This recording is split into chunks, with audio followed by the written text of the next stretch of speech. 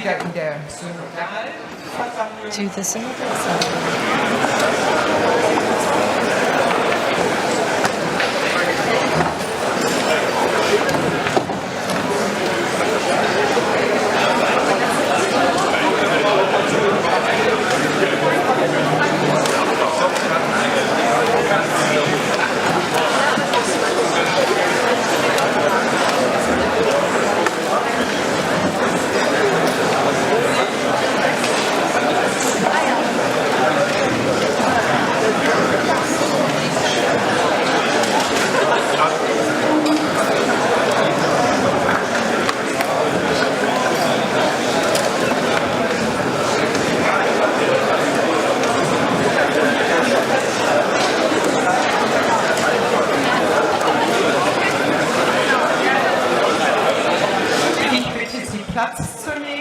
Please take your seat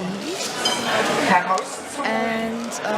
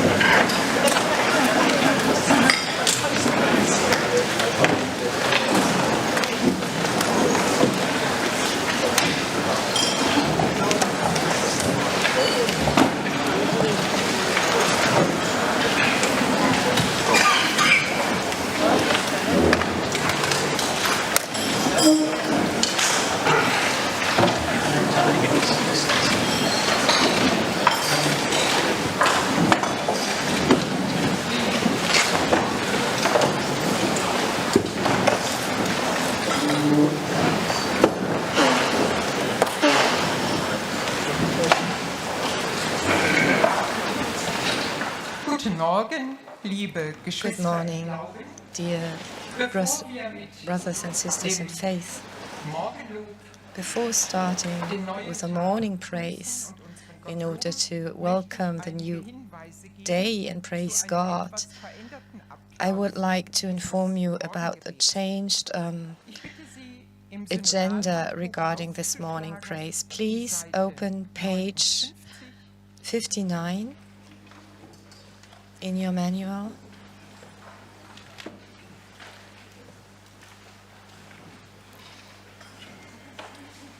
Der Liedtext von Huub Oosterhuis. The text of the song of Huub Oosterhuis is printed there, and we are going to sing it in the beginning. Afterwards, there will be a meditation with another human being here, a woman, who encountered Jesus, and it's the encounter with a bleeding woman, and Jesus touched her. After these sounds, we will continue with page 61 and another song. After the Lord's Prayer, we close with a blessing that you find on page 59. A blessing prayer that is not only suitable for the evening, but also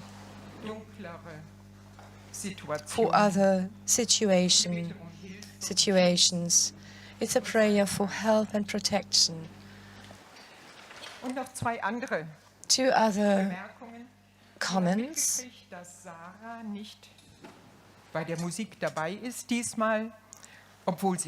You might have realized that Sarah is not present, but many things change when a new human being sees the light of the world. She became a mother a few weeks ago, so congratulations, welcome to life. Dafür haben wir gestern auch schon gehört, And we have heard glaube ich, gilt unsere Anteilnahme. Er gehört zur Anglikanischen yesterday Kirche. Ian, who's a member of the Anglican Church, and Queen Elizabeth has passed away. Thank you that you are with us, Ian. Beginnen wir mit dem Lied auf Seite 9. Let's start with a song on page 59.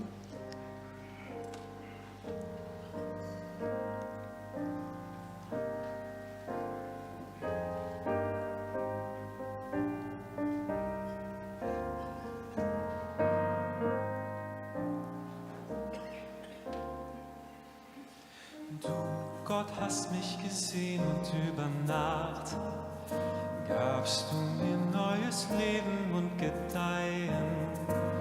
Aus Finsternis hast du mich Licht gemacht, gabst mir ein Leben, Herz und neue Augen. So kommst du stets mit stiller Übermacht und lässt zufrieden meine Schwachheit taugen.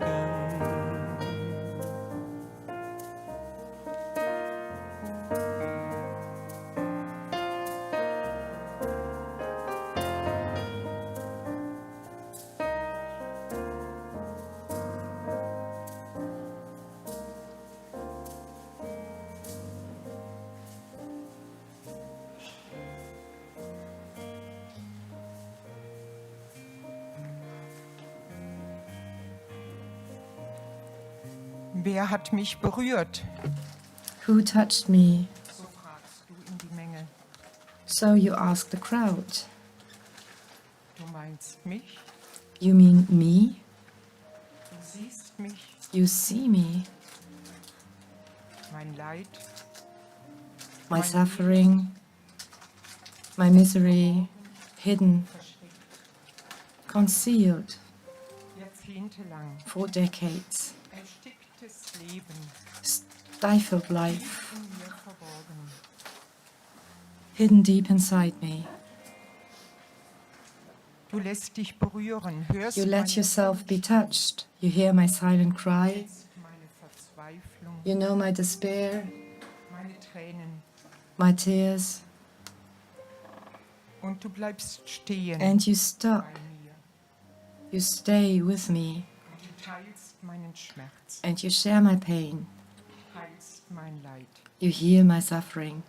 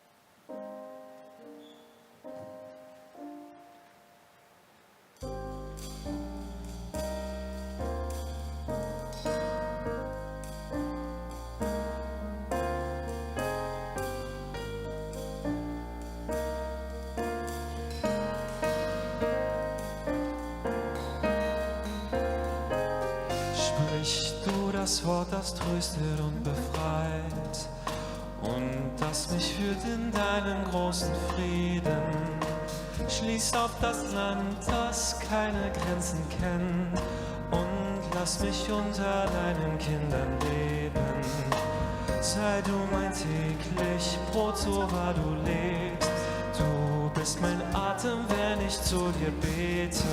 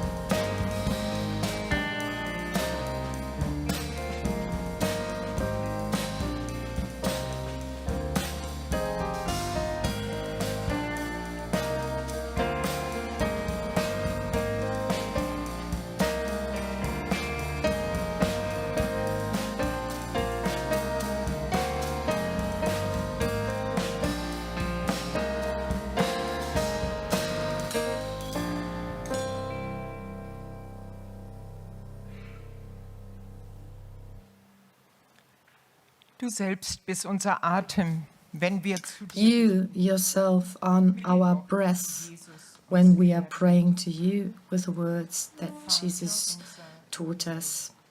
geheiligt werde dein Name. The Lord's Prayer. Reich komme. Dein Wille geschehe, wie im Himmel, so auf Erden. Unser tägliches Brot gib uns heute und vergib uns unsere Schuld, wie auch wir vergeben unseren Schuldigern. Und führe uns nicht in Versuchung, sondern erlöse uns von dem Bösen. Denn dein ist das Reich und die Kraft und die Herrlichkeit in Ewigkeit. Amen. Du dreieiner Gott, so empfehlen wir Triune God, unseren Tag, we give our day to you, die du uns and we anvertraut give to you the people that are entrusted to us, whom we are encountering, hast in Gedanken, whether it be in reality, in memory, in thoughts, in the media. Bless us, protect us, Vater und Mutter, God, du Sohn, Mother, Father, God, Son, Jesus Christ, Holy Spirit, and Creative Force. Amen.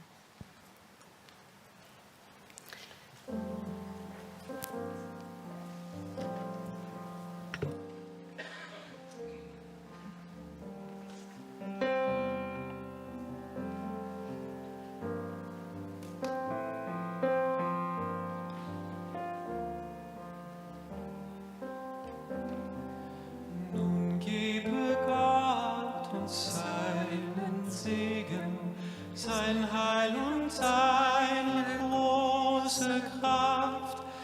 Er möge uns das Herz bewegen, zu tun, was Mut und Hoffnung schafft.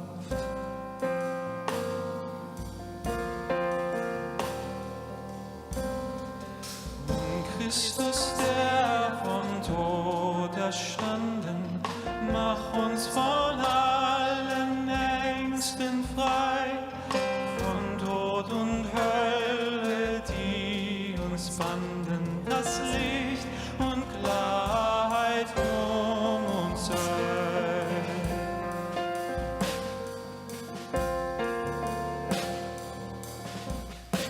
Sein Geist, den wir den Tröster nennen, der treue Beistand in der Nacht, er mache unsere Herzen brennen von seiner Liebe angefacht.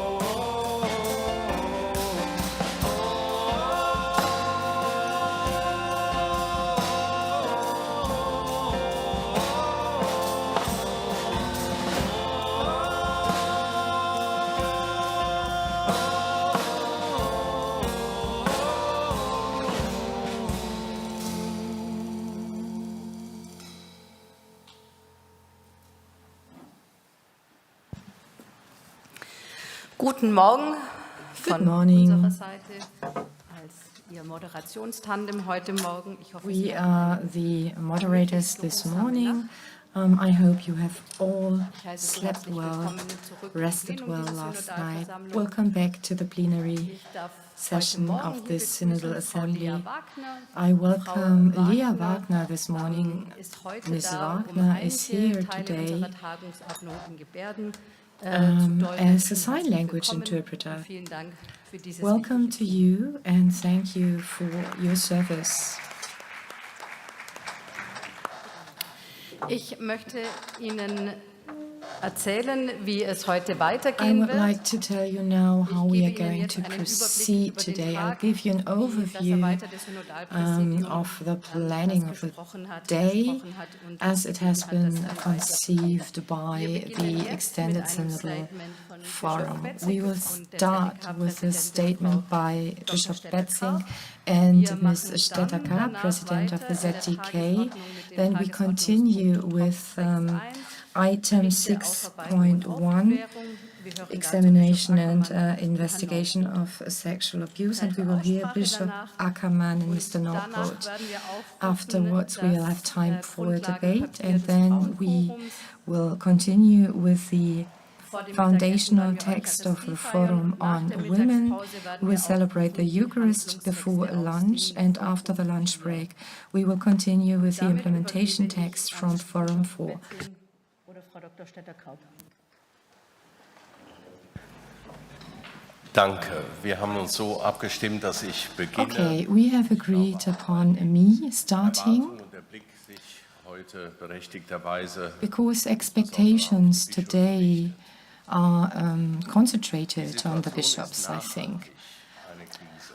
This situation is a sustainable crisis. I want to point that out. Entstanden ist und das war The situation resulting from yesterday's vote, gestern in unserer and that was also the content of our deliberations in the bishops' group yesterday evening.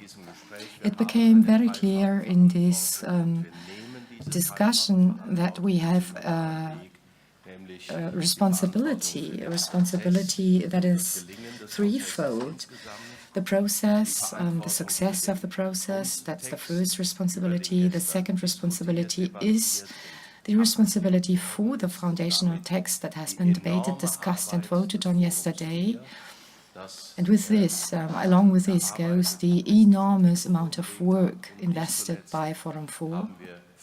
And last but not least, we have a responsibility for those who are believers, the people of God in our country, and who are represented in the Synodal Forum. tun wir Bischöfe mit dem Text. So, what are we, bishops, going to do with the text? The text, with the result of the vote, is one of the outcomes of the synodal path, and therefore we will transport it to the Globe Church when we will be at the Ad Limina visit in Rome in November, when we will prepare the World Synod with the Continental Bishops' Conferences in January next year, and we will, of course, also bring this text to the Bishops' Conference because we assume the duty to continue to work on this important topic.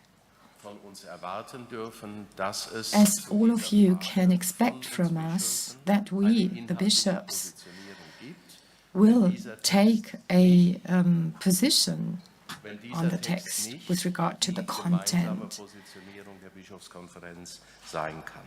as this text apparently or obviously cannot reflect a common position of the bishops.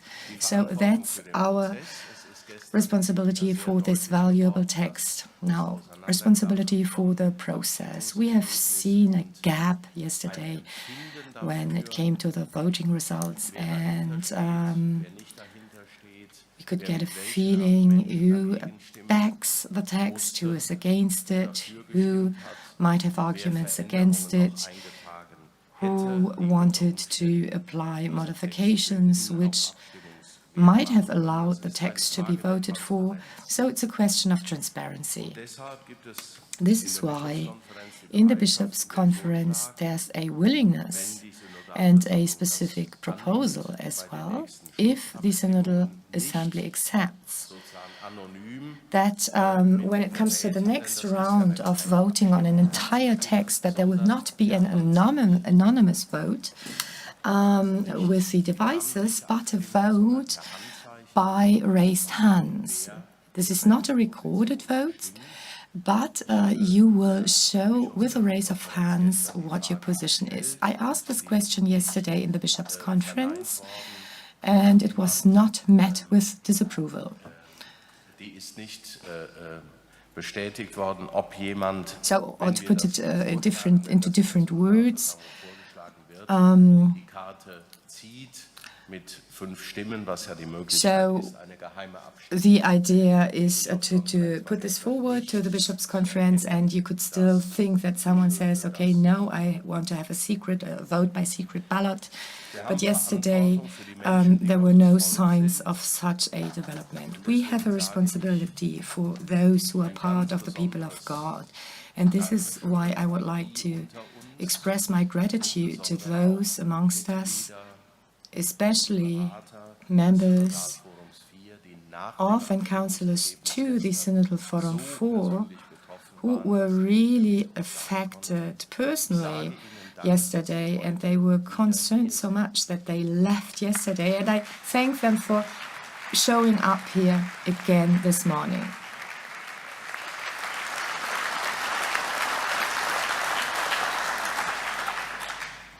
Das empfinde ich persönlich nicht selbstverständlich. I think this is not something that is natural. Or it takes a lot of courage, took deliberations and encouragement, Das werden wir später sehen, in die Handlungstexte so that these brothers and sisters are with us again today. And we want to continue to work on the implementation texts, which really aim at changing what is happening in our church. So thank you again to all of you. The result of the voting process is for many of us bishops an inquiry also with regard to how we assume leadership in the future and how we are going to guide God's people in the future. Wenn das Votum zu einem Text, der ein so grundlegendes Thema, So when we have a vote on a text dealing with such a fundamental topic concerning all the people in the church, a topic on sexuality, on anthropology, on dealing with sexual identities, gender identities and orientation, when such a text is met with such a high amount of approval of the assembly in its entirety, but does not meet the approval of a majority of the bishops or 2/3 majority, then something falls apart which must not fall apart. And this is a responsibility of the bishops to avoid that things fall apart. I cannot push bishops to assume a certain position. Everybody has the freedom of conscience, and I respect this freedom of my brothers in faith. However, the vote showed us what is already obvious. When we have important topics, such as the topics we are treating here in the Synodal Path, they are not marginal topics, but fundamental topics for the Church, not only in our country, but worldwide. Of course, there will be different ideas, different positions, and different speeds. For me personally, and I can only say that very frankly, this goes along with a responsibility to present this text to the different synodal bodies so that they can deliberate on it. And in my diocese, Limburg, I will present it to to the different bodies and encourage them to turn this text into reality, to implement it. And I know I'm not the only one. Many bishops will do this. The last point I mentioned was not a topic of our deliberations, but I have to say it in order to express my personal disappointment, which I showed yesterday. And it is a way for me to find a way forward out of this critical situation. Thank you very much for your attention.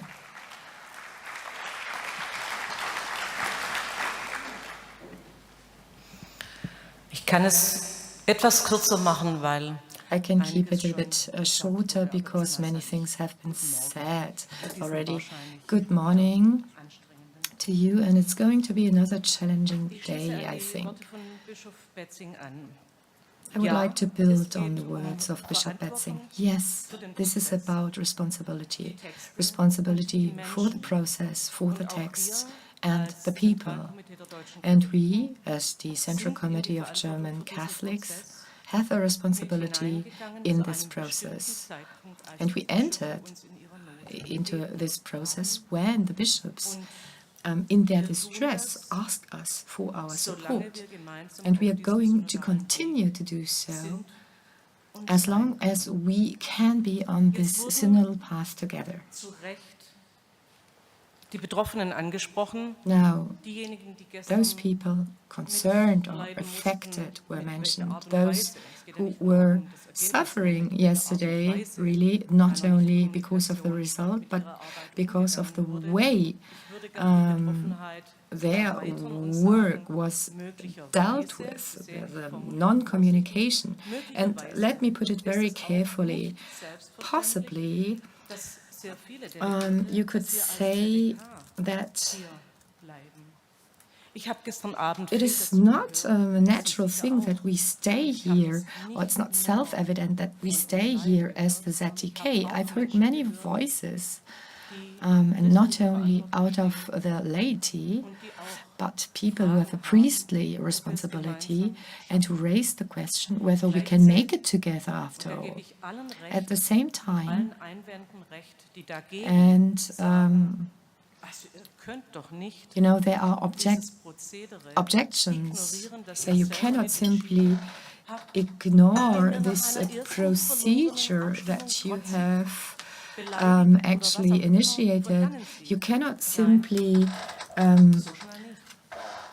be despiteful and leave, and as a reaction, as a response to the result of that vote.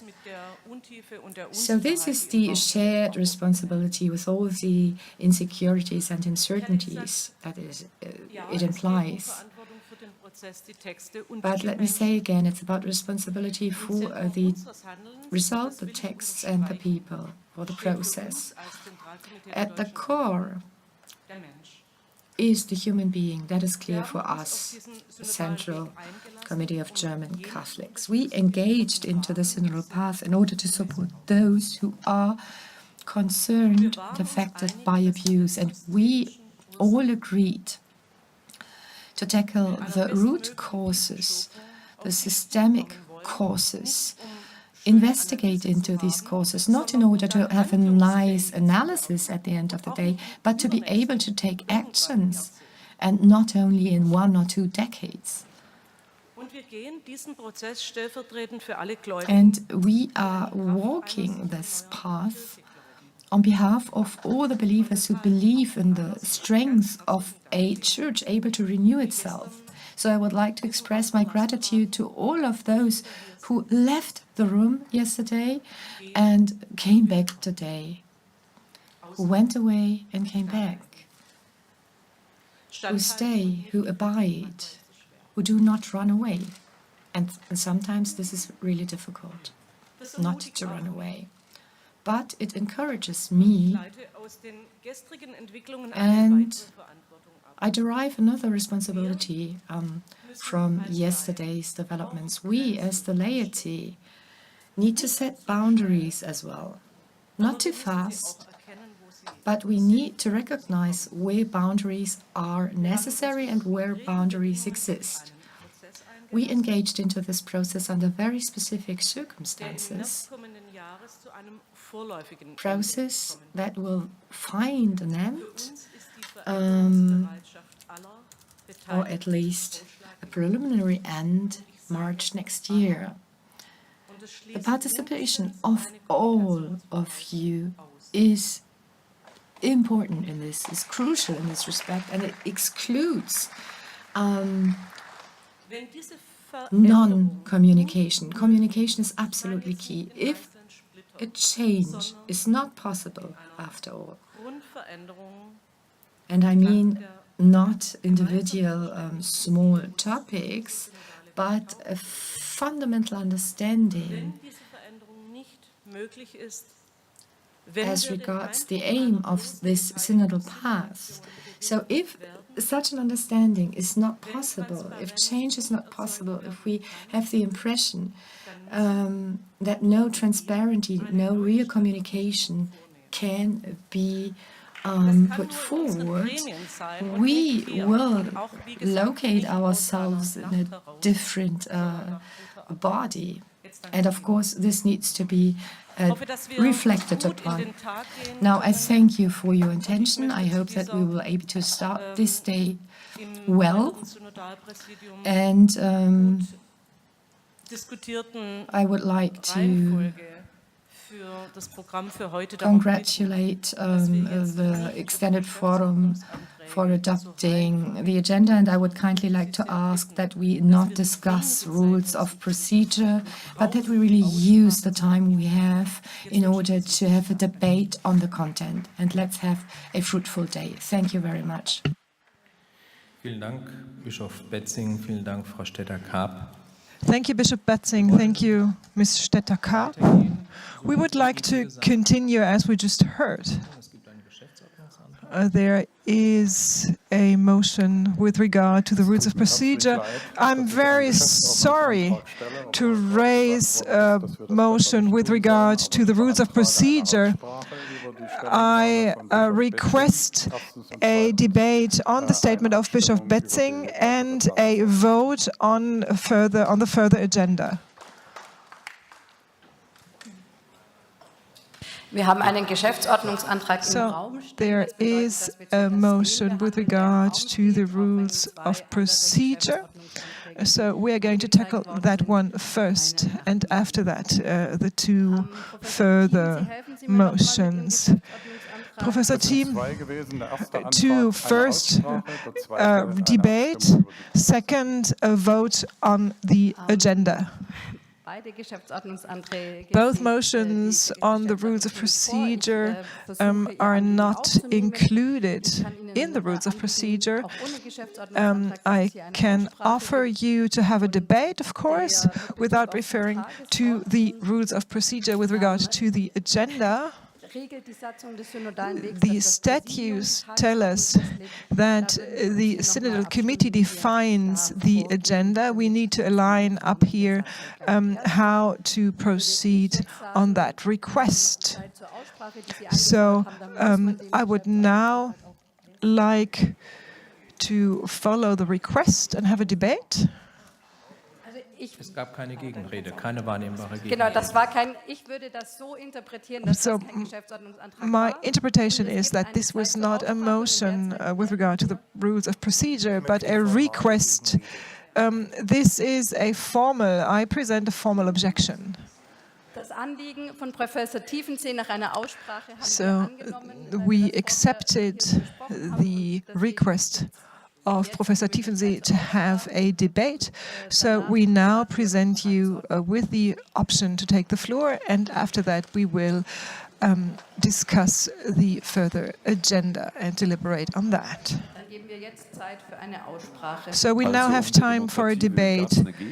Was there any objection? Es war kein Geschäftsordnungsantrag. This was not a motion on the rules of procedure. Eine Aussprache gewünscht, die wir genehmigen So we approved the request for debate, and we open the space for debate now.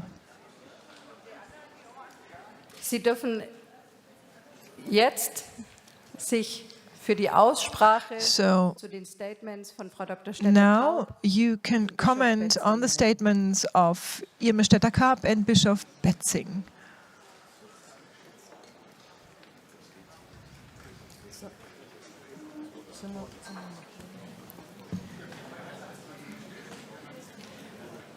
Noch einmal ein Hinweis, um es zu erklären. Let me give you some information. The Synodal Committee decided not to have a debate on the two statements. Now we heard this request. There is no definition in the motion on the rules of procedure, but this morning speaking to the team and the leadership team that if it is necessary, we would like to open the space for a debate. Not a debate in terms of tying back to what happened last night and repeating things, but having a debate on things that have been said in the statements. But this is going to present us with further difficulties, because if we have the debate, we will not be able to stick to our timetable and the agenda. But we would like to show also on a level of content that we perceived and consulted on how to proceed, and we would like to set a sign with regard to content also, the content of this assembly. Professor Kräuter-Küchler, Sie haben zweimal aufgerufen zu dieser Aussprache. you Niemand hat sich gemeldet. asked twice to have a debate. So obviously the synod members, the synodal members don't believe that we need a debate. I saw a show of hands. I have a motion on the rules of procedure. Ich beantrage das Ende der Debatte. Would like to ask for the end of the debate. Wow, this is a little chaotic. So let's clarify the situation. There are people in the room who wanted to open a debate on the statements, but there were no shows of hand, maybe because the situation was not clear. So in order to clarify the situation right away, also in alignment with the Synodal Committee, we will have a vote on whether to have a debate on the statements or not. I asked the technicians to set up a round of votes.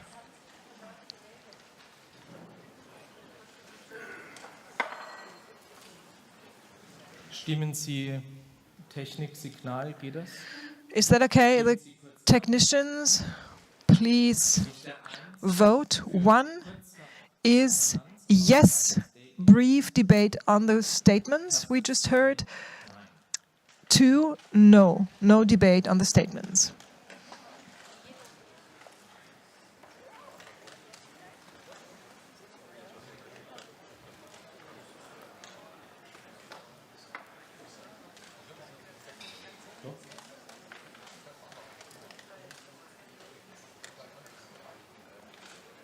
Falls Ihr Gerät noch schläft, empfehle ich Ihnen, Just in case your work is still sleeping, so to speak, just press any button on your little device and it will be ready for the voting process.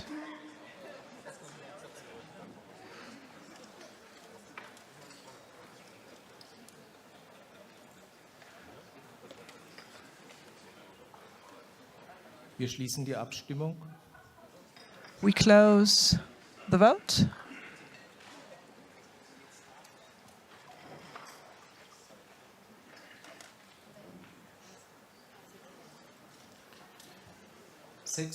Stimmen haben dafür votiert, das sind 54%. 81 Stimmen. 96% in favor, 81 against, 45%.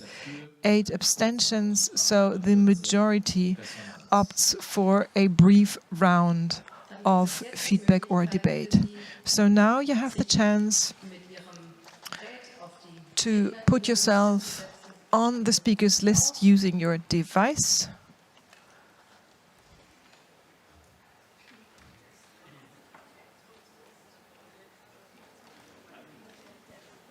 die sich vorhin auf die Liste gesetzt haben, müssten das bitte nochmal wiederholen. So those who put themselves on the list before, they have to repeat the procedure. The first person to speak is Archbishop Reinhard Kardinal Marx.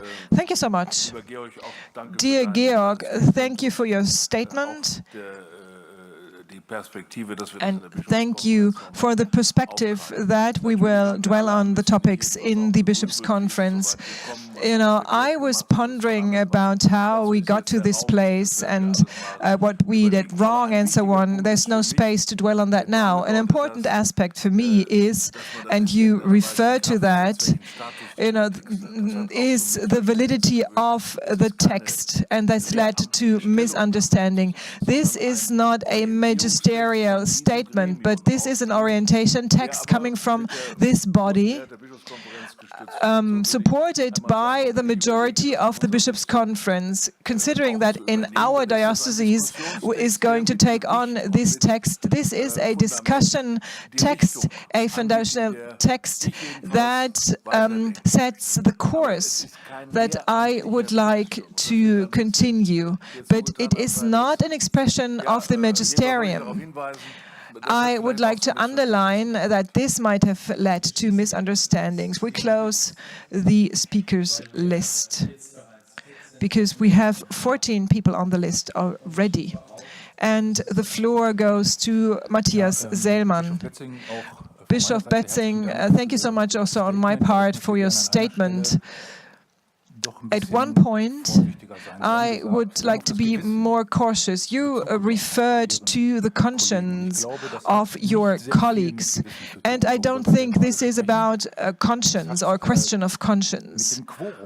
It has to do with the quorum. The quorum has a theological foundation. You have a prayer, and this is founded in episcopality. But you have to earn such a quorum. And this is where we protest that many of those who did not participate in the hearings, who did not participate in Antragsgrün, and then refer to conscience or pressure, this cannot be taken seriously. Professorin Julia Knob. Julia Knob. Thank you, Irmestetter Kapp and Bishop Betzing, for your statements. I accept what Bishop Betzing said about the text, the threefold responsibility for the text and the people. I would put it vice versa. And last night's events were a threefold betrayal of all the levels. It is not enough to vote by show of hands. I want to know the names, who voted for and against. I want to know how the individual bishops position themselves with regard to the synodal path. And I would like to have a debate, and maybe we can add that to the agenda. And I don't know if it makes sense to celebrate the Eucharist later on together. Christian Hermes. Thank you. I can tie in with what we just heard. I'm a priest and I'm ashamed for the Bishops' Conference. I'm ashamed. And this is not about the voting process that we lost, because some people said, you are pouting because you lost the vote. No, it is about the way we deal with each other. It's about credibility and trust. You need to rebuild trust to this assembly. And this is not about moving on to consultations about the implementational text. You have to take on your responsibilities. And this is also about cowardice and about being cowardice and not participating. There were bishops who did not accept or express their objections. They were cowardice and they did not participate. And I would like to ask them how they take on their responsibility as bishops.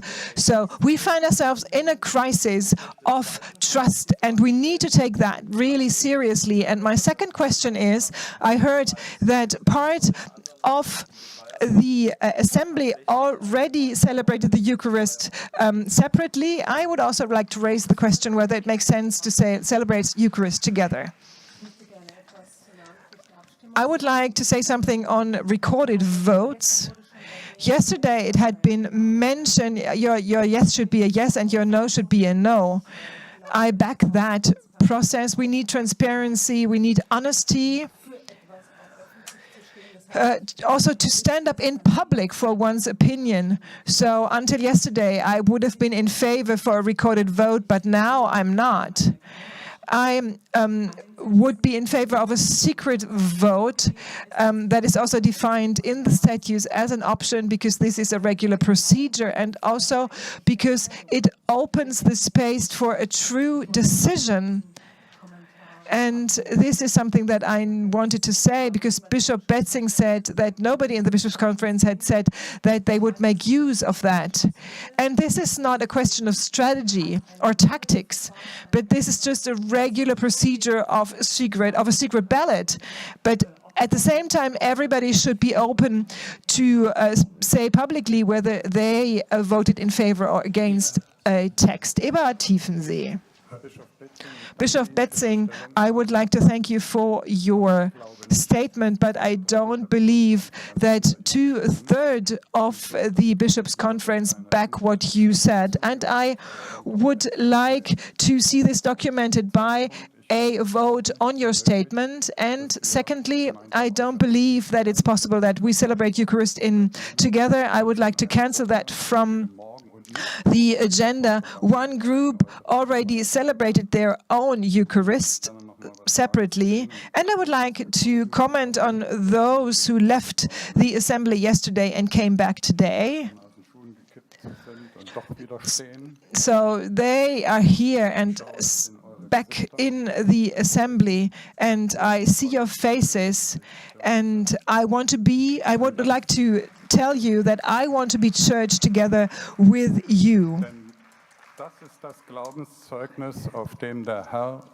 Because this is the witness that we need, and that Jesus Christ wants to build his church on in the 21st century, and hell will not win or have victory on them. Bishop Oster, I do understand the emotions behind everything. I still hope that we can publish a joint statement of the Bishops' Conference. In Forum 4, we always said that what we are considering, and I was part of the forum, this is going to be presented to the Holy Father for consideration, also in the context of the universal church.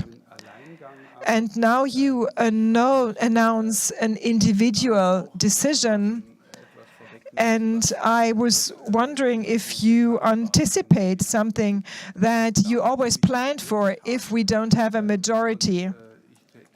And this is really difficult if this is going to be a solo action, because that brings us to individual dioceses doing their own thing in existential questions and issues. Philippa Rath, Sister Philippa Rath. I would like to ask a question. I would like to thank Bishop Betzing and Irmestetter-Karp. You announced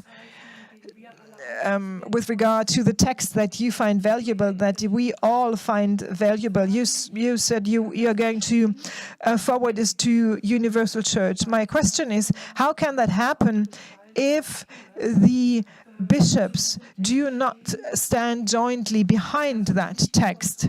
This is not convincing, and this is not something that is going to convince Universal Church. And the fact that, again, this morning, a group excommunicated themselves from our group. This shocks me. I thought this would have been just a single event at the first assembly of the synodal path. And I think the answer is that we should have the service of the word, but not a Eucharist. I would like to thank you, Svenja Stumpf, for your statements. With regard to the agenda and the plans for today's meeting, I know that you define that But we also have the motion on the rules of procedures that is still pending, and I would like us to vote on what we are going to do and in which sequence, in which order, because it's difficult for me just to continue. And with regard to the recorded vote, I don't understand the difference. Why should we vote by show of hands? We have the devices ready. This is the device we work with. We can have a recorded vote with the devices.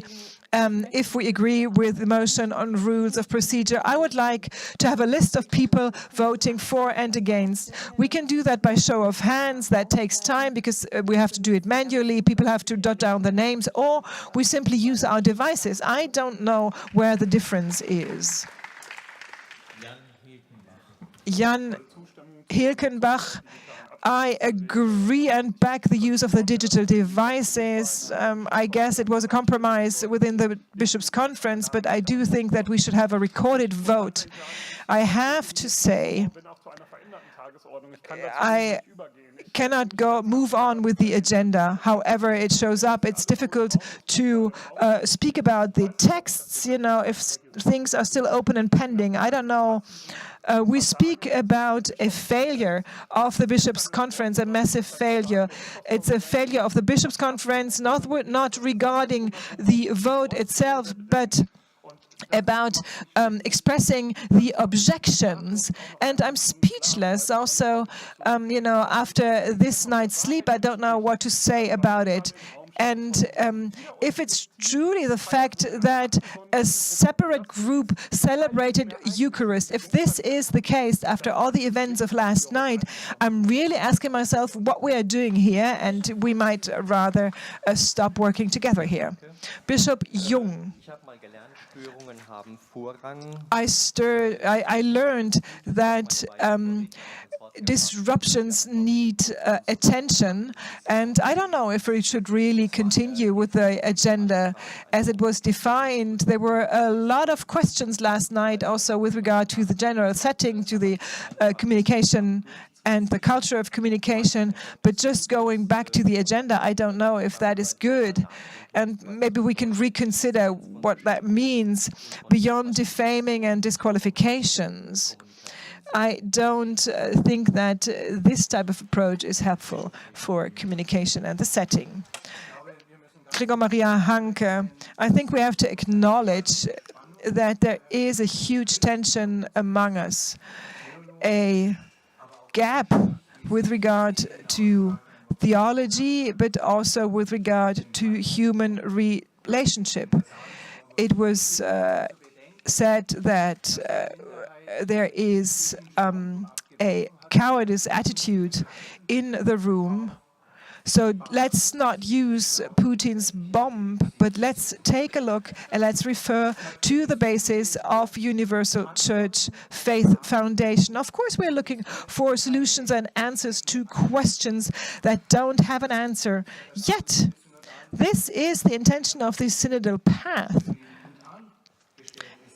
And I don't want to put that on the back burner. But the question at stake now is, do we find solutions for the new challenges in a large consensus? Or is there only one option, one path that decides about everything? Let me add to that, I was part of the group that celebrated Eucharist separately, but we prayed for the synodal path, and we want to participate also in the Eucharist at 12 o'clock. So accusing us of excommunication is really strange for a church that wants to be a church of brothers and sisters. Hendrik Johannemann, I'm one of those who did not participate yesterday in the assembly, and I would apologize for the option that I might be very blunt in what I say. I gave the first statement. I don't know if you remember. I shared a joke, and I wanted us to get together to feel the sense of belonging. And when I left, I cried. I had a breakdown. And this is about what we voted on yesterday, and this is what you are responsible for, those of you who voted against. I have Mara and Miriam and great friends who made sure that I was able to breathe again. And the first thing that came to mind is, Eli, Eli, lama sabachthani? My God, why did you forsake me? Wir wissen, wer das wann gesagt hat. And we know who said that words, who said these words, and we know that Jesus was not forsaken by God. God is still with us. And I do believe that the bishops, also those who voted against, you know, the good spirits were not with them. Maybe they were forsaken by God. I wish you well. I wish from the bottom of my heart that God is still with them. But it's truly difficult. And yesterday, so many things have been mentioned in the debate. I asked myself, Bishop Vorderholzer, I asked myself, I'm very sorry, but I would like to continue. Yesterday, many people spoke at length. And maybe now people can speak again. You invited Irmestetter Karp for the March for Life in a very sardonically way. Do you know what this is about? There are people wearing T-shirts with baby Holocaust. I have participated in Berlin in a counter demonstration, and there were silly things mentioned. Sorry, I need to interrupt you because we have to stick to the time frames, and we are speaking about the current situation. It's about a feedback on the current situation, but this is about the responsibility of the priests, of the bishops. Okay, maybe we can continue in a bilateral way. Sarah Henschke is next. Ich möchte zuallererst dir, Hendrik, für deine Worte danken. Hendrik, let me first of all thank you for your words. Thank you and all the others for being back tomorrow moment, that you have not left, and that you encouraged us to stay as well, because many of us were about to leave. After the last assembly, we brought a lot of trust to the church in Germany. After Out in Church, many people were inspired by courage and hope again. The text on the fundamental order was accepted so well. Many people from the pastoral service joined with Out in Church and said, I am queer. Yes, me too. I am part of them. And this trust that has been built up over a month was abused yesterday. During months where you, the bishops, refused to do your share of the work, to assume your responsibility. You didn't participate in the hearing. You were not present in the meetings. And now, let's assume your responsibility by agreeing on a recorded vote. People have a right to know how their auxiliary bishops, their bishops, voted, because people have a right to decide whether they still trust their bishop, especially when they are queer or remarried or in a new relationship, etc. So assume your responsibility. Auxiliary Bishop Thomas Löhr next. I hope to keep it short. I'd like to refer to a sentence expressed by Irmstetter Karp. She said that as a ZDK, the Central Committee of German Catholics, they have to think about localizing themselves, to think about what a body might be suitable for a continuation of the work. And we, the bishops, also need to do so. We have a General Assembly and the opportunity to speak about this extensively. And I think we should make a commitment here. I understood Bishop Betzing like that we should commit ourselves to take a stance. I participated in hearings. I made my contribution, but I think it is necessary that we do that as the Bishops' Conference. Okay, the floor goes to Bishop Betzing.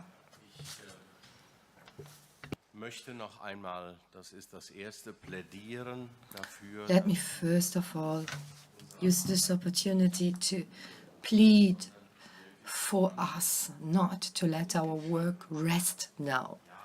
Let us advance in order to bring about decisions. Yes, this is a foundational text, one foundational text that many of us have invested a lot of heart and work in, and it has not been adopted. But we have implementation texts that are worth discussion. So I plead for taking up the agenda again. I would really like to promote this, to continue our work. If there is a motion pertaining to the rules of procedure with regard to a recorded vote, well, let me tell you a little bit about what I mentioned before. When we set up the statutes, such devices did not exist yet. The idea was to have an open vote, except for the cases when a vote by secret ballot was asked for. And we thought that these devices, where an anonymous vote is possible, is a good instrument. However, if there's a motion pertaining to the rules of procedures for a vote by secret ballot, it's okay, and I encourage all the bishops to support that and not to counteract it with a request of a vote by secret ballot. I think it is in the interest of people to know what bishop voted what. And I don't know who voted in favor or against the text. I don't know it personally. I think it is not a good sign if we decided to not celebrate the Eucharist together. Bishop Hanke said, we are here together, and to celebrate the Eucharist, the Holy Mass, together, also in the priestly form, celebrating together is a good tradition in our church, and many priests and myself feel bound to it. And it's never for me alone, it's a celebration for all of you and the whole church. And the bishops who celebrated the Mass this morning, well, you should say, okay, we are here and we should celebrate the Holy Mass together. Let Christ work. And if we don't manage this, I have to tell you, I have a major problem with the Synodal Assembly as well. I say that very clearly. If there are people now who say, let's just have a liturgy of the word, let's do without the Holy Mass,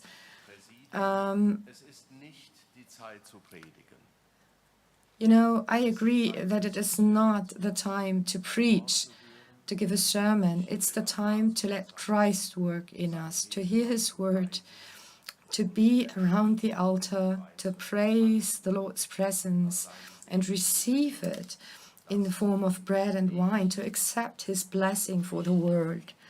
This is something we should not give up. Kleiner Moment, ich sehe Ihren Geschäftsordnungsantrag. Ich möchte kurz einen Moderationshinweis Just a brief moment. I have seen that you have a motion pertaining to the rules of procedure. Wir hatten die Idee, jetzt ein Stimmungsbild Our einzuholen. Geht's weiter mit der Our idea is to get an impression of the mood as to whether we should continue with the agenda or not. Okay, motion pertaining to the rules of procedure. Again, I would like to put forward a motion concerning the interpretation of the statutes. If there's conflicting requests, such as in the example of recorded vote or secret vote, I think this needs to be clarified before we enter into the first vote. Okay. That's Article 5, Section 3J, regarding the interpretation of the rules of procedure. Any objections? Formal objection?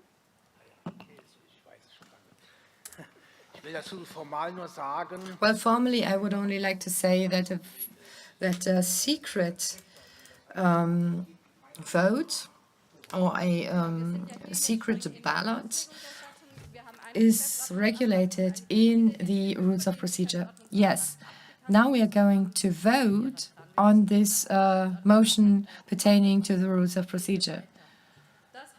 And then we are going to continue. So again, we have this motion according to Article 5, Section 3, letter J, regarding the interpretation of the rules of procedure. If you agree that it should be interpreted as stated, vote yes. If you don't agree, vote no. 3 is abstention. So please vote on this motion. I don't really understand what we are voting about. Pfarrer zu Els, können Sie noch mal den Hintergrund zu der Father zu Els, could you explain it a little bit more? What happens when we have conflicting motions on the rules of procedures? So one motion for a recorded vote and another motion for a vote by secret ballot. My question is it clear how these motions relate to one another? And if it is not clear, it needs to be clarified before we enter the first vote. Okay, this was the content. Now, formally, there's a commission whose charge it is to interpret the rules of procedure in such cases, and we now have a motion pertaining to it. So if you want to accept this motion on the rules of procedures, so if you're in favor of such an interpretation by the experts dedicated to it, vote yes. If you don't agree, vote no.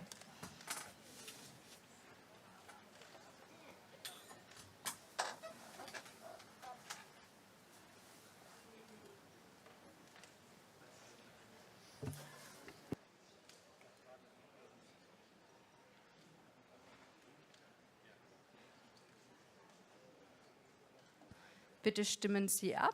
Please vote now. Ich zähle im Inneren auf 5. I'm counting from 5 to 0. Und bitte dann die Rednerinnenliste zu schließen. And let's close the speakers list.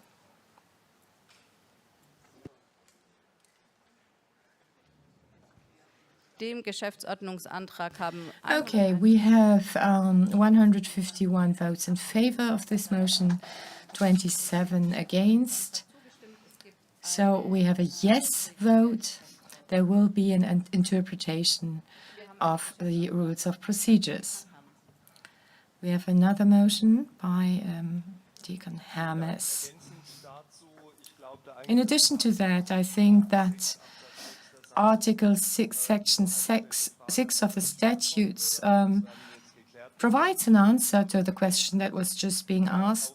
However, I would like to add, Bishop Betzing, you said that the members of the German Bishops' Conference, 69 of them are present, and you suggested a vote by show of hands, and I would like an interpretation as well, whether this commitment will respect it if there's 5 members of the Bishops' Conference who are in favor of a secret vote. So what you said this morning, is this valid in each and every case? This is something that I would like to have clarified. I cannot give you or confirm that definitely, because yesterday evening we assumed that it is not about a factional vote here, but a vote of the whole assembly. Okay, well, this commitment you made with regard to the willingness to accept a vote by the show of hands is placed under a reserve. I can only tell you that the members of the Bishops' Conference are willing, if the rest of the assembly is willing, to have a vote by show of hands or recorded votes. Okay, I would like to take on the leadership of this assembly because we have a formal motion on the rules of procedure. If I understand you correctly, this is also a motion pertaining to the interpretation. So is there or are there any objections? Yes. And I think this is exactly what we have talked about before. We need to be clear about the procedures of voting. So I think it is unnecessary to vote on it again. It is the same. Oh, well, this is why we are voting now. We are voting on the motion on the rules of procedures by Mr. Hermes, Article 5, Section 3, letter J. And we have this extended motion on the rules of procedure here. Again, 1 means yes, 2 means no, 3 means abstention.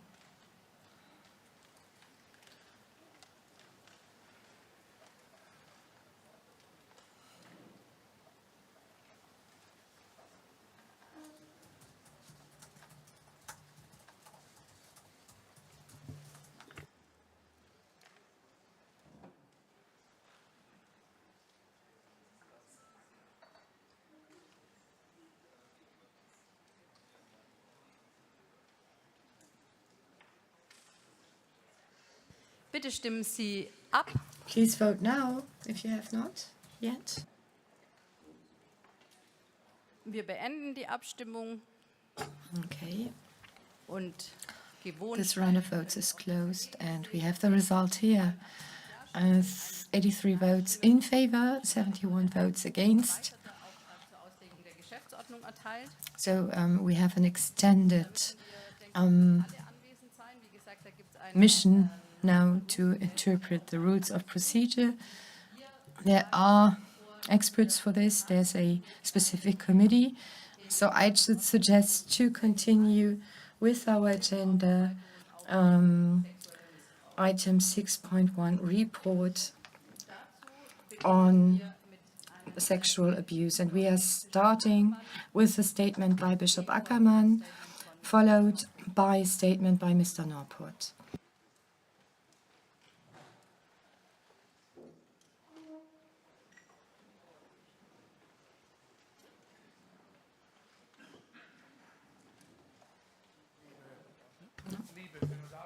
Dear members of the Synodal Assembly, well, the statutes provide that at each Synodal Assembly there's a report by the Bishops' Conference regarding the measures and steps taken in the area of reappraisal, prevention, intervention in the area of sexual abuse.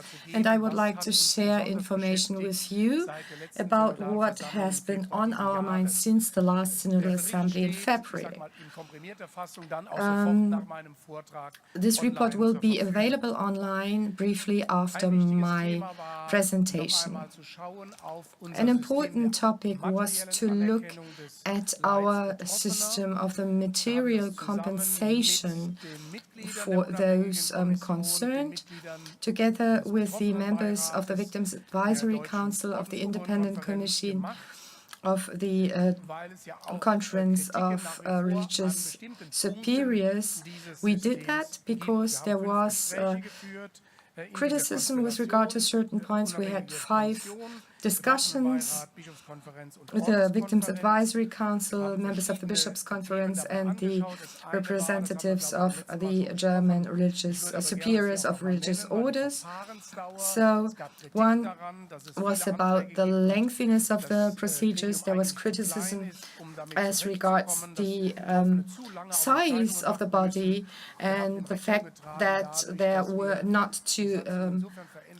was too much time until the concerned persons could expect a result.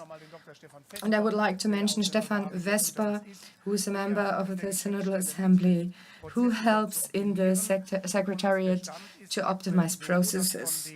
So,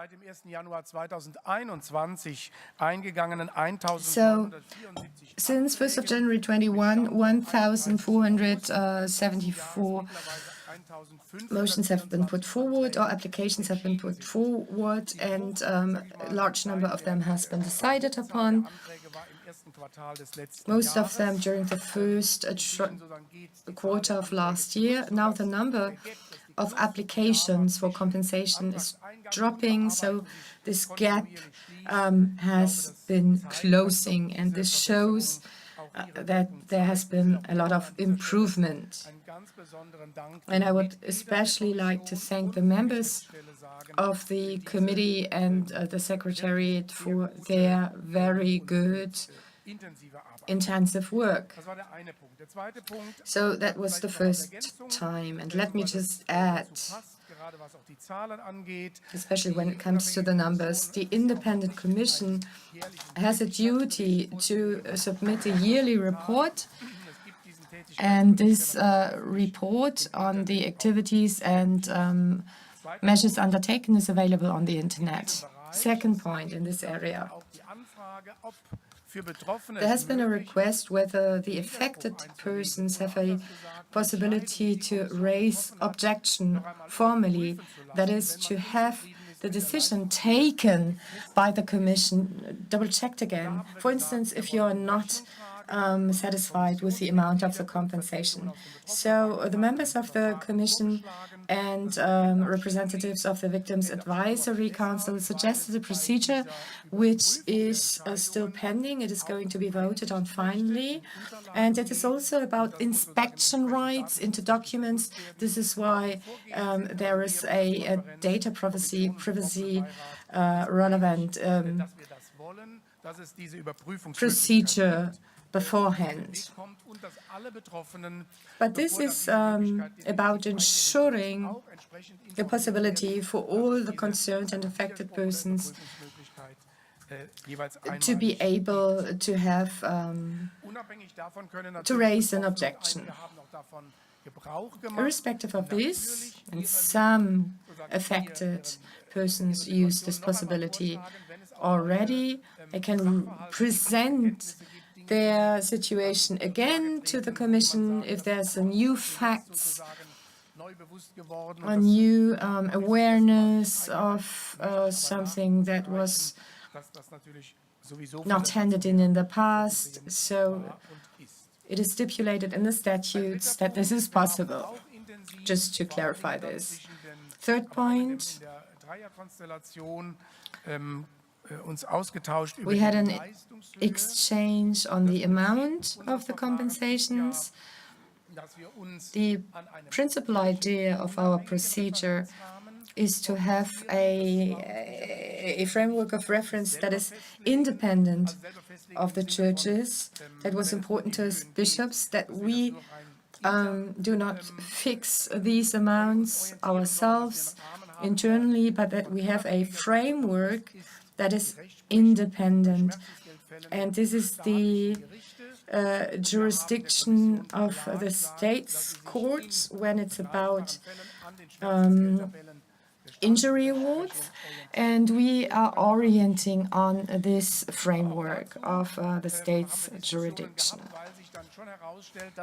But we have had discussions because when it comes to injury awards, there are certain weaknesses in the German systems, in the system.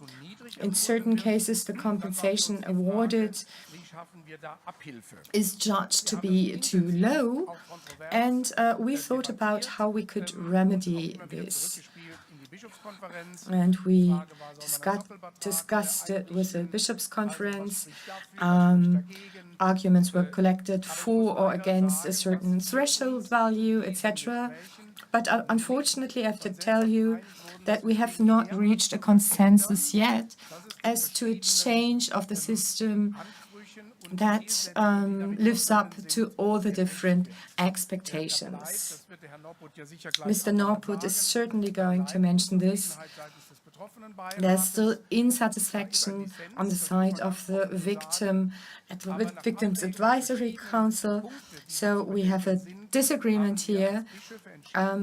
But we as bishops have decided that we would like to stay with the established procedure.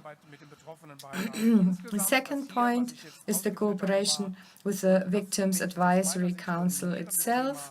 The dominating issue of the last month was what I have mentioned before. Of course, the Advisory Council met and had different meetings, and this is going to be presented to the Assembly by Mr. Norput. At the leadership of certain professional associations, a sign was been sent that it is possible that sexual abuse could also be considered in certain cases as a work accident, and that payments might be made from the employer's liability insurance of the Association for Health Services and Welfare Care. And we are grateful to be able to look and to check, also in cooperation with the Protestant Church in Germany, how we can deal with that and what it means for the affected persons. A third point concerns the independent reappraisal committees. With the Autumn General Assembly in 2018, we committed ourselves to establish independent commissions in order to uncover responsibilities in the individual dioceses, not only in a quantitative manner, but also with regard to responsibilities in the past decades, to see where there was an institutional failure, a structural failure, where structures enabled, facilitated, or made sexual abuse or made its discovery more difficult. A joint declaration was signed with the independent commissioner of the federal government, and in 20 out of 27 dioceses, the members have already been appointed or started their work. Some of them are about to be constituted, and on the website of the German Bishops' Conference, you can see the status quo of the work of the independent reappraisal commissions. I would like to point out that we are going to have a meeting on the 19th of September, a meeting of the chairs of the reappraisal commissions, together with Ms. Klaus, the representative of the government. So this will be at the UBSKM, together with the Caritas and the Conference of Superiors of Religious Orders. This instrument was established to enable an exchange between the chairs of the different commissions. It's about standardization. It's about not reinventing the wheel when you have procedures that work. But of course, there's a certain leeway for the individual commissions as to the implementation, and I assume that this meeting will bring about the result that learnings, good practices will be shown, but also weaknesses. Whether comparability is not granted or given, critical points, but we can say that the major studies that were published in the dioceses are outside the realm of the work of the reappraisal commissions. And once the reappraisal commissions have been constituted, the studies need to be taken into account within the framework of the joint declaration. In the months since the past assembly, I had discussions with Ms. Klaus. So we had like a first visit. Of course, we have been working together in other contexts in the past, but I can tell you it was a very good, open and constructive exchange we had.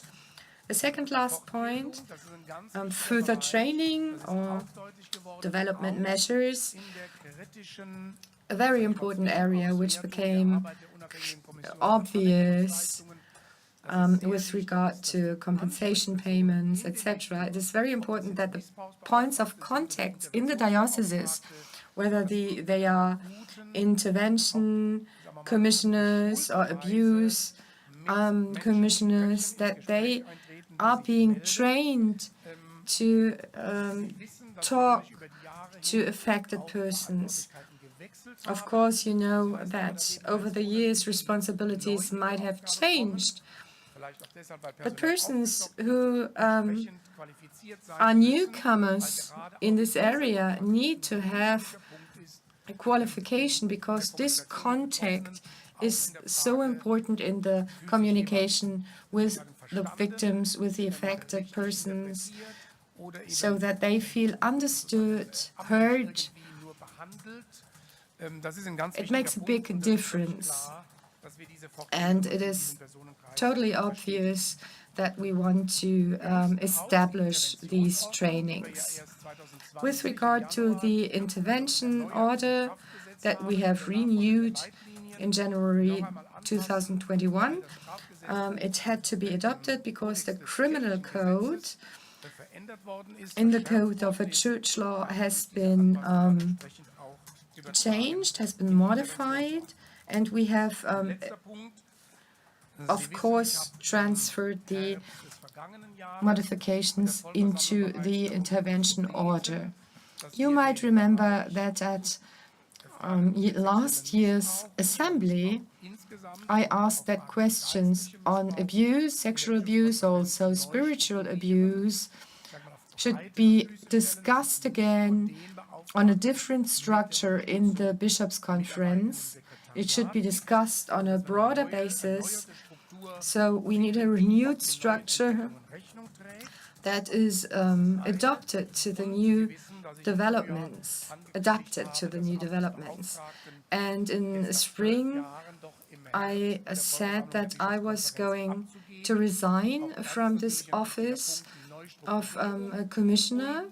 That's another important point. Restructuration, new staff members, so to speak. This is something that we cannot decide as bishops alone, but together with the Victims Advisory Council, with the ZDK, with the different expert bodies in the dioceses. And if I say we, I mean the Secretariat and myself. We will be presenting at the autumn's assembly a paper with different cornerstones in order to see how we can continue in this area. Thank you, Bishop Ackermann. We will now hear Mr. Norpold.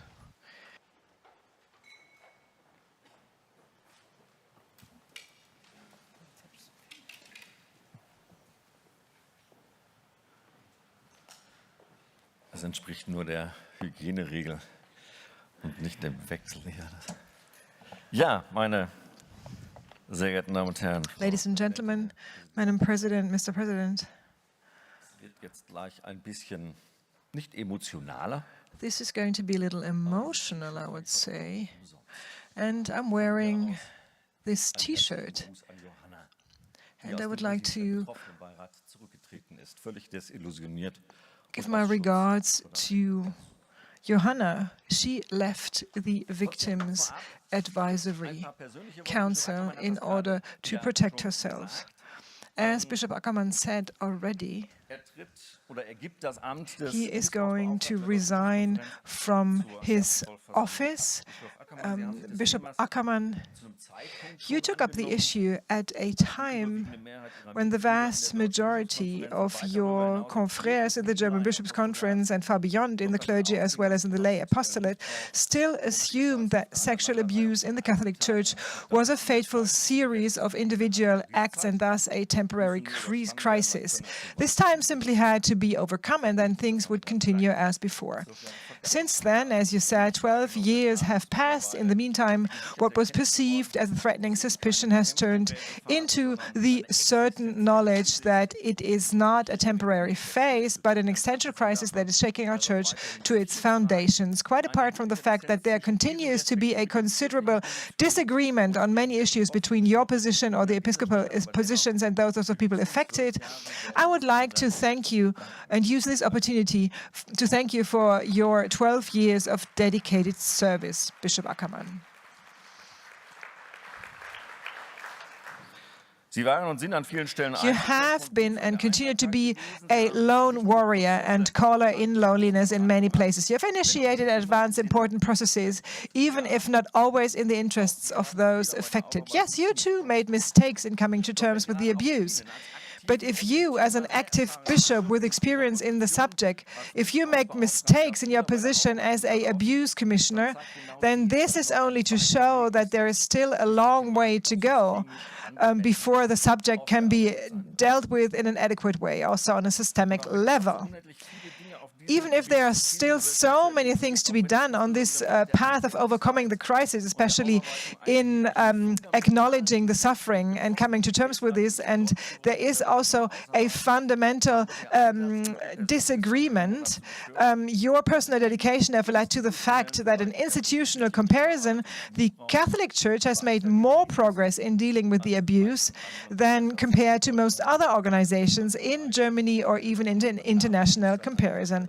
Bishop Ackermann, I can also say this is to a large extent your personal merit.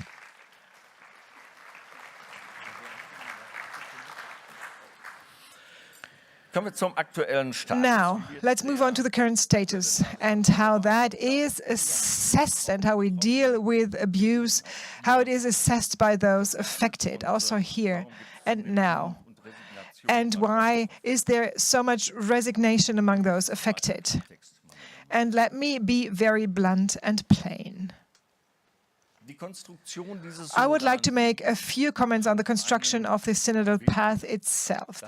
There is a mistake in the basis foundation, and we spoke about that. Because the people affected don't have play a voting role. And we have a change in the setup of the Synodal Assembly. Professor Kreuter-Kirchhoff have been nominated to replace Mr. Venn, and the ZDK Presidium agreed with that. This is not a criticism of Professor Kreuter-Kirchhoff, and I talked to her before. This is not a criticism on her person, nor on her positions. Quite the contrary. I'm glad and grateful that she has been so consistently committed to the synodal path. She presents extensive expertise, and she has also driven the discourse and the debates forward like she did this morning. But this is not what I'm talking about. The synodal path emerged from the abuse crisis, from the thousands of crimes committed against children, young people, adult men and women. And it is well known that one of the flaws of the synodal path construct or setup is the lack of structural and voting involvement of those affected. That should have been a common consensus by now, affected people thought. No, wrong thinking. No one in charge ever thinks of counteracting this structural weaving error of inadequate participation of those affected, at least in the follow-up procedure.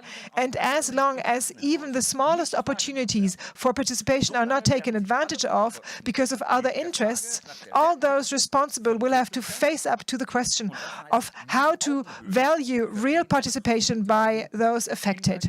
And that means participation at an eye level. All those in charge have to face that, not only the bishops.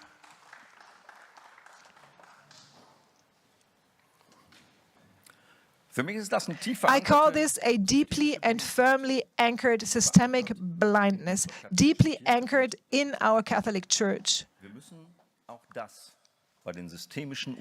And this is part of the systemic root causes, and we have to include that in the systemic reappraisal. Thomas Groß-Bölting described that very well in his study from in Münster.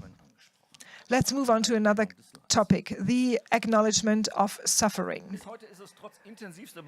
Despite all the initiatives also of the Victims Advisory Council, it has not been possible to find a recognition of suffering and to contribute to a pacification of the personal situation for many of those affected, including the Independent Commission on Recognition Payments, the Bishops' Conference, and the Confederation of Superiors.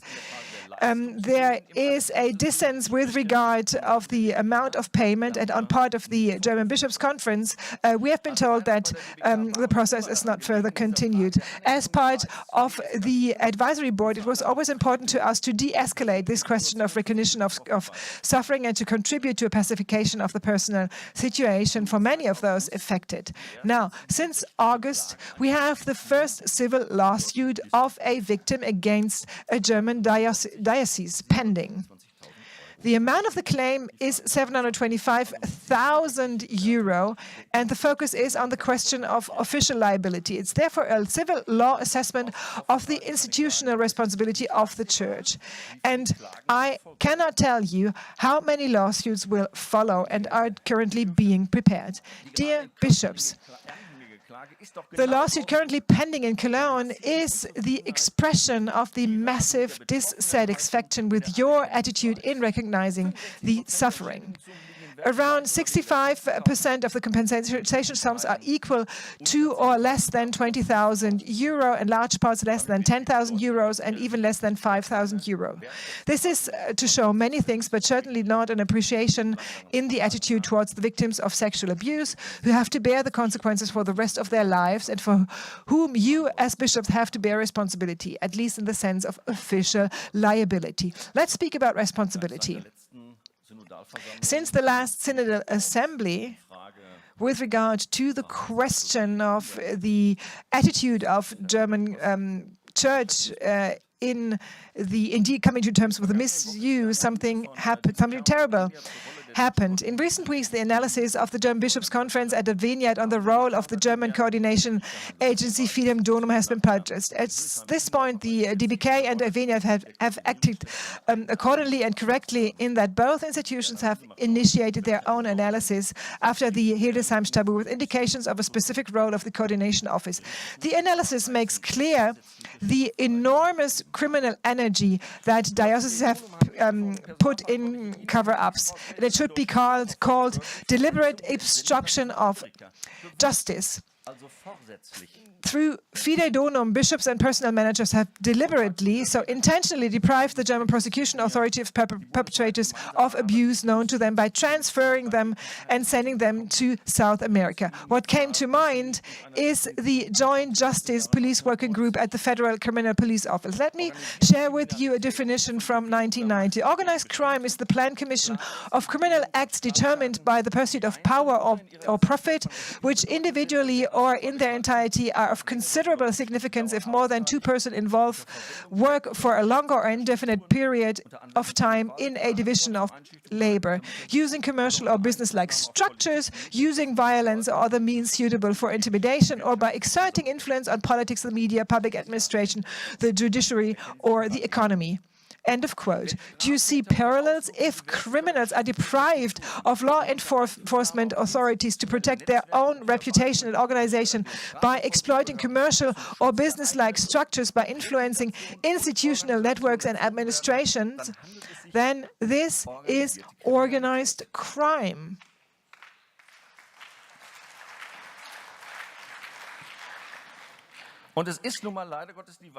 And this is the truth. Bishops and personal manager have additionally turned the perpetrators' organization church into a place of organized crime.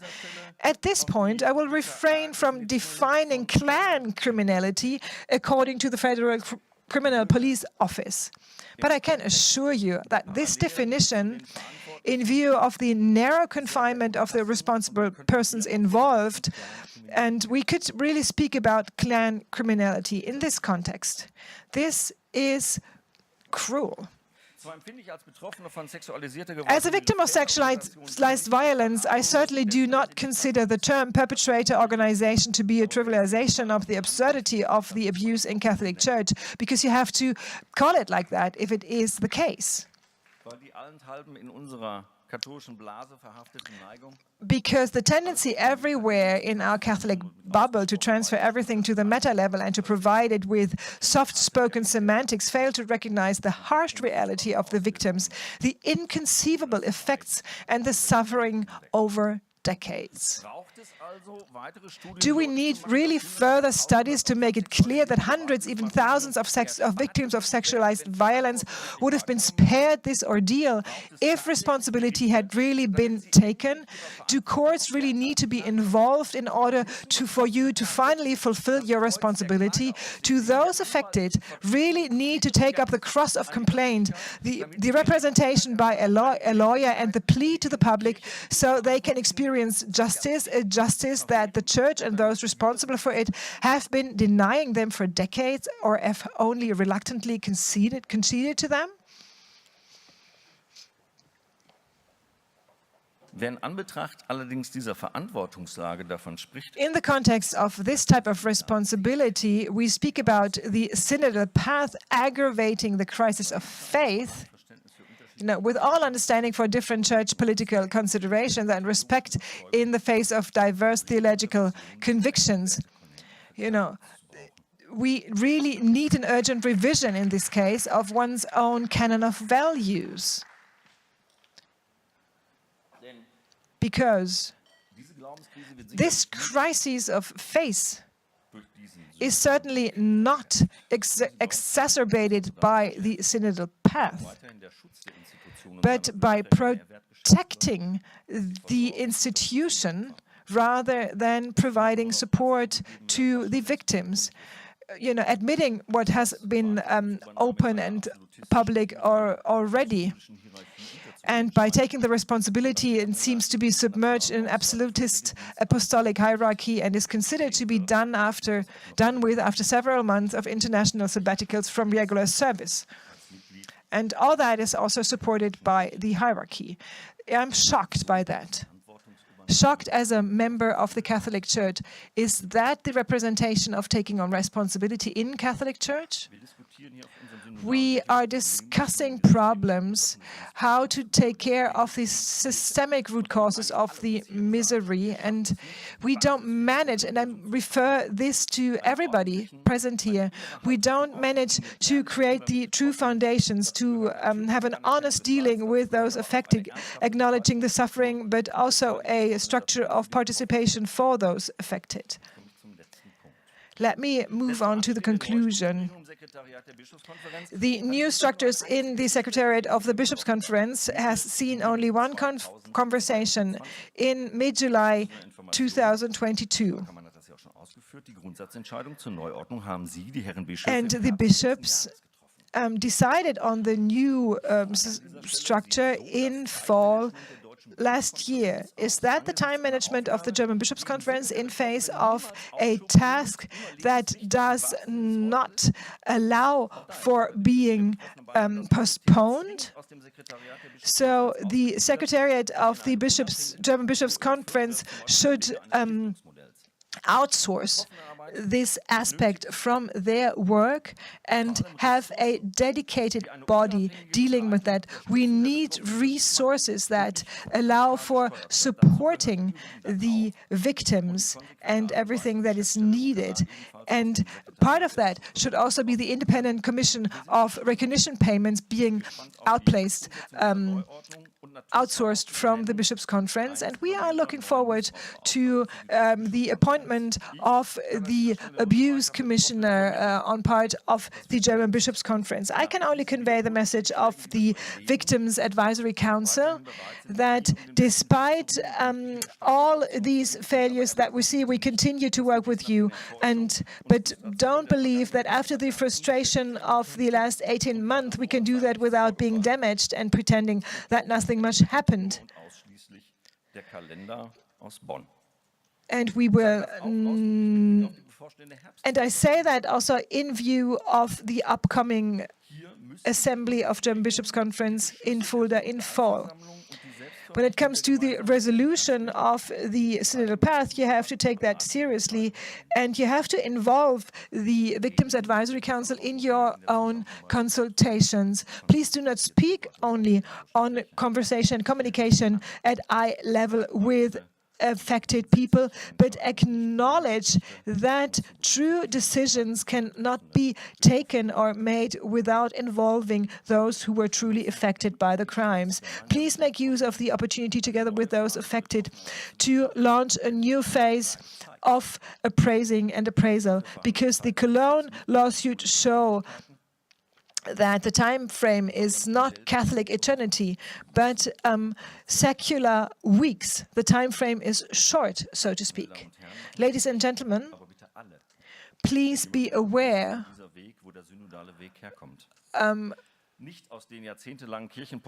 when the synodal path was launched, it was not launched in the bureaucracy of a Catholic Church and the meta level, but it is rooted in thousands of crimes rooted in Catholic Church and from the different structural root causes. And this provides you with a real responsibility in order to overcome the crisis of abuse. And especially after the events of last night, I'm convinced that the synodal path, and including the visions, ideas, and projects, is an expression of people committed to a church free of fear, and there's still a lot of potential for reforms.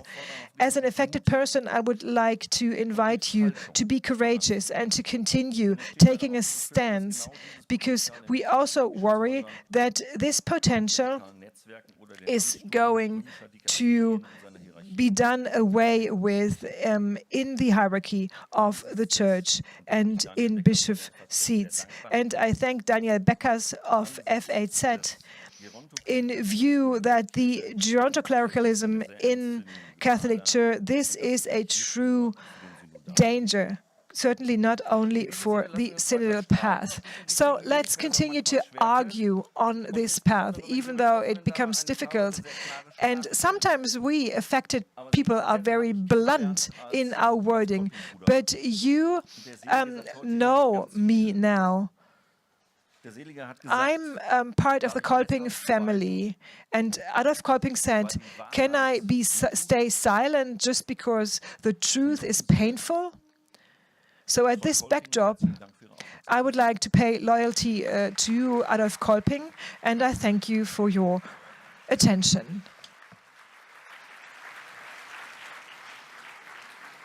Thank you, Mr. Norpoth. Now it's time for debate, and the speakers list is open. Hier, wir können sehen, Susanne Schumacher-Godemann. Susanne Schumacher-Godemann is on the list. Thanks to both of you for your explications. I've got a couple of questions and a comment. First question to Bishop Ackermann. How is it possible that we only have 16 reappraisal commissions in our dioceses? Where are the others? After 12 years after the abuse scandal, we have not been able to set up these independent commissions in all the dioceses. Why is that? A second thing, I would like to call upon us as an assembly to be to show solidarity with the affected persons, with this, foundation-based model independent reappraisal and financial resources must be put in place. Bishop Ackermann mentioned the good discussion with Ms. Klaus. I seem to learn different things from the media.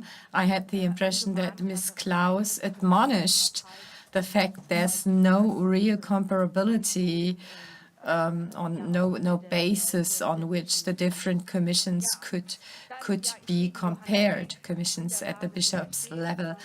I am seeing Johanna Beck. I would like to confirm my solidarity. I understand that you cannot go on working, well, okay, after what happened. And the last request, please pay attention to the time. Just a few words on this, on what you are doing, Markus. This working group on responsibility, assuming responsibility. Please rethink it. The way things are going at this moment, I cannot accept such a performative act. Okay, Johanna Beck is here, and I would like to pass the floor to her. The mic does not work. I've just entered the room and heard that Johanna, a person named Johanna, left the advisory council. I just would like to clarify that it is not me, it's a different person named Johanna. I have to admit that yesterday night, I really asked myself the question whether I can go on doing this work. And I asked myself, what is the price to pay? That's a question I'm asking myself now. The price that all the affected persons have to pay, how many slaps into the face we have to endure. But I came to the conclusion that, well, now is not the time to leave, now more than ever. And I'm using this moment, and in my folder here, I've got the conclusion of the Münster study, and at the end, it says the centralism of the institutions and the sacralization of their power structures, the idea of a priest as a holy or sacred man, a bigotry, etc., create a sexuality morality which is hostile to human beings and facilitates abuse, encourages covering up. The victims are only paid pity services, sometimes get a little bit of money, and otherwise there's only pathetic statements of guilt. The scandal of sexualized power abuse in the Catholic Church cannot be reappraised in the positive manner this way. Sexualized abuse and abuse of power in the Catholic Church have not reached an end yet. And I think yesterday night was a good example of that. And for me, this is a reason for me to stay now more than ever. There are so many things to do. I just wanted to make this very clear. Thank you.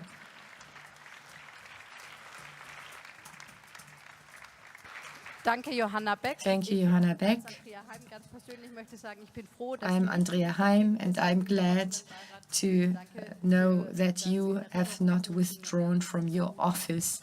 And thank you for reminding us of the Münster study. We continue with Esther Göbel. Johanna, thank you very much for being here. Thank you for your clear words, for your cooperation in the working group responsibility. I would like to say a few words on this working group. Yesterday, we spoke about this with many. There was an initial consent at the beginning of the evening. However, I doubt whether we really have a ground here. But, well, we had impulses that we had prepared for this assembly, and I think that they are, more important than ever. So don't be amazed when you receive these impulses. I like Mr. Norport. I like him personally, but his rather alarmist manner of putting things is something I'm quite skeptical about. So if Mr. Norpot has any evidence of clan criminality being a fact within the Catholic Church, well, I invite him to report it officially as an offense to the authorities. Second point regarding what Bishop Ackerman says, this, what you said about work accidents law. I'm a judge at social court, and I think what you said is not really efficient here. We have a section in the criminal code concerning prescription after a number of years, and in social justice system, there's this possibility that an affected person loses the process, so to speak, for objective reasons, and then there might be a plausibility check. The church grants a compensation, and then it could happen that the state court say you're not entitled to receive this compensation. Just wanted to point that out. Thank you. I have to respond to what the previous speaker said. Well, most of the crimes perpetrated fall under this period of prescription, and the perpetrators have been moved abroad, and this is what brought about this prescription to take effect. That's the problem. Okay, a question. The EKD, with their advisory model, have failed, and then they decided to set up a forum, a participatory forum, where representatives of the affected persons and of the church stand on an equal footing with regard to procedures to be adopted. So my question is whether you have such an exchange, maybe with representatives of the EKD, so that we might be able to learn from that. Professor Margit Eckholt is next. Thank you for the presentation of your report and the important work of the different committees, also of the working group on responsibility. I would like to bring forward the position of the global church. Well, the synodal path led us into the heart of the reform movement within the church, and we have seen that this reform effort leads us into the depths of the gospel. It is about the faith at the level of the world church. We are here, yes, and we are here for the global church, for the universal church. In all regions of the universal church, we have suffering.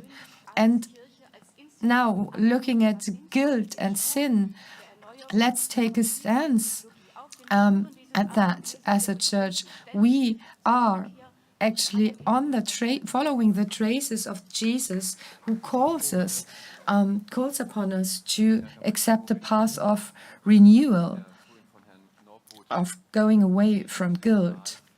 Thank you. What Mr. Norpot said has very few things to do, in fact, with Adonium and with my predecessors. It has something to do with a systemic abuse. And this is, of course, shocking. And I think it would be wise to establish ourselves anew as a bishops' conference. And this is not only in relation to the Fidei Donum problem. It's a problem that is showing up at a global level. It's a responsibility that goes beyond the limits of the Church of Germany. And taking this into account, yes, it is true. It leads to a crisis of faith. And I think with regard to this aspect of the crisis of abuse, we need a dogmatic and reappraisal in legal terms as well. This is why I would like to call upon us to take this extension of our mandate seriously, as we've been doing for decades in many other areas. Thank you. Mr. Close is next. We need to be aware of the fact that abuse is still happening today. This is why we need to continue to talk about that. And it is not only abuse of children and young people. There is spiritual abuse, there's abuse of women. There's a lot of work to be done. So I'm grateful to all those who are committed in this area, grateful to those who stand up and say that they are an affected person. And, well, we need to pay respect to that. I've got another question, however. Why does it take so long to establish commissions for the reappraisal of abuse within the Bishops' Conference? So Bishop Ackermann is going to withdraw. We've known that for a long time. And how much time is going to pass until we learn more? Thank you, Johannes and Johanna, for your clear words that show that there has been failure very clearly, because we as the Church's youth organization are also involved. And a certain situation has been is still not clear, and we have addressed questions to the DBK. The case of Wilfried Hiltz showed that there was a lack of information, and there was a huge funeral, even though it was clear that this man was a perpetrator of abuse. And it might have been, I think this is an exemplary case showing that the work in the area of reappraisal is not successful yet. We need a real commitment from the Bishops' Conferences, and we need resources in order to make reappraisal work successful. Jens Windel is next. My name is Jens Windel. I'm a member of the Victims Advisory Council of the German Bishops' Conference, members of the Advisory Council in Osnabrück and Hamburg, and sometimes I might be an activist. I'm speaking on behalf of the founder of the Victims Initiative in Hildesheim. I think we need to raise awareness to abuse in the clerical area and call things by their name. I had difficulties of listening to Bishop Ackermann because we've been fighting for justice for the affected persons for 8 years now, and this disappointment I experienced yesterday touched me so much, because it happens to us every year when we are fighting for improvements. However, I have to say, and I take a really decisive stance here, when it comes to the acknowledgement and the recognition of suffering, well, you know, when it comes to the number of applications to hand it in, I had a discussion with Mr. Ackermann, and I pointed out to him that there will be many affected persons handing applications for compensation. I criticized the fact that there was not enough staff to work on them. Years ago, I said that the amount of the compensation will likely not be high enough, and that there will be lawsuits after that. And even Ms. Klaus said that these amounts are rather close to the lowest threshold of injury awards. And maybe Ms. Huber should speak up and say honestly why she stepped out of the commission. But I have to tell you, this disaster from yesterday evening really, touched me, because I've been used to it. We are seeing this every year, and I would like to encourage the bishops to rethink their decision.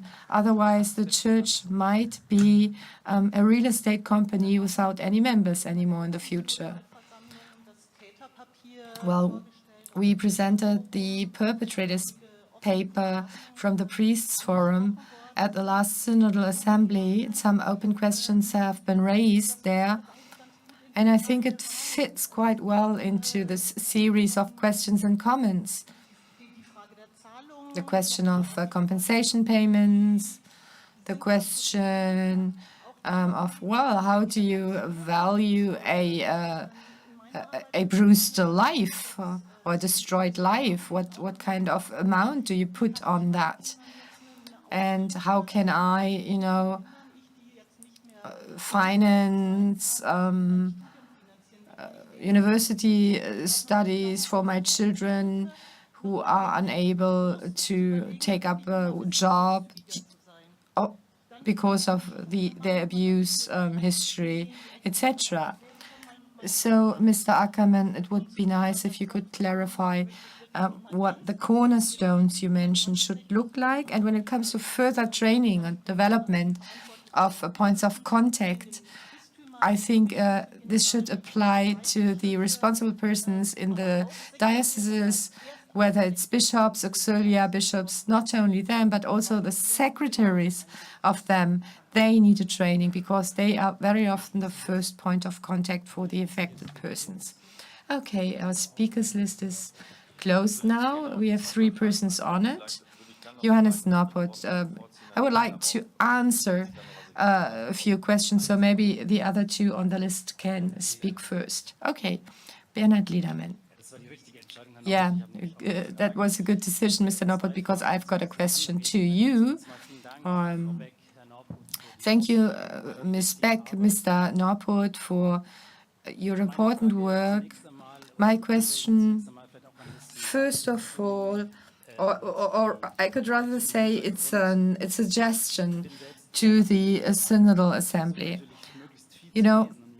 What I'm doing here, I do it on a voluntary basis. I try to read a lot to get an overview of the topics, and it is very difficult sometimes to follow up, to understand everything that happened over the past 10, 12 years. Maybe it would be helpful if you could provide us with a document with an organizational structure, something like that, so that we can understand who is in charge of what. Okay, there's a lot of things available on the internet. Mr. Ackermann, you mentioned it. Your report is going to be published. That's great, but maybe an overview would be very helpful. Another question. With regard to the suggestion made by Manfred Lutz to hand everything over to a reappraisal commission set up by the state, how do you stand with regard to that? Okay, before the restructuration of the UK, the commission, the independent commission, I would like to remind you that we made the suggestion to pay out a kind of the pension to the affected persons, and I still think this might be a good idea to pay out a monthly pension to the affected persons. Okay, let me just answer a few questions. Organized crime has been mentioned, prescription. So the political goal of canceling out such prescription periods would solve the problem, because then a criminal prosecution of the cover-up activities could be dealt with. Then the VBG was mentioned. Well, the social insurance and the different associations in this area, there's different Catholic associations linked to that, decided that cases of abuse should be classified as work accidents. So if the social insurance provides for that, then such, an incident of abuse must be reported as a work accident in this context. In close cooperation with my colleagues, the councillors, and also the members of the EKD, we are trying to ensure that such a reporting process does not lead to re-traumatization. Because, well, of course, getting a compensation may be great for the concerned or affected persons, but it must be made in a manner that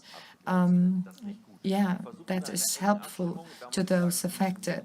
And in close cooperation with the EKD, we try to find a good solution, but it is really challenging. Now, communication with the Advisory Council of the EKD, we have an informal exchange at leadership level. We've had an exchange about different questions regarding to professional associations, etc. We're getting to know each other, but you have to be honest, the real, independent, taking care of affected persons and the real independent work with them is difficult. Regarding the article written by Manfred Lütz, I'm not going to comment on that with regard to the content. It is too difficult for me. When it comes to reappraisal by state institutions, I would like to say everything leading to an independent reappraisal is to be welcomed. And I think I'm speaking for or on behalf of all the affected persons, whether it's on the state level or another side. It's important that it is independent. It must not be the perpetrator's organization setting up such a commission, because that will never lead to a result. And this does not only apply to the Catholic Church. And of course, we need the support by the state. This goes by itself. Thank you very much. Bishop Ackermann is next. Thank you. I've been mentioned a few times, so I would like to comment. The first question, if I remember correctly, was Ms. Goebel, who asked why does it take so long to establish the reappraisal committees? Well, you know, the foundations for setting up such commissions is the joint declaration, which was signed by me and independent commissioners in April 2020.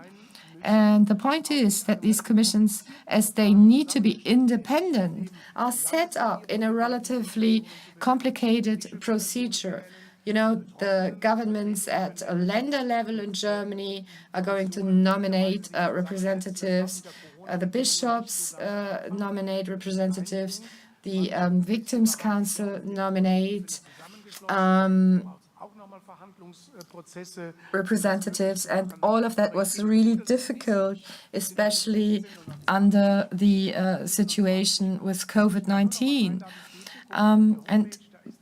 Well, please take a look at the home page, and you see in 20 out of 27 dioceses the commission has been established, and ask those of where a commission has not been set up yet, just ask them.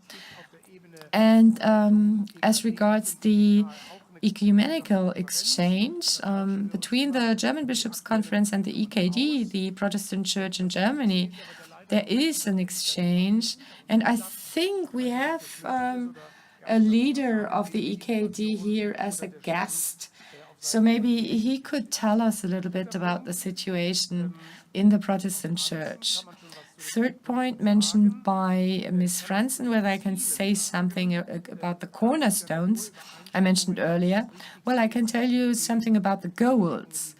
There's a high degree of agreement regarding the points we discussed with the ZDK, and the plan is to have another meeting with the Victims Advisory Council before autumn.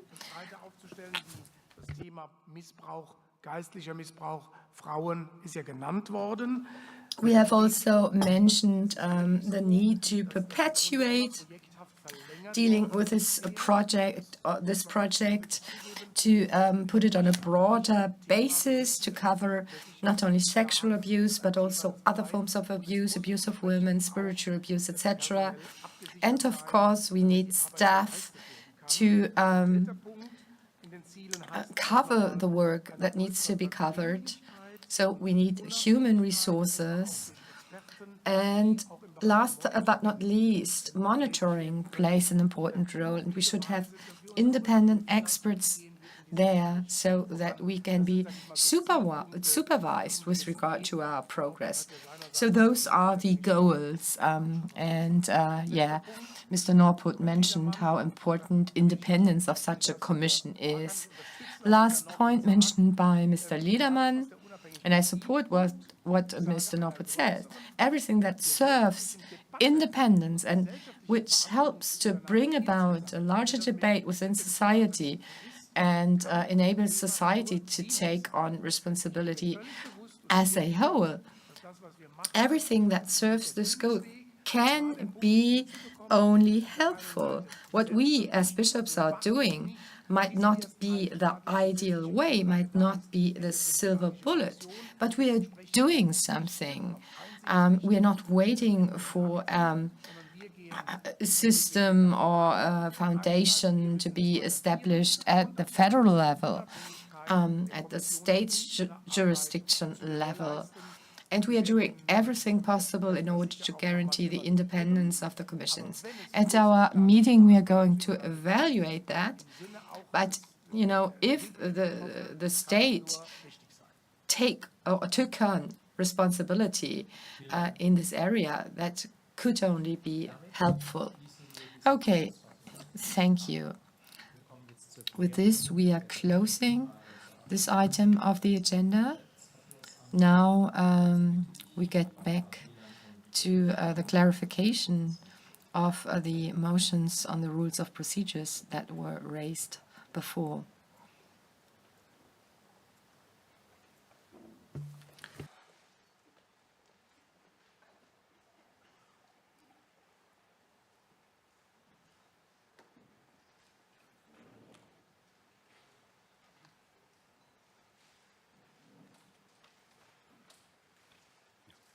Ja, meine sehr verehrten Damen und Herren, Ladies and gentlemen, dear Synod members, we have deliberated and come to a conclusion regarding the interpretation of the statutes.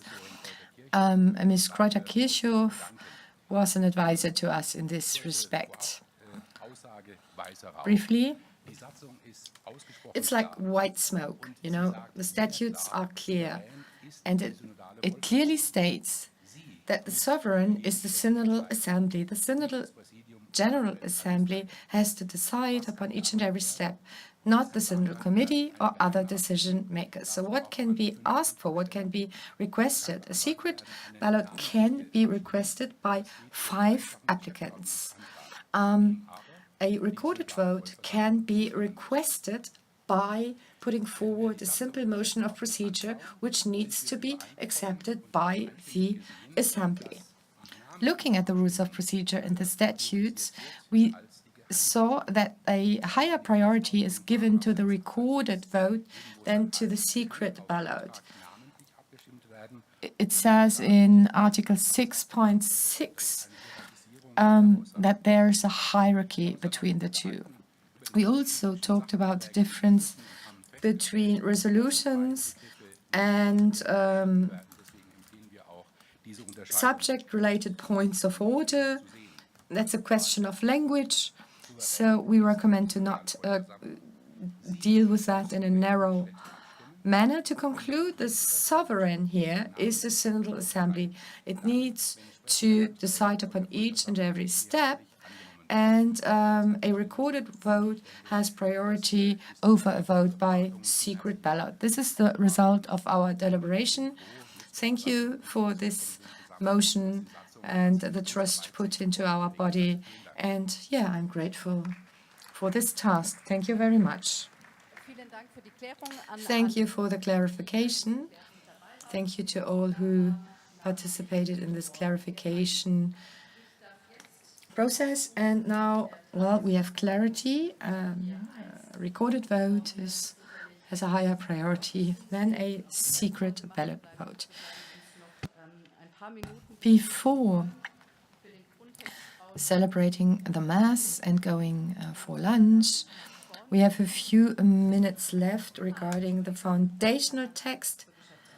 We have a motion on the rules of procedure.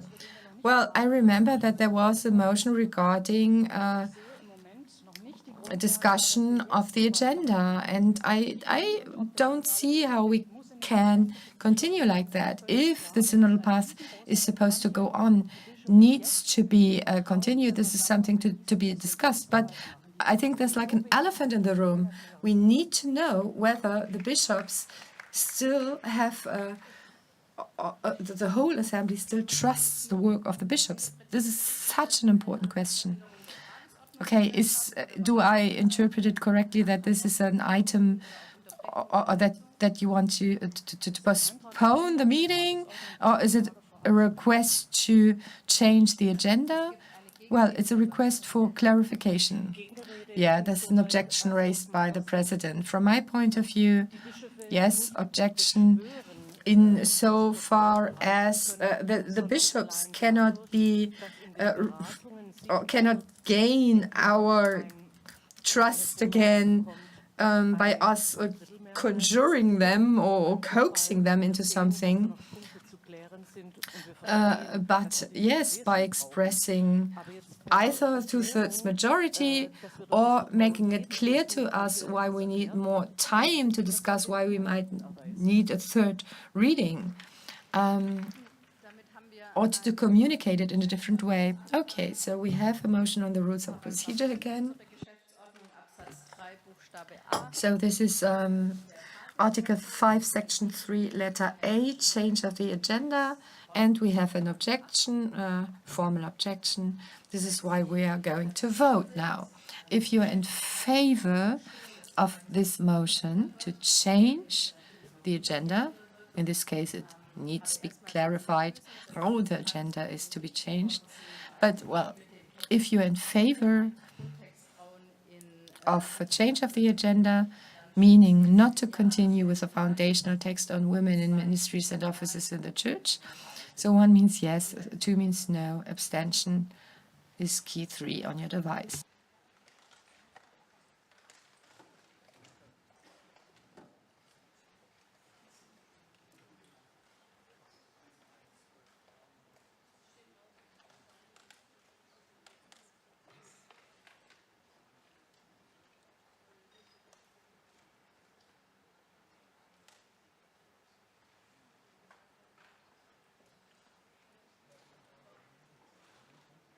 So, es gehen schon einige Stimmen ein. Gehen Sie noch mal in sich, wie Sie fortfahren wollen, und drücken Sie auf den entsprechenden Knopf. Okay, please use your devices to express your opinion. The vote is going to be closed in 5, 4, 3, 2, 1 seconds.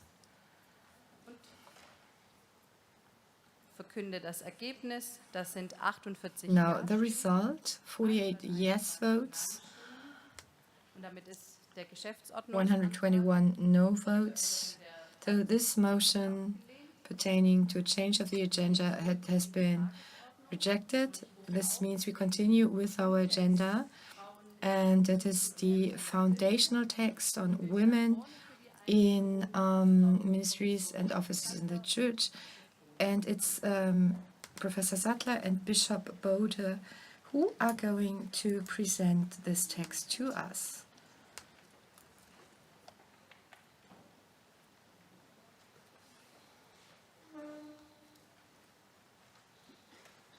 Ja, ich glaube, ich brauche Ihnen nicht zu sagen, wie I meine think I don't need to tell you about my emotions at this moment when we are starting to speak about the foundational text from the forum number 3, but I would like to expressly agree with Ms. Stetter-Karp that we can only learn and make an effort to continue to work also after the lengthy debate in the Bishops' Conference, we can use this, quote, easy text to learn to work together on an equal footing.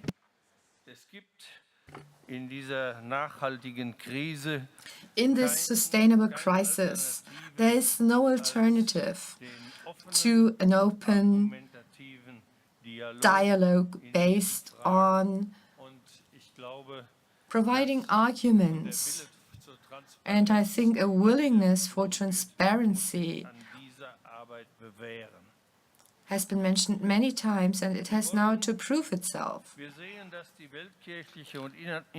Well, we have seen that the international attention of the world church and of the general public on what we are doing here is very big. In this Synodal Assembly, we are once again discussing the question of how we might succeed in strengthening the services and ministries and offices of women in the Roman Catholic Church, and valuing them and respecting them. And we are certainly also asking about the legitimacy of women's ministries and offices in the Church in view of the information available so far from the Magisterium. We are thus experiencing together something I would call historic. Will we be able to agree in this Synodal Assembly with the necessary majorities to ask, in the context of the World Church, open questions? Our basic concern is to consider further discussions on the topic as theologically justified and spiritually required. And this openness is at the core of the intention of our forum and also of our foundational text.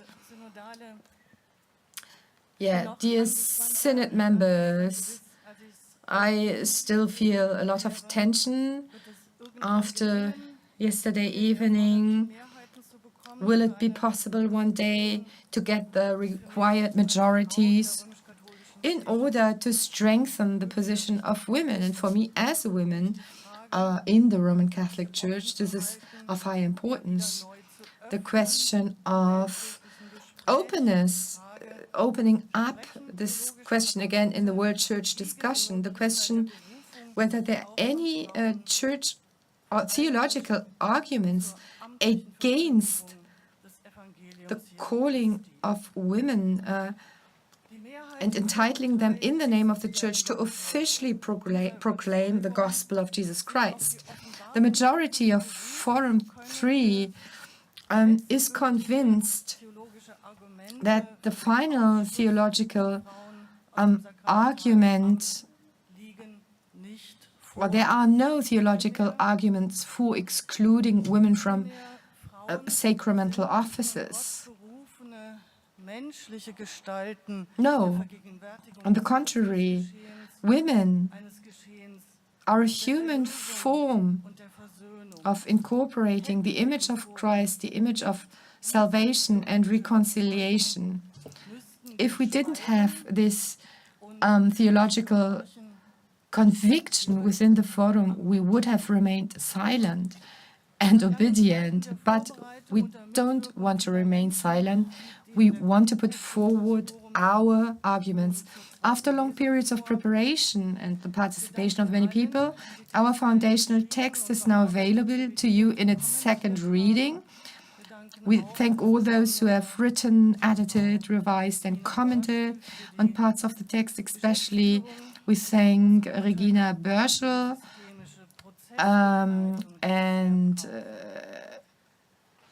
for their work, and also Ms. Tolle for the systemic process support she provided. After the first reading, and also in view of the feedback we received, the foundational text gained in profile. And perhaps the members of the forum are startled when I now say publicly, the foundational text could be better, could be shorter, could be clearer, should be better in terms of style elements. But this is the case with all texts that emerge in a synodal process. Such texts do not close the conversation, they open it. And in the end, we are not debating the letters of a document today, but we are debating and discussing the spirit of an inner movement to experience women as called by God to be official representatives of Jesus Christ. As a bishop in charge of the Forum Women in Ministries and Offices in the Church, and as a bishop in the context of the Universal Church, I see myself confronted with the challenge of not only having to justify a concern in terms of content against obviously strong resistance, but also of having to defend a process formally. At the beginning of my service as a bishop, of course, I paid an oath of allegiance, but I also committed myself to keep a tradition alive, and I would like to emphasize the word alive. I want a magisterium that is alive and allows development, because the tree of the magisterium does not only consist of the roots and, the stem or the trunk of a tree, but also of the different branches of the tree top, the tree crown, and the leaves. This is why I would like to invite you to say yes to checking whether the participation of women in a sacramental ministry can be excluded based on magisterial arguments. And this can only be done in the context of the World Church with the involvement of internationally recognized theological expertise. And this requires corresponding spaces for discussion, which first of all openly consult with expert knowledge in the result. And our foundational text offers some arguments for this. However, we are far from claiming that we can present a final solution here. However, I would like to invite my brothers, especially my brothers here, even though there might not be a majority available to back this proposal, but that we proceed in a different manner from yesterday's example, that we are open and transparent from the very beginning in order to know, in case there should be a third reading, that we know what prevents certain people from consenting to a text, because it does not make sense to continue working when it's clear that nothing will change.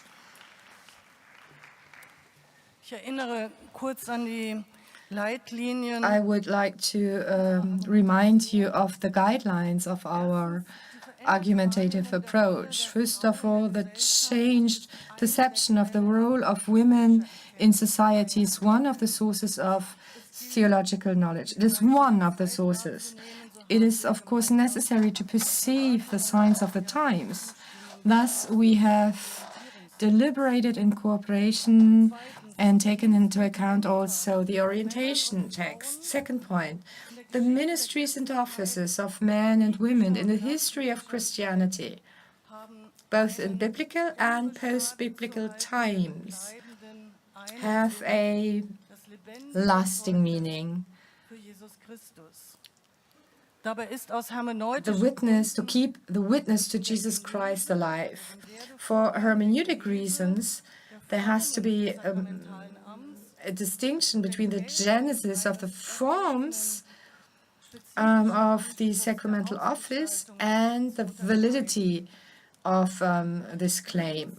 A third point, the event of God's revelation takes place in communication with people, believers, who listen to what God is telling them. It requires a reflection on the reception of an ecclesial doctrinal statement in the community of all believers. And finally, point 4,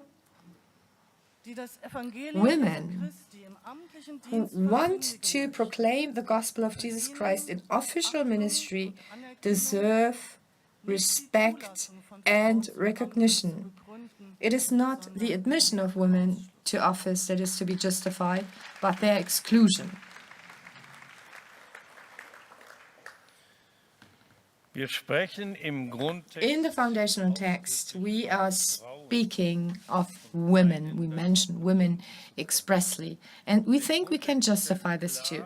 The foundational text makes it clear that our definition of the task and the title of the forum can in no way be meant to discriminate against people who, according to their own experience, do not find their just place in a binary gender order. Every human being is the image of God and called to follow Jesus Christ as the new Adam, the new man, in quotes, but meant is the human being. So from the very beginning, we see it as our task, or we saw it as our task to focus on women here. And again, I would like to ask you to give your approval to the foundational text, and in the case you have objections, to clearly communicate them. Yeah, I would like to back this. We know that, well, some signs or some elements are hinting at us or our text possibly not gaining the necessary majority. But in this case, we would, of course, like to give room to an additional debate and a third reading maybe. But we really like to ask you for your openness. We as a forum know that the decisive question is the bindingness of the existing doctrinal texts. And on this question, whether there is a theological controversy in the context of the global church, and we would like to have a debate on this in a qualified manner. We know that Pope Francis established a commission to assess the question of deaconry of women. So please, participate in the debate. I stay confident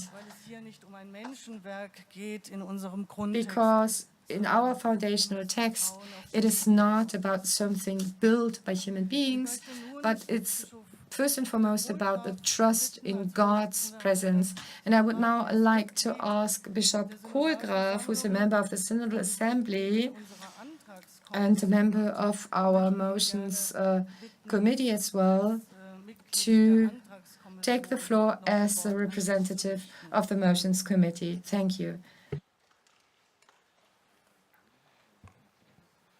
Sehr geehrte Synodale, ich möchte Dear Synod members, I would like to come back to what we already heard. This is an important decision that we are going to take. This is a crucial topic. We are going to opt for or against an option to have a further inspiration on theological level in order to understand the binding value of the church teaching. As an external member of the Commission, and also as chairman of the Pastoral Commission of the German Bishops' Conference, I ask you to approve the present foundational text. No text, of course, is such that it cannot be improved. Even after the possible achievable approval of the text, we will continue to struggle together about what still needs to be considered or to be said differently and more precisely. This is the point. It is about entering into an open discussion. This is how I understand the efforts of Forum number 3 to enter into an open discussion, well aware of the resistances. I am convinced that we need to find a new practice, a new form of communication about theological issues on the level of the Universal Church. I experienced the cooperation in the Motions Commission as very constructive. We were able to take up many concerns with approval and appreciation. There remain also, in my view, theological issues that we are about to discuss. The details will be presented by members of Forum number 3. What seems important to me above all is we are not deciding today on the answers to open theological questions. We are merely deciding how to deal with theologically based controversies. We are arguing for the qualified continuation of deliberations as an appropriate theological level. There are no demands for immediate action in the text, nor are there any questionings of the competence of the Magisterium at the World Church level. So, what could prevent us bishops from agreeing to continue a theological conversation? We need an interim in our subject matter, a time of theological consultation at a competent international level. So once again, I ask for your consent.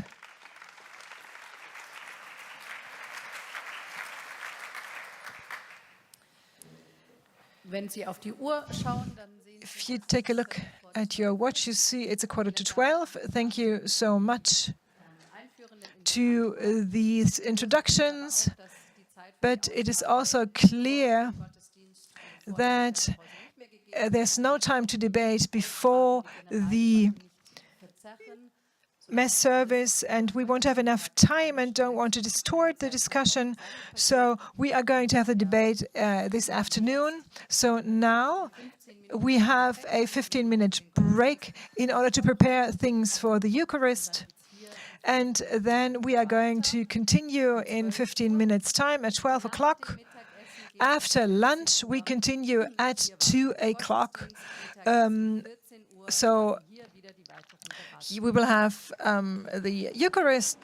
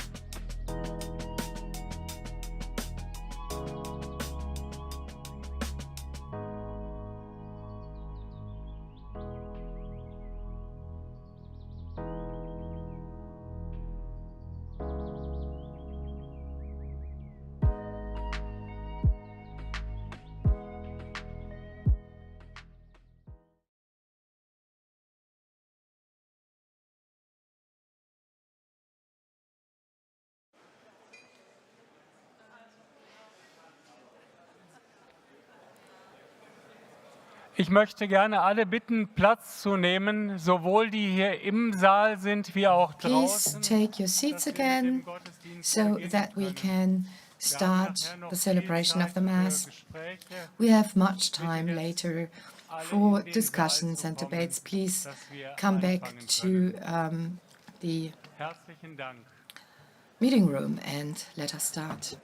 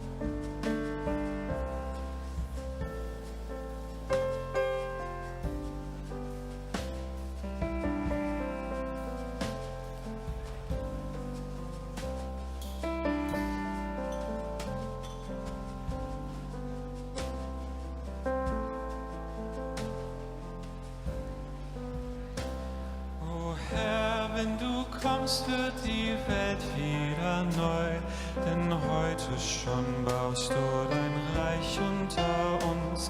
Und darum erheben wir vor unser Haupt, o Herr, wir warten auf dich, o Herr, wir warten auf dich.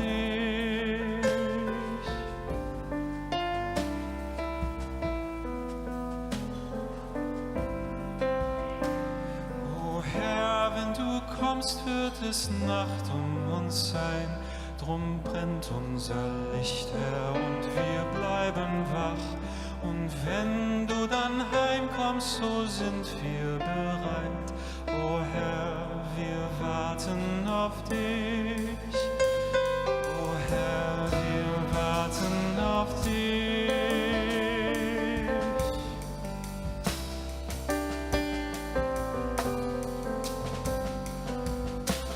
O Herr, wenn du kommst, jauchzt die Schöpfung zu, denn deine Erlösung wird alles befreien.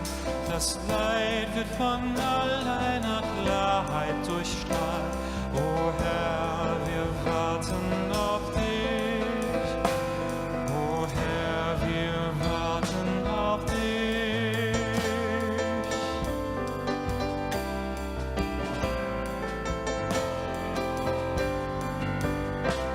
O Herr, wenn du kommst, hält uns nichts mehr zurück. Wir laufen voll Freude den Weg auf dich zu. Dein Fest ohne Ende steht für uns bereit. O Herr, wir warten auf dich. O Herr, wir warten auf dich.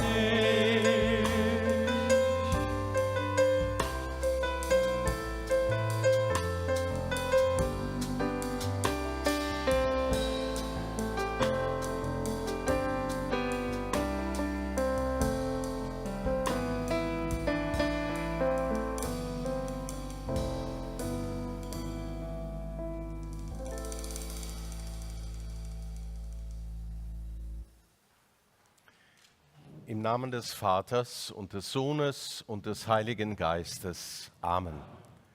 Der Herr sei mit euch. Ja, so ist es. Der Herr ist hier. Er ist unsere Mitte. Um ihn versammeln wir uns. Yes, the Lord is here. He is in our middle and He is our center. We are meeting around His Holy Spirit. A few moments ago, I was thinking that for Jesus, it was not always easy to be among the disciples with their diversity of those. He used to build the core cell of His church. We are now celebrating with Him, listening to His word, and this way we are being church. Let us welcome the Lord among us.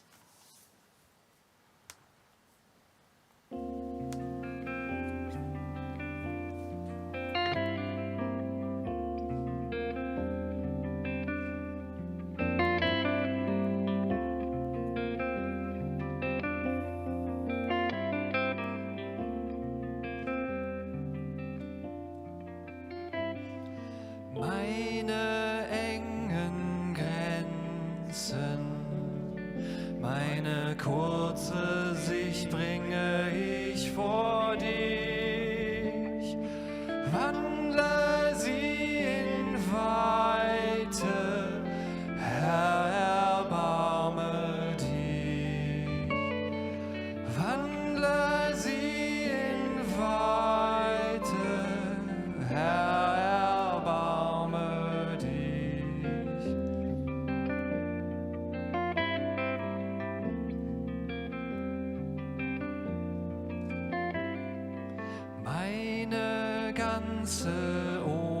Ohnmacht, was mich beugt und lädt, bringe ich vor dich. Wandle sie in Stärke, Herr, erbarme dich.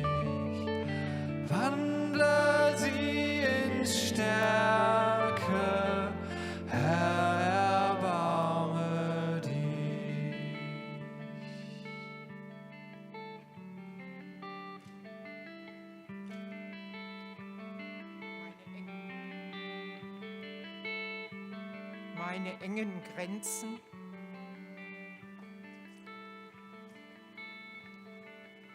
wo nehme ich sie wahr? So my narrow boundaries, where do I perceive them? Where do I desire Meine more Ohnmacht, spaciousness? die lähmt und beugt. I feel Wo sometimes hindert sie mich? a powerlessness that hinders me to be fully alive.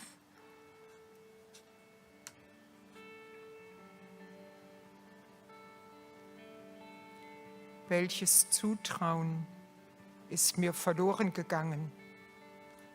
Where have I lost trust? Durch was oder wen? And who or what was the cause? Tiefe Sehnsucht. A deep longing. Wonach? Longing for what?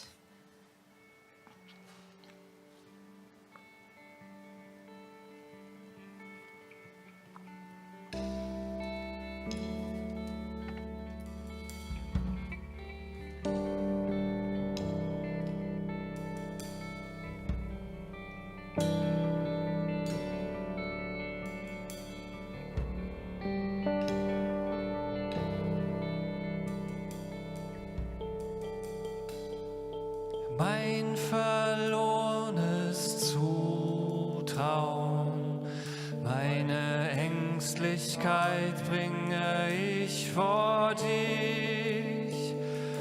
Wandle sie in Wärme, Herr, erbarme dich.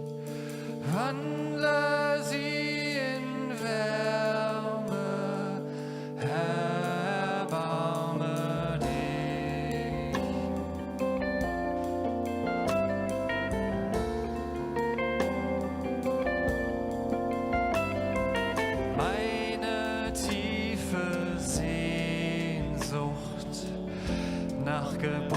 Geborgenheit bringe ich vor dich. Wandle sie in Heimat, Herr, erbarme dich.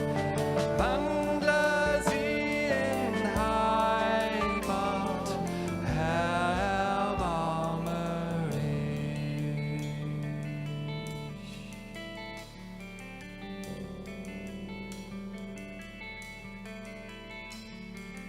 Herr, was uns voneinander und von dir trennt, das nimm weg.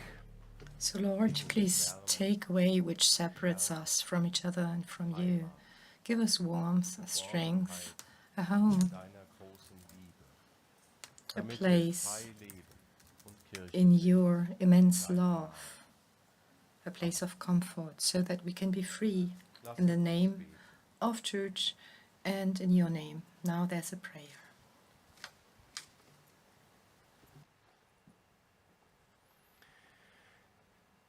Gott, in Jesus von Nazareth hast du der Welt den neuen Menschen gegeben. Wir danken dir, dass wir ihn kennen dürfen. Dass sein Wort und Beispiel in dieser Stunde unter uns lebendig wird. Öffne uns für seine Gegenwart, rühre uns an mit seinem Geist, mach durch ihn auch uns zu neuen Menschen. Darum bitten wir durch ihn, Jesus Christus, deinen Sohn, unseren Bruder und Herrn, der mit dir lebt und herrscht in Ewigkeit. Amen.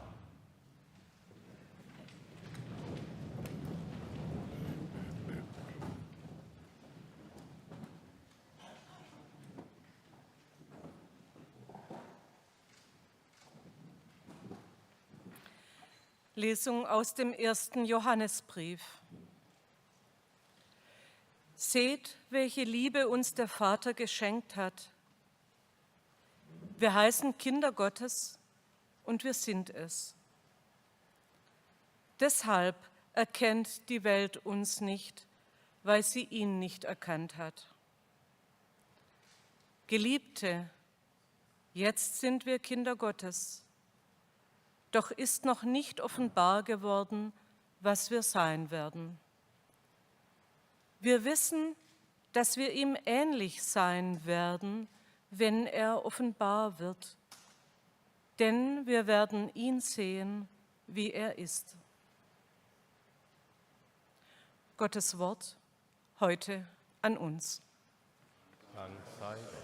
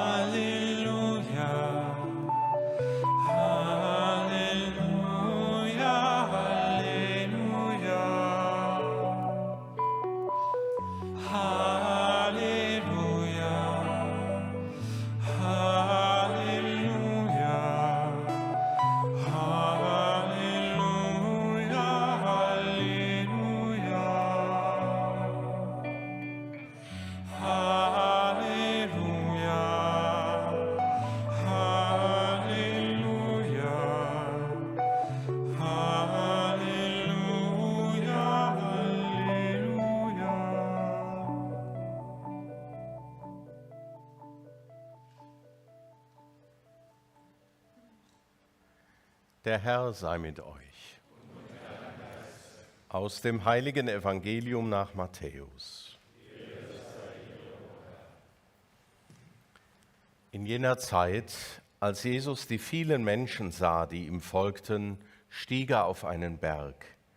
Er setzte sich. Seine Jünger traten zu ihm. Dann begann er zu reden und lehrte sie. Er sagte: Selig, die ihr arm seid vor Gott, denn ihnen gehört das Himmelreich. Selig die Trauernden, denn sie werden getröstet werden. Selig die keine Gewalt anwenden, denn sie werden das Land erben. Selig die hungern und dürsten nach der Gerechtigkeit, denn sie werden satt werden. Selig die Barmherzigen, denn sie werden Erbarmen finden. Selig die ein reines Herz haben, denn sie werden Gott schauen. Selig die Frieden stiften, denn sie werden Kinder Gottes genannt werden. Selig die um der Gerechtigkeit willen verfolgt werden, denn ihnen gehört das Himmelreich. Selig seid ihr, wenn ihr um meinetwillen beschimpft und verfolgt und auf alle mögliche Weise verleumdet werdet. Freut euch und jubelt. Euer Lohn im Himmel wird groß sein, denn so wurden schon vor euch die Propheten verfolgt. Evangelium, frohe Botschaft unseres Herrn Jesus Christus.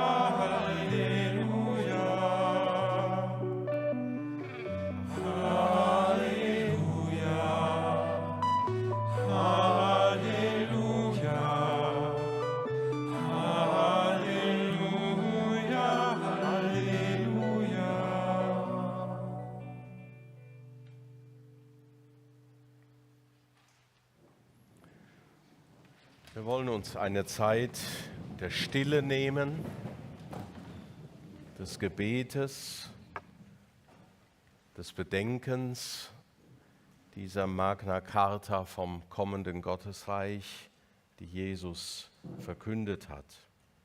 Und ich lade Sie alle ein, wer es mag, ein Wort, einen Satz, eine der Seligpreisungen noch einmal uns zuzusprechen. So now I would like to invite you, after taking a moment of silence, to voice words that might come to your mind in the context of the prayer we had before.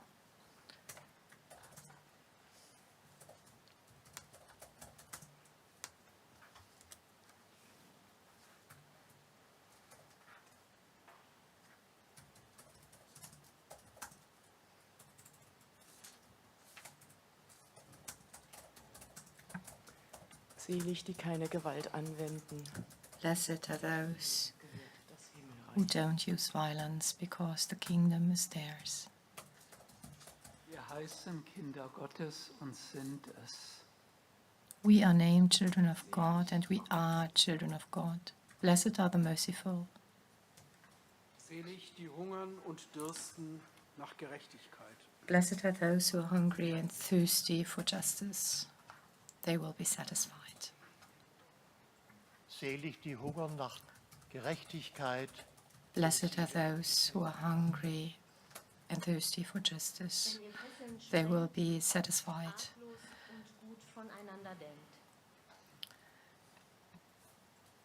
Selig seid ihr. Blessed are you. Wenn ihr Wunden heilt.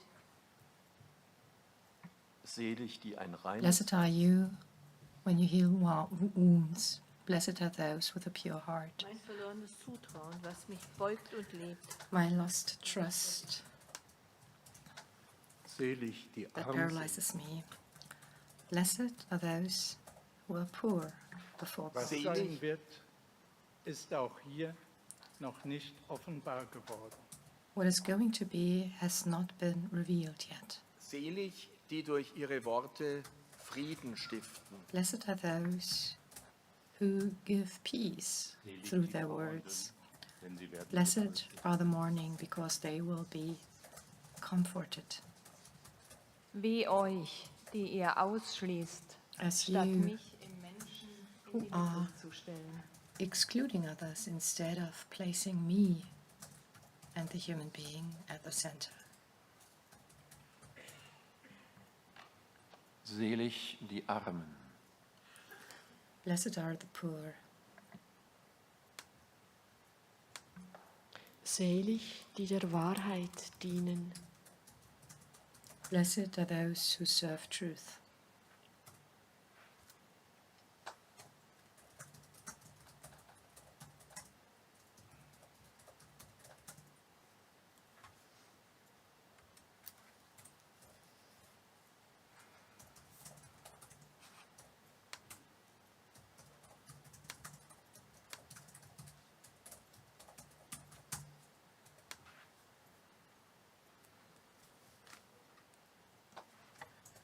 Selig, die das Wort Gottes hören und es Blessed are those who hear God's word and follow it. Trauer und Trost miteinander teilt. Share grief and comfort with each other.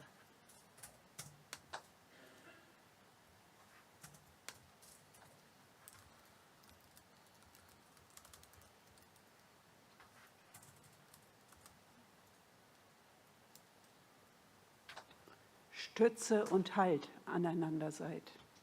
Be a support for each other.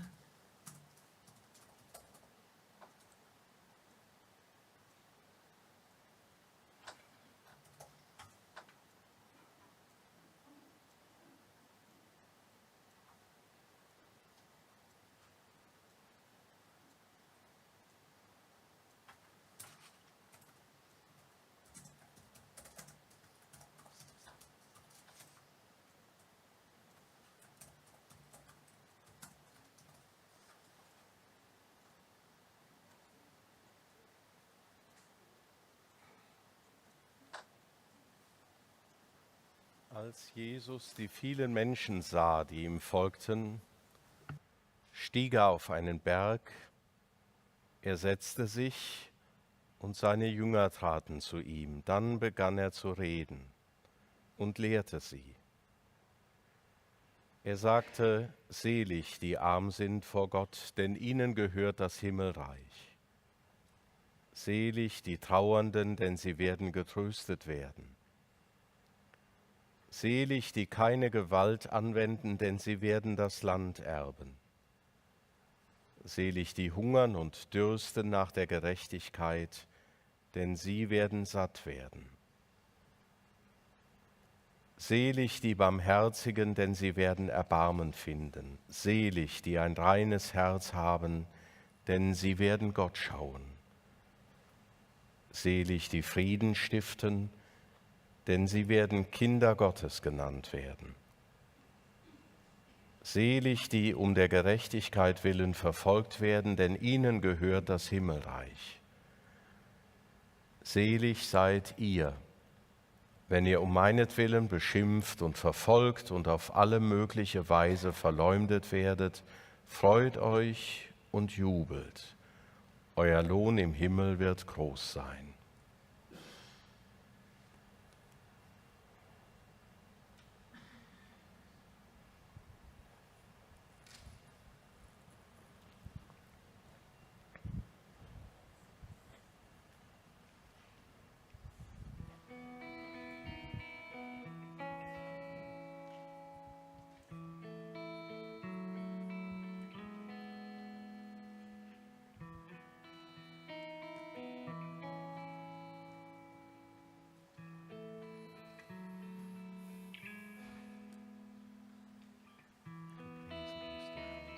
Seid untereinander so gesinnt, wie es dem Leben in Christus Jesus entspricht.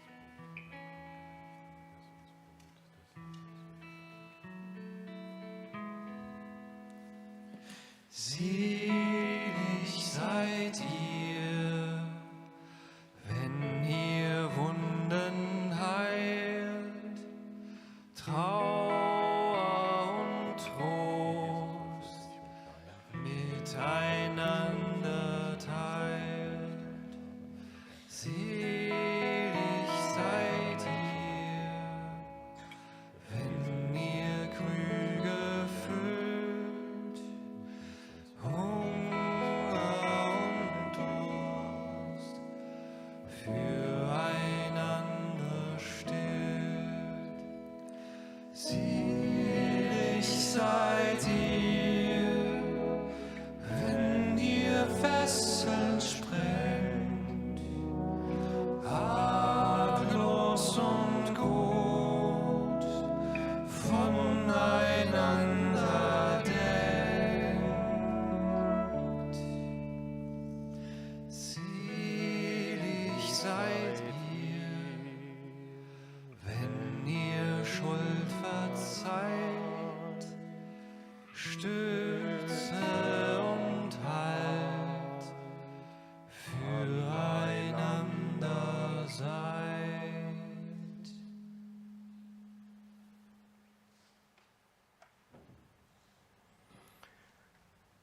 Gott unser Vater, wir treten mit dem Opfer des Lobes vor dein Angesicht. Gewähre, dass er, der bei uns sein wird, mit dem Geheimnis seines Todes, unser träges Herz ergreife und uns löse von unserer Selbstbefangenheit. Darum bitten wir durch ihn, Christus, unseren Herrn. Amen.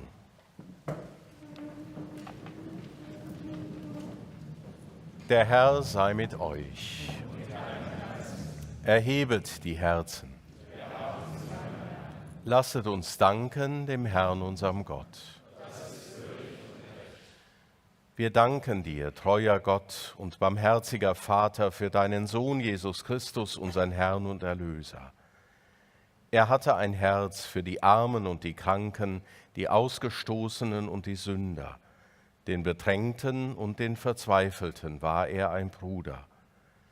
Sein Leben und seine Botschaft lehren uns, dass du für deine Kinder sorgst wie ein guter Vater und eine liebende Mutter. Darum rühmen wir deine Güte und Treue und singen mit allen Engeln und Heiligen das Lob deiner Herrlichkeit.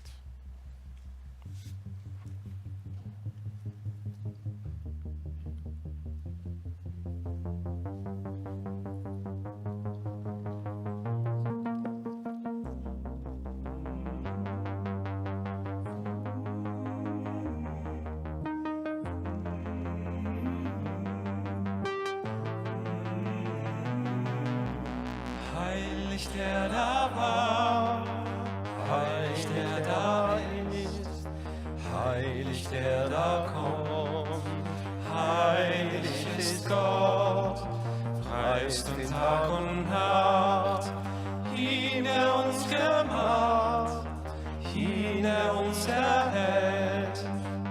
Hosianna, heilig der da war, heilig der da ist, heilig der da kommt, heilig ist Gott, preist ihn Tag und Nacht, ihn der uns gemacht, ihn der uns erhält. Hosianna.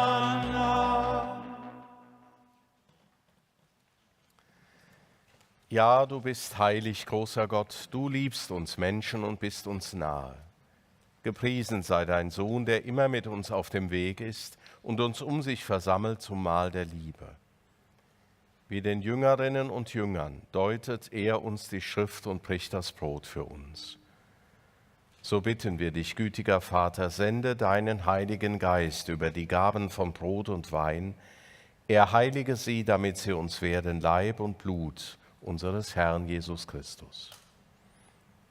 Am Abend vor seinem Leiden nahm er beim Mahl das Brot und sagte dir Dank, brach das Brot, reichte es seinen Jüngern und sprach: Nehmet und esset alle davon, das ist mein Leib, der für euch hingegeben wird.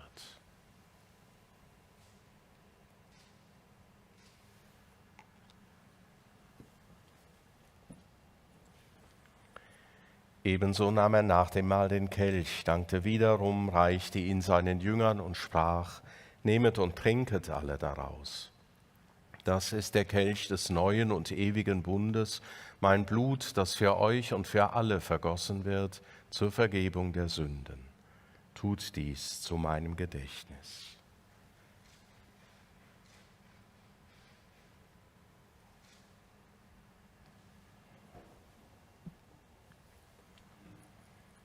Geheimnis des Glaubens.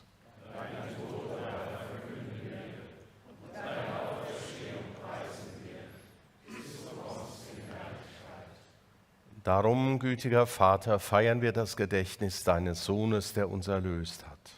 Durch sein Leiden und seinen Tod am Kreuz hast du ihn zur Herrlichkeit der Auferstehung geführt und ihn erhöht zu deiner Rechten. Wir verkünden dieses Werk deiner Liebe, bis er wiederkommt, und bringen dir das Brot des Lebens und den Kelch des Segens dar. Wir feiern das Opfer Christi, das er uns anvertraut hat. Er hat sich für uns hingegeben und schenkt uns Anteil an seinem Leib und Blut. Wir bitten dich, schau gütig auf die Gabe deiner Kirche und gib, dass wir im Geist deiner Liebe für immer verbunden bleiben mit ihm und untereinander. Barmherziger Gott, vollende deine Kirche im Glauben und in der Liebe.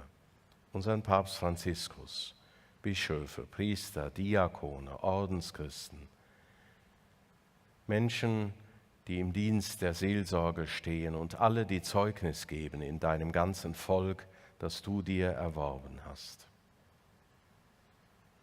Öffne unsere Augen für jede Not. Gib uns das rechte Wort, wenn Menschen Trost und Rat suchen. Hilf uns zur rechten Tat, wo Menschen uns brauchen. Lass uns denken und handeln nach dem Wort und Beispiel Christi. Mache deine Kirche zu einem Ort der Wahrheit und der Freiheit, des Friedens und der Gerechtigkeit, damit die Menschen neue Hoffnung schöpfen. Vater, erbarme dich unserer Schwestern und Brüder, die im Frieden Christi heimgegangen sind, und aller Verstorbenen, deren Glauben du allein kennst.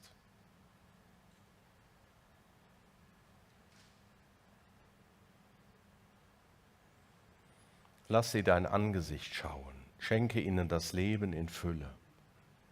Wenn unser eigener Weg zu Ende geht, nimm auch uns für immer bei dir auf und lass uns zusammen mit der seligen Jungfrau und Gottesmutter Maria, ihrem Bräutigam, dem heiligen Josef, mit Bartholomäus, dem Patron dieser Stadt, allen Aposteln und Märtyrern und mit allen Heiligen dich loben und preisen durch unseren Herrn Jesus Christus. Durch ihn und mit ihm und in ihm ist dir Gott allmächtiger Vater in der Einheit des Heiligen Geistes alle Herrlichkeit und Ehre jetzt und in Ewigkeit.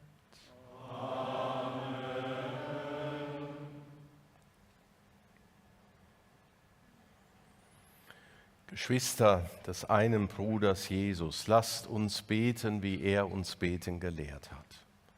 Vater unser im Himmel, geheiligt werde dein Name, dein Reich komme, dein Wille geschehe, wie im Himmel, so auf Erden. Unser tägliches Brot gib uns heute und vergib uns unsere Schuld, wie auch wir vergeben unseren Schuldigern. Und führe uns nicht in Versuchung, sondern erlöse uns von dem Bösen. Erlöse uns, Herr, allmächtiger Vater, von allem Bösen und gib Frieden in unseren Tagen. Komm uns zu Hilfe mit deinem Erbarmen und bewahre uns vor Verwirrung und Sünde, damit wir voll Zuversicht das Kommen unseres Erlösers Jesus Christus erwarten. Denn dein ist das Reich und die Kraft und die Herrlichkeit in Ewigkeit. Amen. Jesus, unser Friede, wir bitten dich, schau nicht auf unsere Sünden, sondern auf den Glauben deiner Kirche und schenke ihr und allen Menschen nach deinem Willen Einheit und Frieden. Der Friede des Herrn sei allezeit mit euch. Gebt einander ein Zeichen des Friedens Christi. Friede sei mit dir. Friede sei mit euch. Der Friede sei mit euch. Friede sei mit euch. Friede sei mit dir.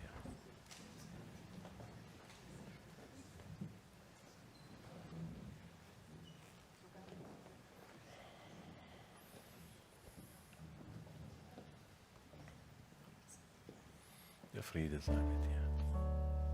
Der Friede sei mit dir.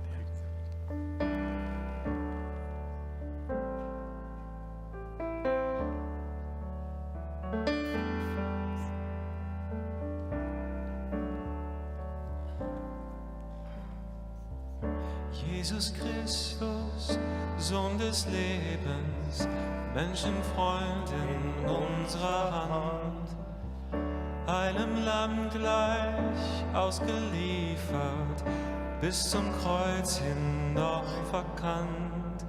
Du Lamm Gottes, vergib die Sünde, du Lamm Gottes, erbarme dich. Du Lamm Gottes, vergib die Sünde, du Lamm Gottes, erbarme dich. Jesus Christus, Sieg des Lebens, Gottes Aufstand aus dem Tod.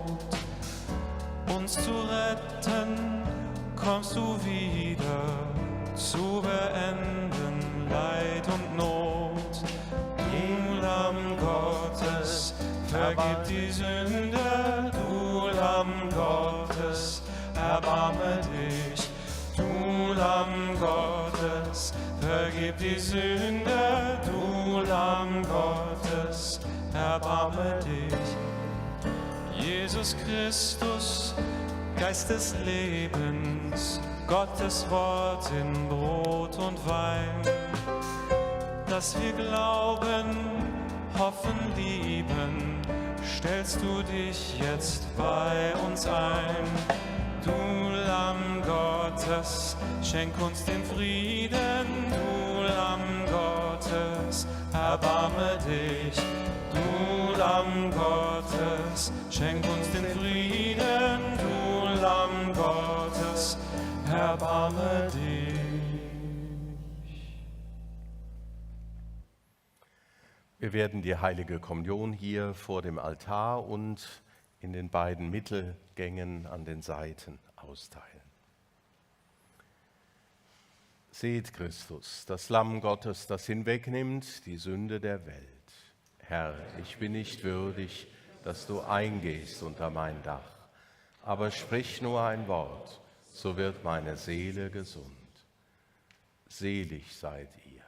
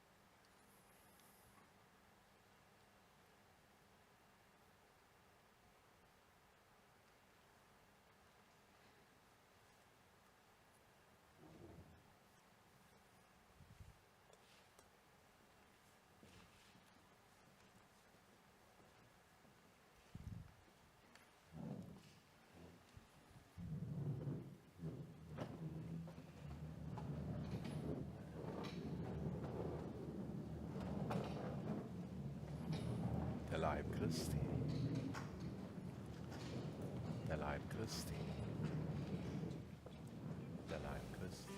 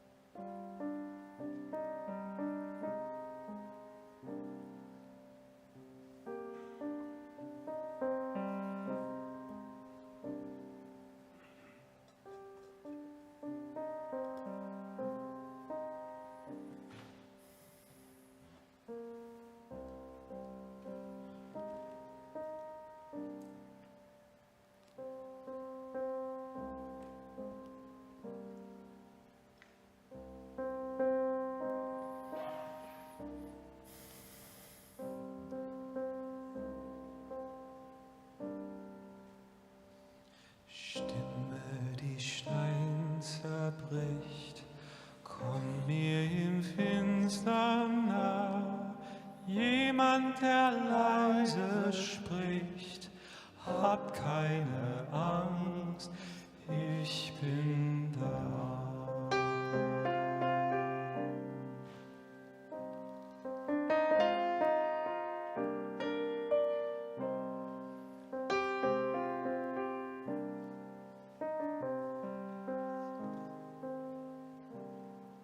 Sprach schon vor Tag und Nacht, vor meinem Nein und Ja, Stimme, die alles trägt, hab keine Angst, ich bin da.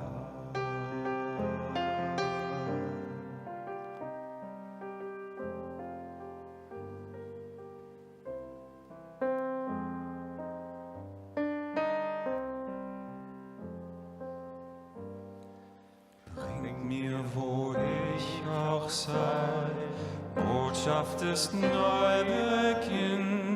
Nimm mir die Fruchtmacht frei, Stimme, die dein ist, ich bin.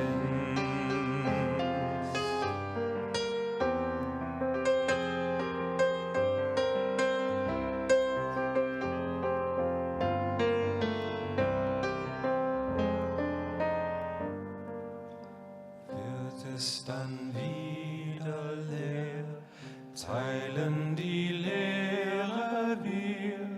Seh dich nicht, hör nichts mehr und bin nicht bang, du bist hier.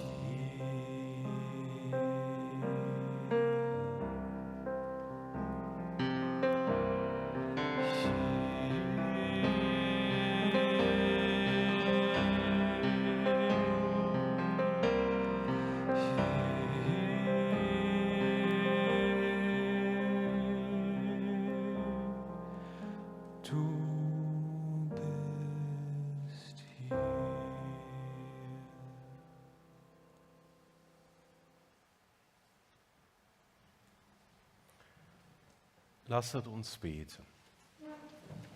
Vater, du hast gefallen an der Hingabe deines Sohnes für das Heil der Welt, dessen Gedächtnis wir gefeiert haben. Mache unsere Herzen bereit, im Geist und der Gesinnung Christi unseren Geschwistern zu dienen, da du uns neue Kraft geschenkt hast im Empfang der heiligen Speise. Darum bitten wir durch Christus, unseren Herrn. Der Herr sei mit euch. Geht gesegnet, ihr seid ein Segen.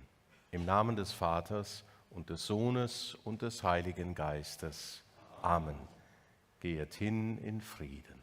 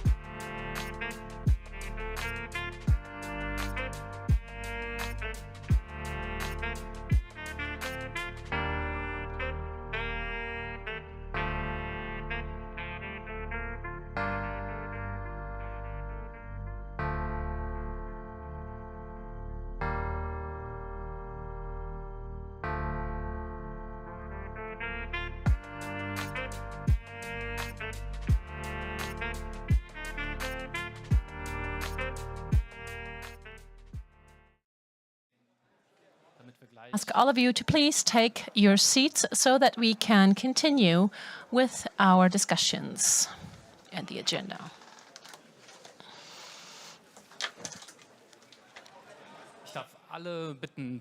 I'd like to ask all of you to please take your seats.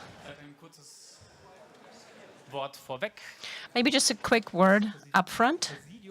The committee is still in the press conference, so we are going to get started without some official leadership, but we have the Holy Spirit. I'm going to head this meeting together with my colleague sitting next to me, and please bear with us. We are not sure as to how things go from here. It's also difficult for each and everyone individually to understand how to go from here and where to go from here.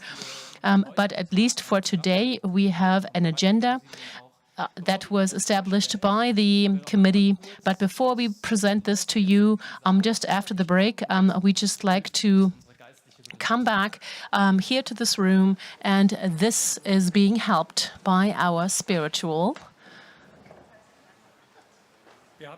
companion.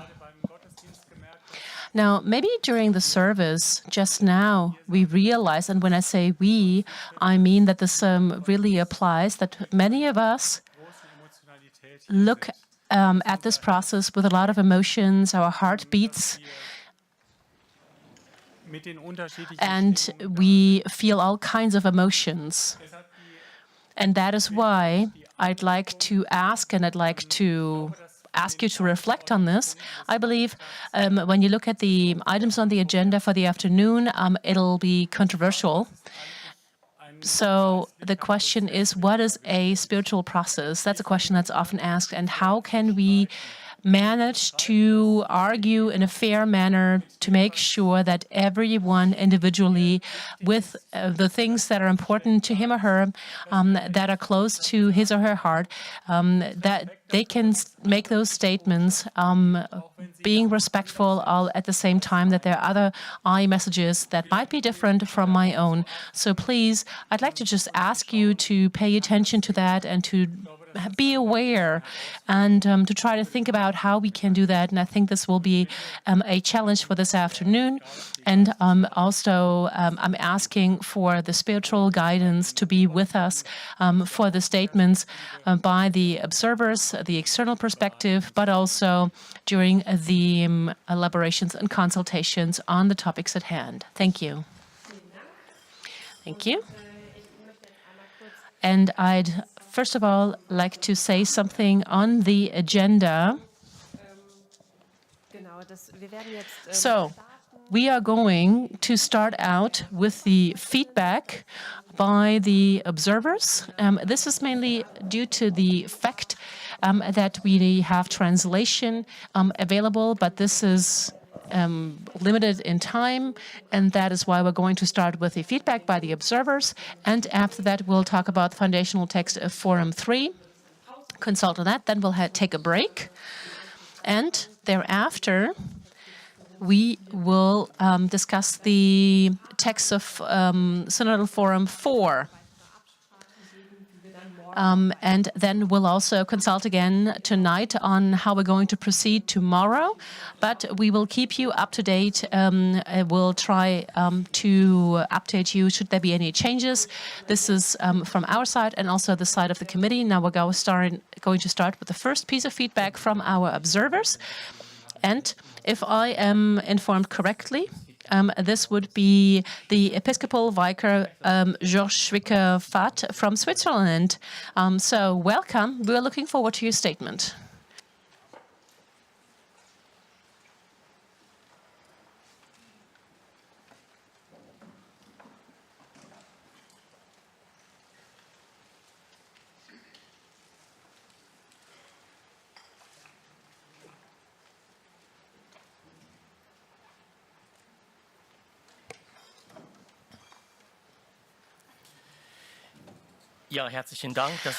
Well, first of all, thank you so much for allowing me to give a short statement in my role of observer of the Swiss Bishops' Conference.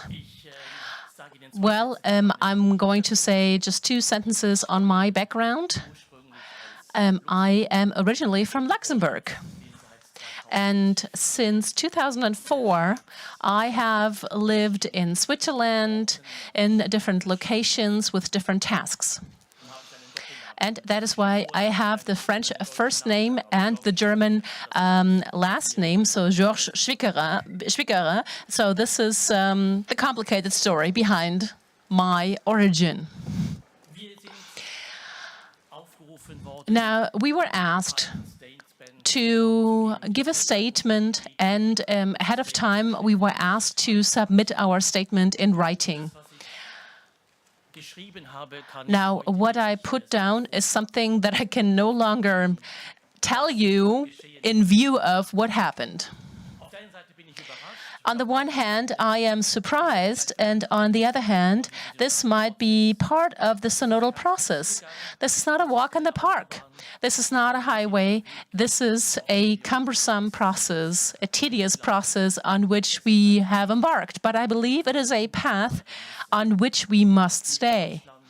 Here in Germany, in Switzerland, and also as a universal church altogether, Pope Francis invited us to embark on this path, a path of dialogue, a path of listening to one another, a path that allows us to learn from one another, even though our points of view might be different.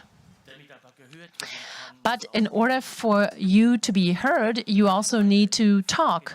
And this is the question I have. It's not my task as an observer to be critical about anything or to point at anyone or anything or to pour oil onto the fire. But it's just a question. And for those that live in Switzerland, you might be aware of the fact that we in Switzerland have a lot of experience with referenda, with different types of votes and consensus finding and with the issue of trying to find a way that allows a majority of people to be on board. This is part of the Swiss tradition that we feel truthful to. And as a former Luxembourger, I also had to learn that. I was not familiar with this type of approach before I moved to Switzerland. I had to learn it, and I also learned to love it. I learned to love the fact that you can have a controversial debate and that you can try to find a consensus that allows individuals to stay on a common path together and to embark on a dialogue over and over again. And that is why my question is the following. Why did it have to end in what we had yesterday? Could we not have had an estimate of this potentially happening? Could we not have had an honest debate, an honest dispute, an honest arguing back and forth before the actual vote? I believe it is just too bad that the lack of consensus was brought to light as part of a vote. But that's my personal opinion. That's the personal opinion of someone who has taught in the Swiss church, or has learned in the Swiss church, that there is a different approach that's possible. On the other hand, however, I'd also like to encourage you. I'd like to encourage you to stay on this path and to ask to be able to stay on this path. Those who leave, and we've had too many individuals leave, if you leave the path, change will not come about. If we stay on the path jointly, then we will be able to shape the future together, and then we'll also be able to bring about changes, and then we'll also be able to prepare the church for the future. This longing of the church having a voice tomorrow still, of being relevant tomorrow, of not just being covered up by mud and being irrelevant. This is a longing that we all share, regardless of where you might be in the church teachings. This is a longing of a church that's there for the people, that has a message of hope to get across, that also is to get a message with perspectives across. I think this is the great longing that we all share here in Germany and also in Switzerland. The texts that you drafted, in my personal point of view, show a great theological depth. You made a great effort. You discussed in different forums, in different bodies, to draft the text, to amend the texts. And these texts, they have a radiance about them, whether they will be adopted in the end or not. And in particular,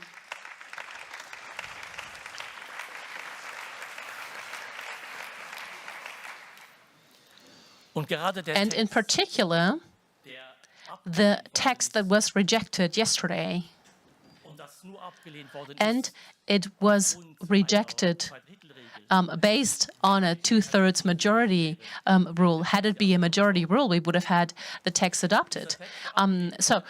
The text that was rejected yesterday, very specifically, during the meeting of the bishops in Bale, also was made part of our debates. For an entire afternoon, we, together with these texts, had a discussion, an elaborate discussion. We went back and forth in exchanging arguments and allowed us to find a clear view. And it also showed us that we are not alone on this path. We will find ways of how to link up pastoral work of the future for all individuals, and that's very important as well.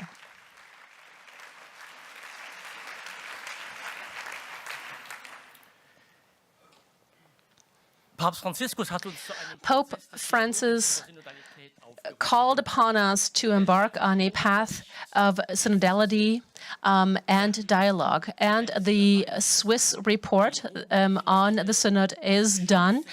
It was already sent to Rome, and I would like to just close with a few perspectives that are sort of a focus of what we cover in the Swiss report on the Swiss synod, by saying the following.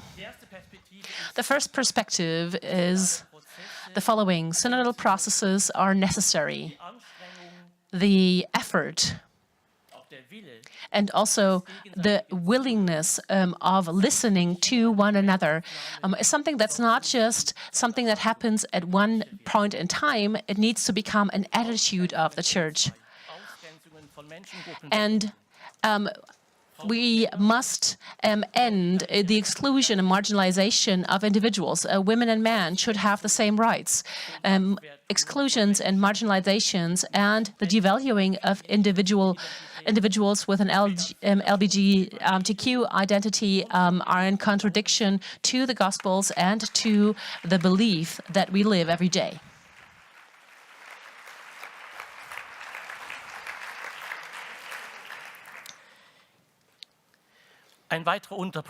Another sub-item of the second item is the sexual morale and teachings of the Church must, in the synodal dialogue, be revised in the dialogue with people, and the pastoral work needs to be modified accordingly. The basis of Amoris Laetitia need to be brought to light in a better way. Dealing with divorced, remarried couples is met with a lack of understanding. This is also a quote from the report. Item 3 of the perspectives. Clericalism needs to be overcome. The role of priests or theologians and workers in the Church is to be reflected on completely from scratch and to be redefined in view of the structures and the effect of clericalism in the Church, while always keeping an eye on the experiences of abuse, spiritual and sexual violence, and also with a view of the allocation, the assignment of sacramental work in priesthood and the different ministries, and also in view of the admission criteria for the different offices and ministries for men and women that are ordained. So a shared division of power needs to be introduced. And then item 5, provide contextuality and regionalism. So the church always develops in a specific context in view of cultural differences and conceptual and contextual differences in challenges. For the church, it is necessary to have regional levels of responsibility with their own tasks and also ways of shaping and the future and making decisions. Just as one example on how to live synodality. And what we understand synodality to be also is to be included in the liturgy.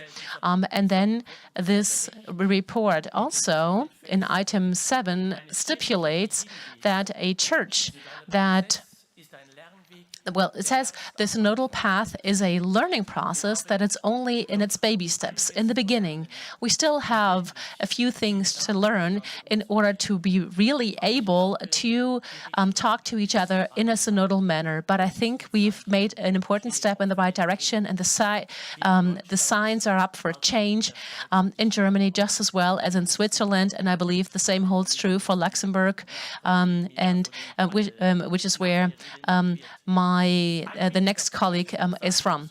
And then also one other important point. In summer of this year, the RKZ celebrated its anniversary, and the keynote speaker and a guest of honor was Sister Philippa. And she encouraged us to bring about changes, to dare changes in the church. And she also talked about Saint Benedict, among others. So thank you very much, Sister Philippa, for your contribution to the church and the developments in the church in Switzerland. Thank you very much.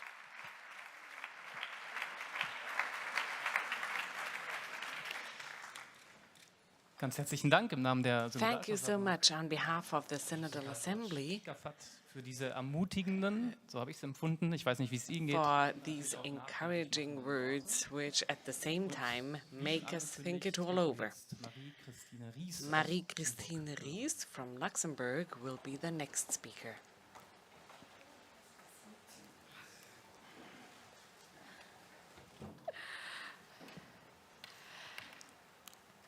Liebe Synodale, dear members of the Synod, it is a pleasure for me to speak to you as an observer delegated by the Archdiocese of Luxembourg, observing both the plenary as well as the individual hearings of the synodal path.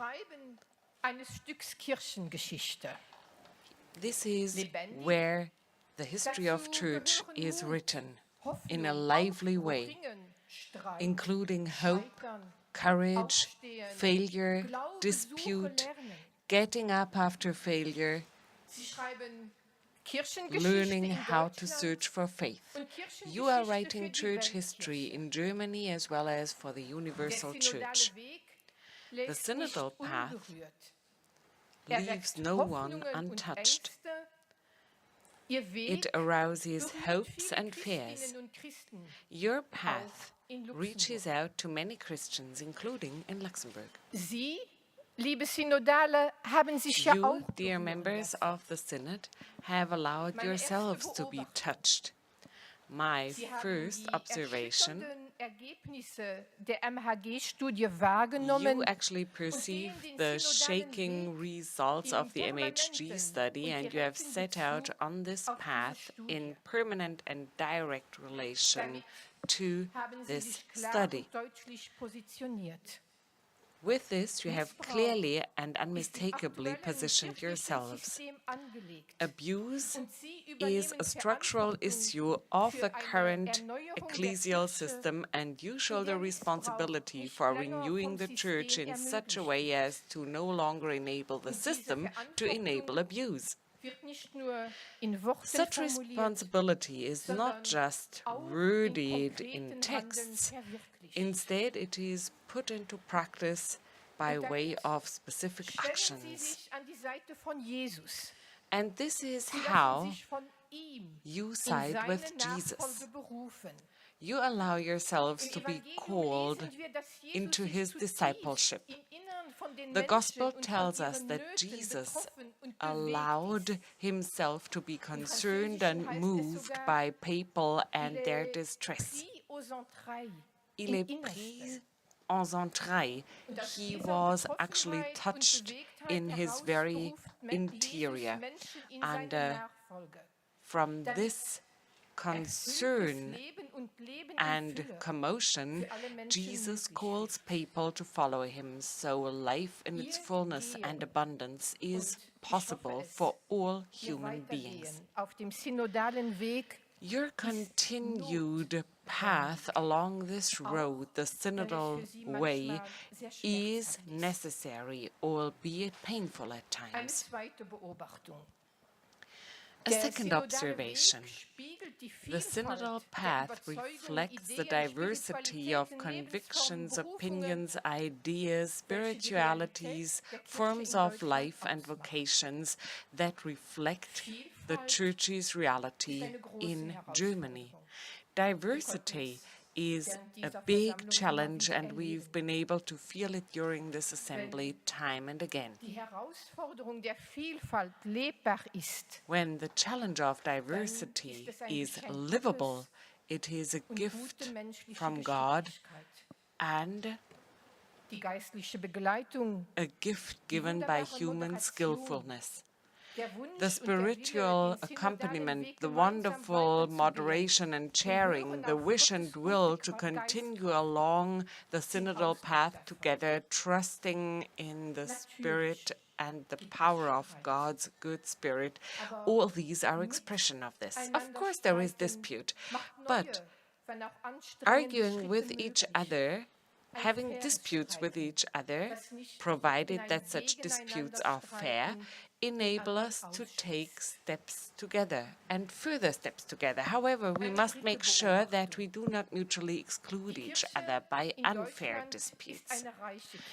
A third observation. The Church in Germany is a rich church, and I'm not talking about financial matters here. I'm speaking about all of you.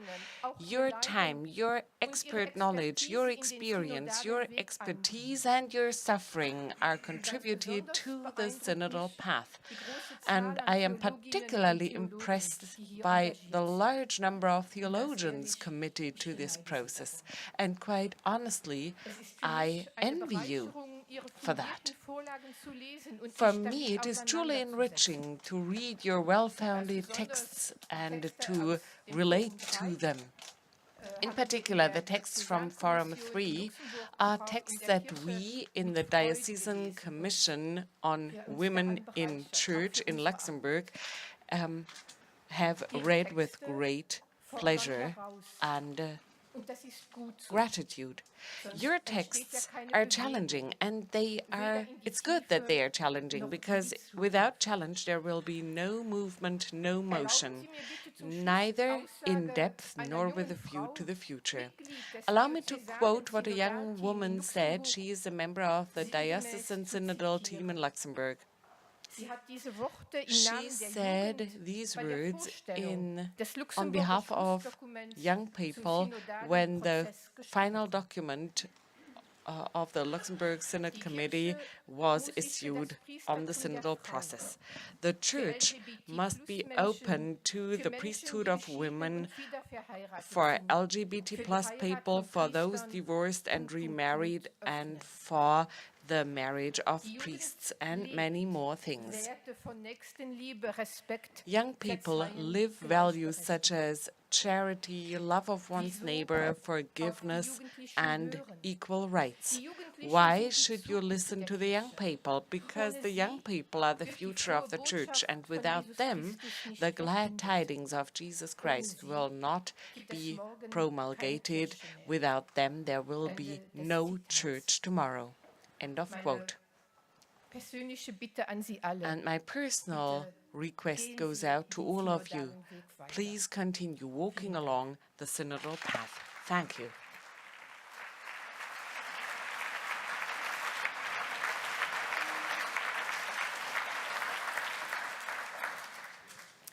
Vielen Dank, Marie-Christine Ries. Thank you, Marie-Christine Ries. And next, I would like to invite Johan Bonny from Belgium to come up on stage.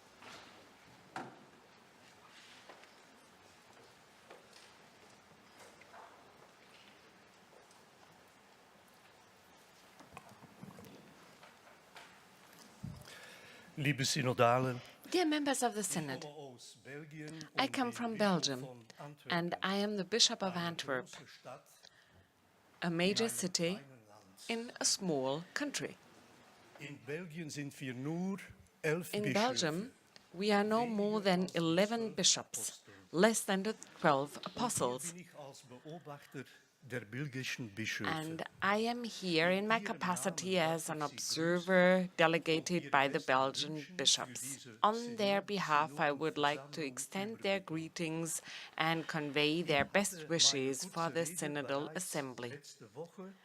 I had submitted my brief talk or address before, and I wrote it last week, so I thought this was a thing to be held in peace and quiet, but I have revised and changed my talk. So I'm going to stick with the first paragraph or section, and the rest will be quite new.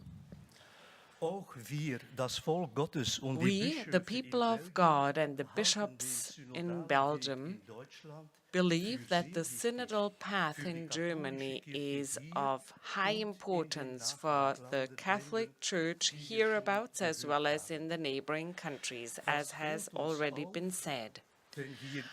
What strikes us when we read your texts and listen to your speeches and addresses? There is a higher level of similarity and affinity. In July, our contribution to the synodal process initiated by Pope Francis has been published. Our synod is in high similarity with the German synodal path, and similar similarities can be found in the syntheses from other countries. The same questions, the same concerns, and the same hopes are raised there. There are no fissures, no divides between the Catholic Church in your country, in our country, and in other countries of our region. Quite the opposite is the case. Wir sitzen eindeutig im selben Boot. Quite unambiguously, we can say we are sitting in the same boat, we fare in the same cultures, we work with the same faithful people, with the same families and communities, and yes, we are in the same thunderstorm at this point. We are quite impressed by the honesty and the serious nature of your texts, your papers and publications. They are precious, valuable publications with a long-term value. And we read them in Belgium. They substantiate and structure our debates in Belgium. With a view to the coming months, what do I believe is important? Exchange and connection between our local churches must be strengthened and enhanced. Common challenges require common considerations and common decisions. This is what I had prepared up to this point. And now let me proceed to the new section of my text. At this point, and it makes me a little nervous, I would like to turn to my brethren bishops. In all modesty and freedom, after all, I have nothing to say here, and there is nothing I am authorized to teach you. Yesterday, a sister asked, "Dear bishops, why should we stick to you if you don't stick to us?" It is not an easy responsibility to be a bishop nowadays. I know as much. Plus, some of you seem tired and very tense, and that's deplorable. The path lying ahead of us is a long and difficult one. Pope Francis has been calling on us, the bishops, time and again to stay with our people, deeply and closely connected with our people. He says a shepherd may and must be close to his herd. He must go out into the periphery, and he should smell just like his sheep. And that's my experience as a bishop. Whenever we stay with the people of God will stay with us. We are sacramentally connected to each other. The ring epitomizing our ordination as a bishop is a symbol of that. It is like a wedding ring. It is nothing abstract, nothing general. It is something very specific. We just have each other, the bishops and the people of God, to love each other, to embrace each other, to understand each other, and to care for each other in good times and bad times. Dear brethren, in the ministry of bishop, what better and more beautiful could we do as bishops than holding together the people of God, just like parents and grandparents do in their families, with all their children and grandchildren, even if their ideas, their ways of life are questioned. Diversity is a challenge to churches and families alike. Isn't our church just like a family? Thank you for having me here as an observer. We are more than willing to further the dialogue with our German neighbors about our common shared responsibility. Thank you.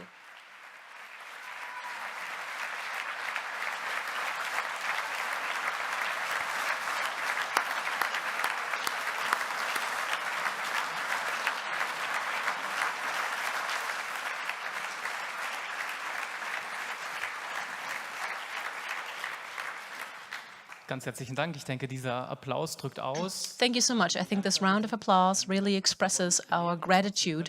You said you don't want to teach us how to do it, and yet we can still learn from all three of you and other observers that follow the process worldwide. So thank you very much for these encouraging, reflective, and well, those words that make us think. And we'd also like to welcome those that are watching the live stream. And also I'd like to thank all of us that are with us on this synodal path and are following our elaborations and discussions. Thank you.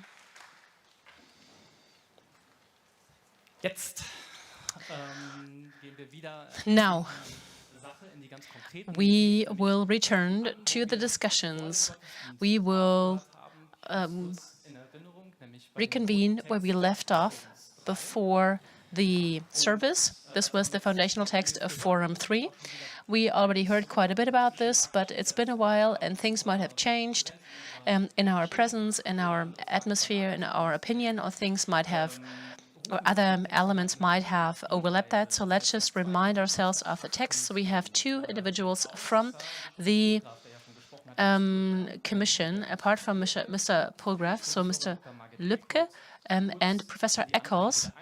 So they will introduce the motions, and then we have a general debate, and we'll tell you more about that in a moment.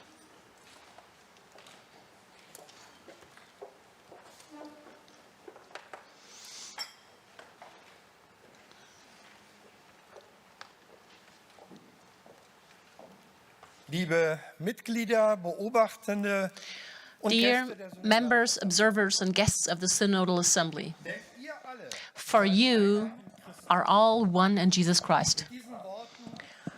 With these words ends the first sentence of the foundational text, Women in Ministries and Offices of the Church, drafted by Synodal Forum 3. This Paul statement could also summarize the intensive work of our motion committee that was composed of individuals with different approaches to the question of Forum 3 and the issues at hand. Whether as an internal member or an external observer, whether a theologian, a parish worker, or a bishop, I have experienced our work in the recent weeks as cooperation at eye level. Already in the synopsis of the independently submitted votes on the individual amendments, an agreement of more than 50% became apparent. But even in the case of submissions that were assessed differently, the Commission was able to reach joint decisions quickly by listening to each other. In my view, this speaks primarily not for the Commission's need for harmony, but for the quality of the present text and the comments and the proposed amendments you have submitted. There is no longer Jew and Greek, slave and free, male and female, for you are all one in Jesus Christ. It would be good if we would also apply this mutatis mutandis to the arguments made in this foundational text. Let us receive them with fairness and impartiality without immediately pigeonholing them. Let us appreciate what they have to say, irrespective of our personal prejudices, and allow them to have an effect on us in the spirit of Jesus Christ before we decide to vote. Thank you very much.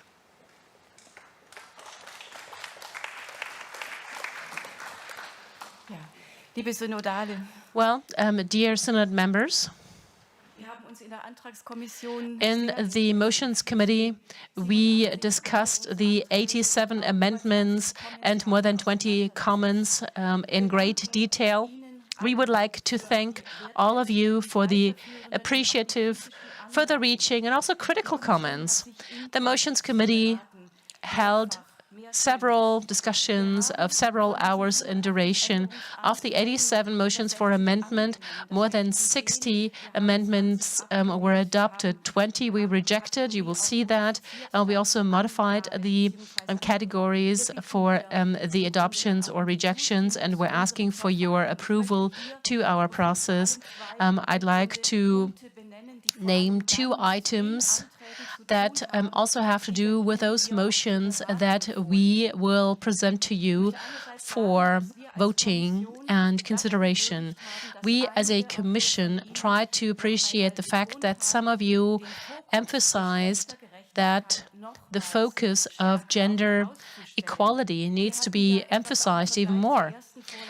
As compared to the first draft, we took some out and we did like these modifications and to put those back in. So gender equality in the church context, gender justice in the church context. And also we included an important point in that this is not only about access to the sacramental ministries for women, it's about the appreciation of women in all offices and ministries of the Church. And we also thank you for your input. This is one big item, one big issue, gender equality, gender justice. Now, in view of the motions for amendment we're going to discuss, before we actually present these motions for amendment, we are going to have a general debate. And yes, of course, We do also have critical questions, very critical questions we received that have to do with those issues that relate with the chairing of the forum and that were mentioned by Bishop Bode and Ms. Sattler. So, of course, it is about dealing with these ministries, also in terms of how binding this is with the pastoral work, and also the text of John Paul II. But we also have the task to take these ministerial statements and to review that. Also, the ratio theologica needs to be looked at, also against the background of taking all these traditions seriously and to review those traditions. So this is the element that the chairing of the Synodal Forum contributed. So we wanted those horizons, those perspectives to be opened in order to make sure that women can have ministries. This is one important keyword that we'll also come back to in the voting. As to the convocation, some of you here in the Synodal Assembly said, well, are you not going to delete that chapter on vocation? No, we're not going to do that. And this has to do with this understanding, this epiphany that's in that. So these are fundamental questions.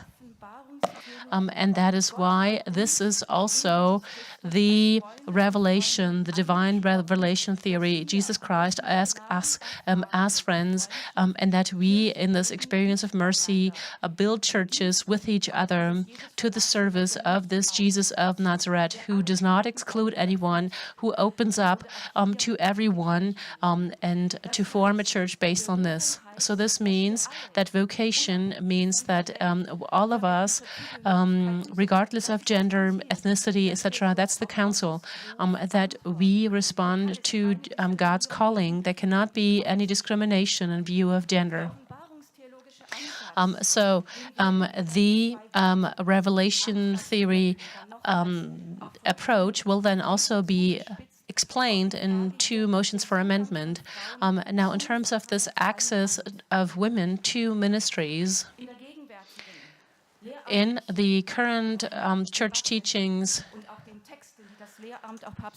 in the current Magisterium, that is also contributed by Pope Francis, we often talk about a line of arguments that we've consulted on considerably in Germany, the Christ representation, when it's about the priest office or diakonos for the deacon's office and acting according to that. So in this argumentational figure, it is about a very important metaphor, the bride and the groom. This is basically from a theological standpoint, it is going to be concentrated more and more so that old, overcome gender polar ends are translated into this exclusion of women from ministries.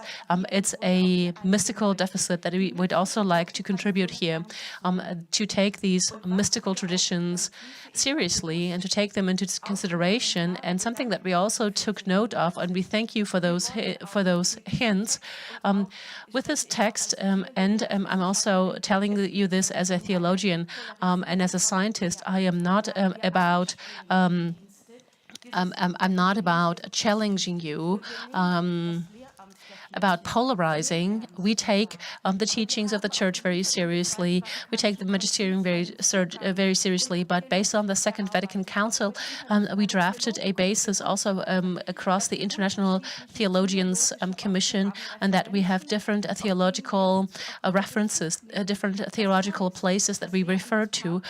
So the Magisterium of the Pope is important, but also all other voices, the Logos, the sensus filium, all these are part of the picture as well. And that is why we made that clear. It's about a working together as a community, as a people of God, and we have different references that we give a voice to here, and that is the text that we are presenting. Thank you, Ms. Lipke. So we can tell the commitment of those that were involved in drafting the texts. But before we embark on the general debate, let me just make some initial remarks. I just like to pick up on some keywords by the observers. Be controversial, observing, but fighting with each other, not against each other. So this is something that we'd like to do now, and I think we all have the possibility to show everyone that we have learned from what has happened so far and to be better. I'd like to encourage you to be open and honest in your statements, and I'd also like to point to the fact we just celebrated the Eucharist, celebrating that Jesus Christ is among us, so you should speak like this, speak in a way that nobody gets hurt, and also to show others that you mean well, that you're not intending to hurt them, so listening to each other in this context and trying to make sure that we can be constructive in using the different arguments. So I think that we will be able to do that, and my colleague will take you onto the different housekeeping remarks. Now, what is the framework for the discussion, the general debate on the Motions Committee's recommendations? We're going to start with the general debate. In the general debate, please mention what you are missing, what is of special importance to you. So this is supposed to be a general debate, and it is also supposed to be as thorough as possible given the conditions that we have and based on the work that we have done via Antragsgrün and all the other smaller working groups. After the general debate, first and foremost, we will talk about motions for amendment categories 1, 2, and 3, and call up those motions for amendment, and we will vote on these motions. Thereafter, we will talk about motions for amendment of category 4. We'll call them up individually. We'll hear the motions committee and their take on that. We'll hear the vote of the motions committee, and then thereafter we'll also have the possibility of being very short and sweet in asking any questions, any thing for clarification, and then we will vote on these motions for amendment of category 4 individually after the brief discussion. So we're not doing them one after the other, and then we have to remind ourselves what we talked about 10 motions ago. Basically, we are going to discuss these motions and vote on the motions should there be a need for discussion. Another thing that is new, well, I think that's new, but you might be familiar with, not be familiar with that. You will have 2 minutes in the general debate in order to make your point. We decided consciously to extend the time for your contributions, but we'd like to ask you to please not exceed those 2 minutes. We are sure that you can do it. We believe in you. And with that, I'd like to open the floor for the general debate on the foundational text of Forum 3, and I'm asking you now for your requests for the floor.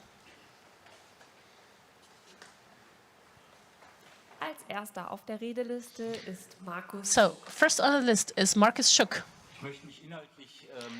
Now, I don't want to say anything about the content of the text because I did make all my comments in Antragsgrün. I'd like to just continue what Michael Berenson and Katharina Lopp just said on the discussion. I just would like to see if there is room, that there is room for everyone who has any concerns about the text, that they can raise their voices and tell us specifically what prevents them specifically to vote yes on the text. Based on yesterday's experience where that did not happen, we should learn from that, and then maybe should therefore refrain ourselves to what is absolutely needed if we consent with the text.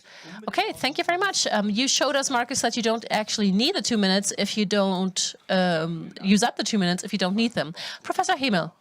Thank you very much. I loved the statements by observers. I think they were very encouraging. It shows that the texts are out there in the world, they're being perceived, and they will have an effect, first and foremost, without any results from any votes that we cast. But we are here because we want to achieve something together. And we experienced in a very hurtful manner yesterday that sometimes there might be gaps. But if you have a gap, you might also have a bridge, and we should overcome those trenches and search for those trenches, and then also understand and accept the fact that some positions might not reach agreement at the end of the day. This is part of reality. It's not the first time this happens in the world, and that is why I believe that we should introduce a tool, and that's the minority voting tool. We practice that in different contexts in the Ethics Council. This is actual practice,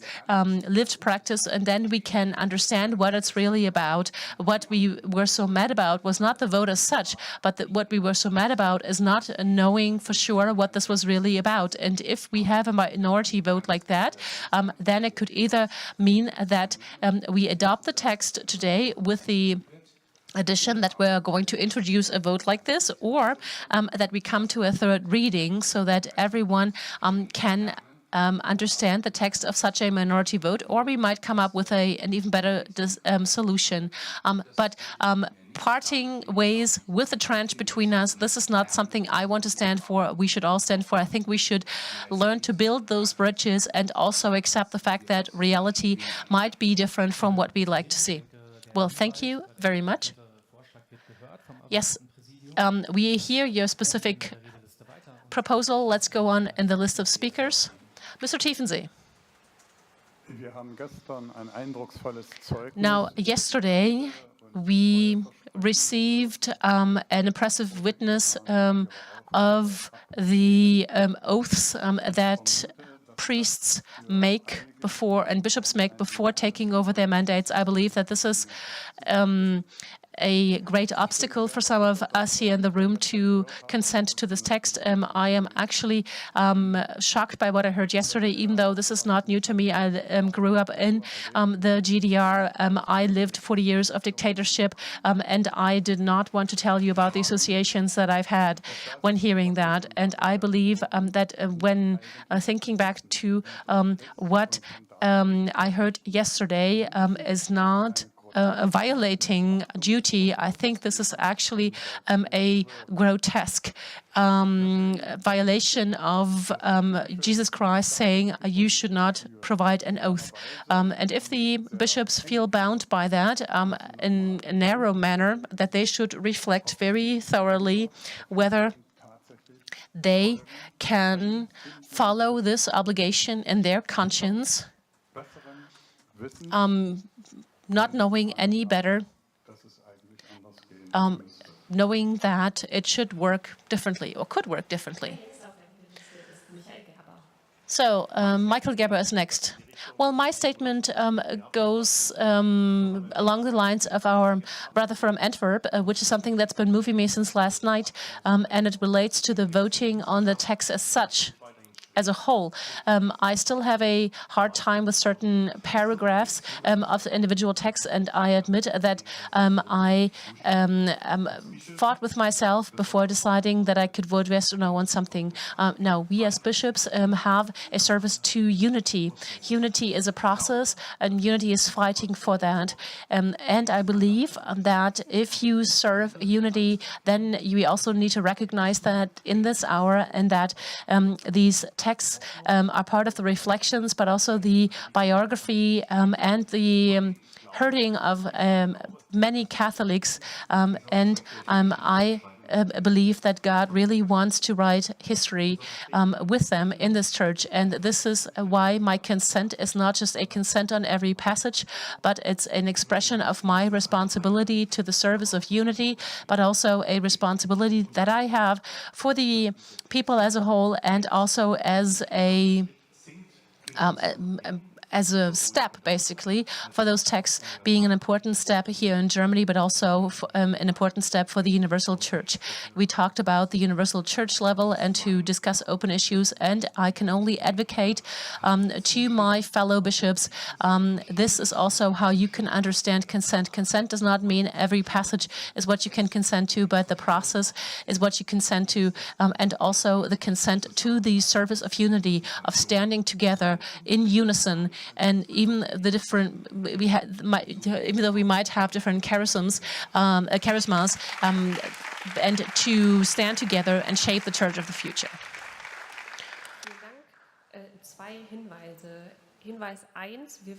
So 2 hints.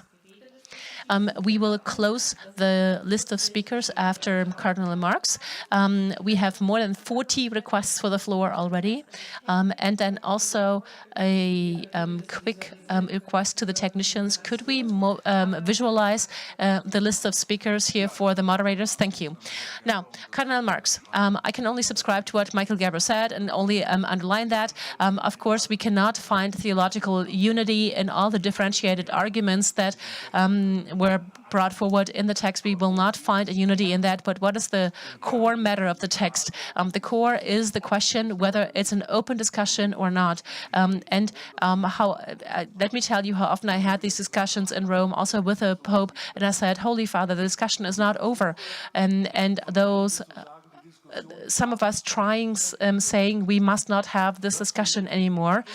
This is something that is not feasible in my view, and it's not okay either. And that is why this is about voting on a theologically reasoned process, saying that we do not see the process as having reached an end. This question of the church being competent in discussing this, that we refer to, as Ms. Eckel said, this is not the decisive point. We need to stand here and today and cast a vote. We might not have answers to all questions, but we believe firmly from a theological standpoint, based on the theological reasoning, and we can see that we cannot end this discussion. We must and need to continue it now, but in a reasoned manner. That's what we need the vote for, and this is, I think, what we can have a majority of the Bishops' Conference for. Thank you.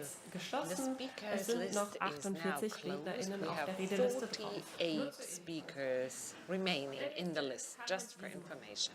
Next, Karl-Heinz Wiesemann, please. To begin with, I would like to say that the present document is highly theological and it has a substantial argument. This is all about theological argumentation. To my mind, it is one of the best documents of this context. That's my personal perception. Even though people may say, oh, but there are some arguments missing, or I would weigh these differently, or there are so many other essential aspects, I believe the theological quality presented here deserves being introduced into the international church dialogue. So at this point, it shouldn't be the end of the debate. So I would like to warmly appeal to you, based on my sense of justice and truth, that there must be a well-founded, well-reasoned argument at the universal church level on a matter which, of course, is strongly shaped by tradition, and this is a strong argument. But please bear in mind that tradition is always a historical thing. So a tradition must be able to take root in the present situation. And whenever questions are asked in a totally different way, the sign of the times must be considered, and the women's question is a sign of the times, and the universal church should give an answer to that. This freedom is something we should actually grant to ourselves. Thank you, Dr. Otto. I would like to say a warm word of thank you for this excellent text, which, theologically speaking, is very important and very well done. However, I have not looked so much into the content matter of the text. Much more so, I'm involved with the procedural questions. And actually, the possible ending scares me. If, with a view to this text, we end up with a disaster like the one yesterday, I think not only the women here are going to leave this room, instead I would be scared of the synodal path coming to an end altogether, having failed. And I would like to express my thanks to the Swiss Observer for asking the question, why did it only become clear after the vote? Shouldn't it have become clear earlier on? This leads me into serious doubts with a view to the leadership competence of the German Bishops' Conference. Something like yesterday's disaster could have been avoided, it should have been avoided, and if we are in for another defeat like this, you should let us know in advance. You can do test votes or whatever you may do, but something like what happened yesterday should not happen again. Viola Kohlberger, please. Now, 7 men have said something on this women's text, and it's my pleasure to be the first woman to speak about this women's text. I like it. I think it's not far-reaching enough, but it is good enough for me to give it my support. It's definitely not far-reaching enough with a view to justice for all genders. I have said this in advance. Let's not discuss it anymore. It is quite obvious we all have the same dignity, and to my mind, the same rights result from this automatically, and I claim these rights. I'm not willing to ask for them. I claim these rights. It should be a matter of course, and it should be a matter of course that all people are entitled to the same thing. And this is true for so many Catholics in Germany. Being an active person in the youth association, I speak here on behalf of so many young Catholics. And I would like to appeal to all of you, in particular the bishops among you,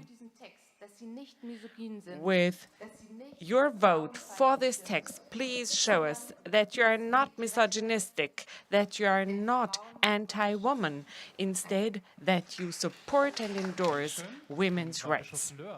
Thank you. Auxiliary Bishop Löhr.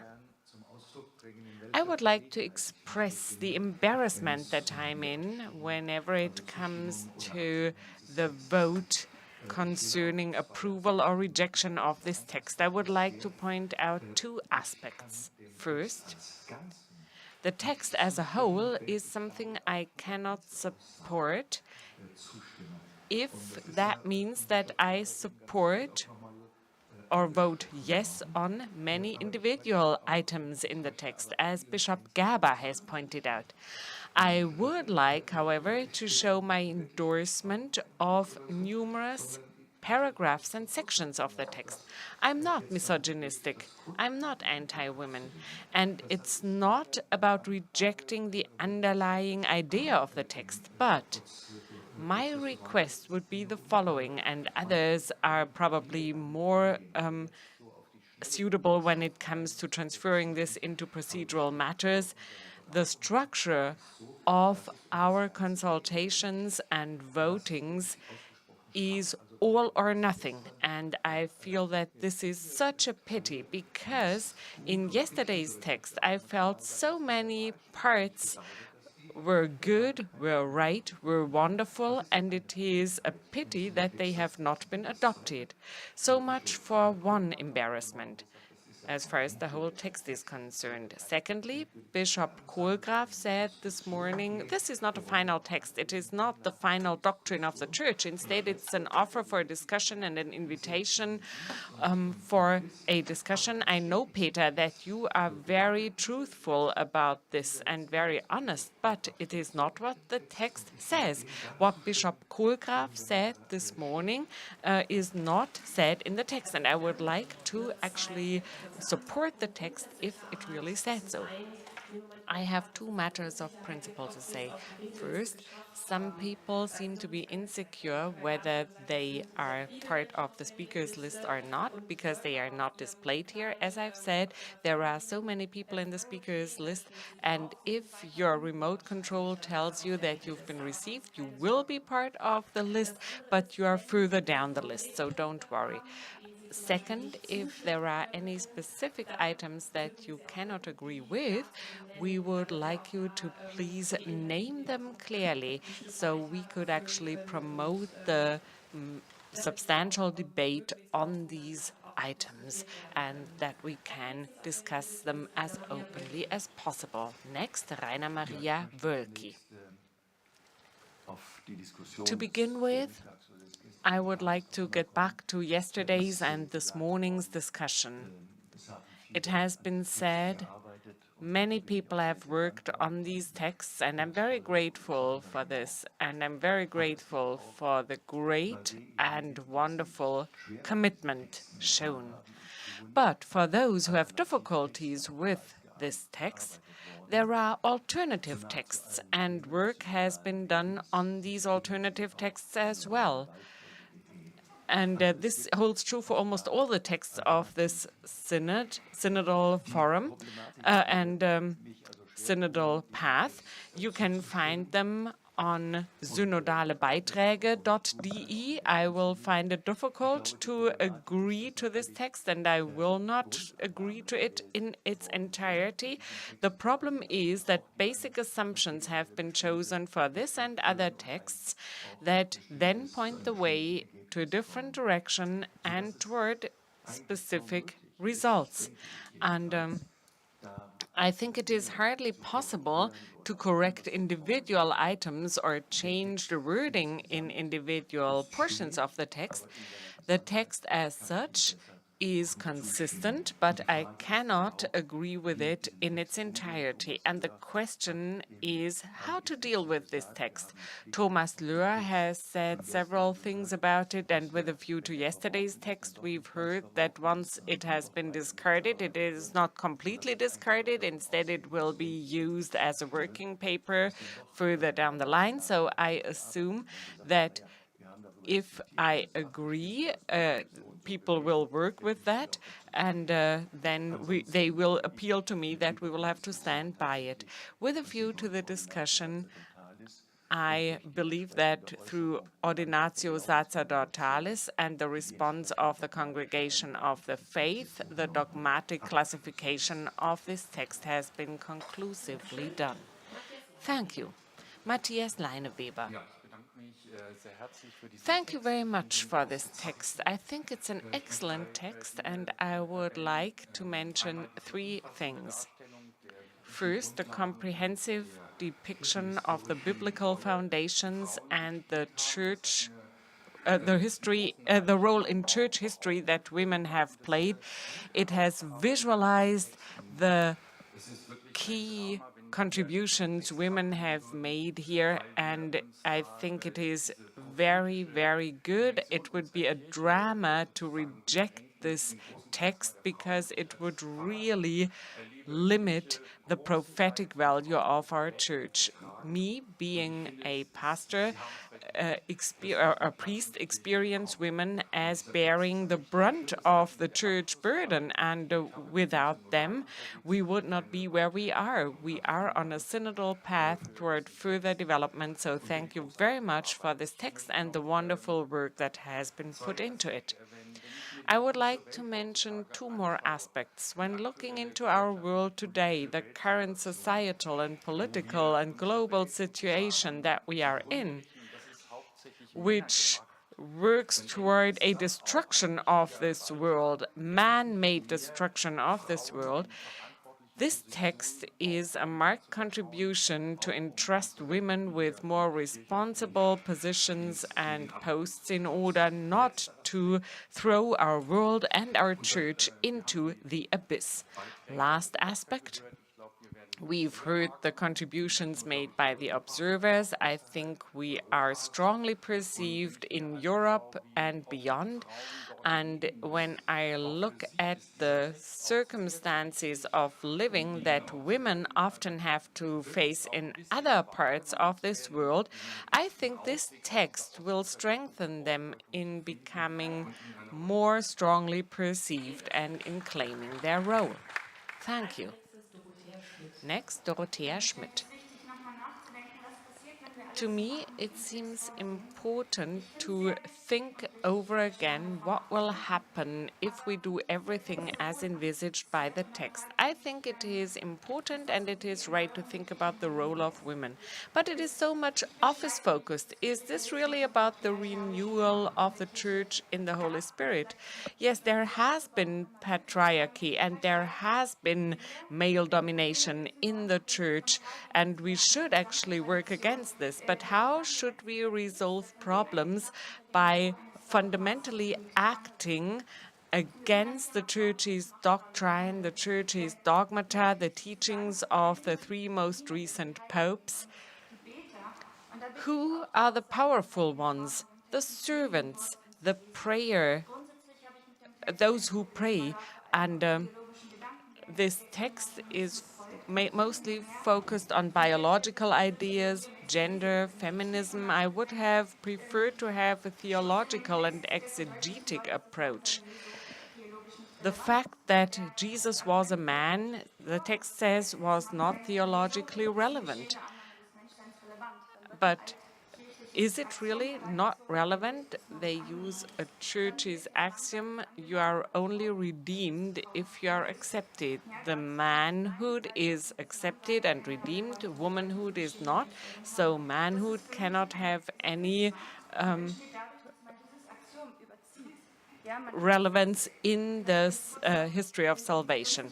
But this means overdoing the axiom. I think we all agree on the fact that Jesus was a Jew is of high relevance. So don't we think of Germans, of Japanese and others? There are so many fragile arguments in this text. This is just one of them, so I would wish for more theological foundation. Thank you, Dorothea Schmidt. Dr. Knopp, please. Well, I'm an academic theologian, and I'm very happy about this text. Biblically, historically, anthropologically, there is nothing that you could substantially have against this text. At the same time, let me speak out as a Catholic. As a Catholic, I'm so sick and tired of having to put together 30 pages of arguments in order to just make clear the injustice that cries out to the heavens. And it seems that dogmatic correctness is more important than human dignity. I would like to address the bishops directly. Those of you who believe that authority is more important than justice, those of you who believe that they have to be obedient to doctrinal authority and you have to reject this text, please let us know that this is what you think. Speak up and say, I think it is correct that a few men define what women are and can and should do. Then let us know that you want to continue the historical injustice of the Church. Yesterday, one bishop said, who had voted against the text, "I don't want to discriminate anybody." Well, then stop discriminating.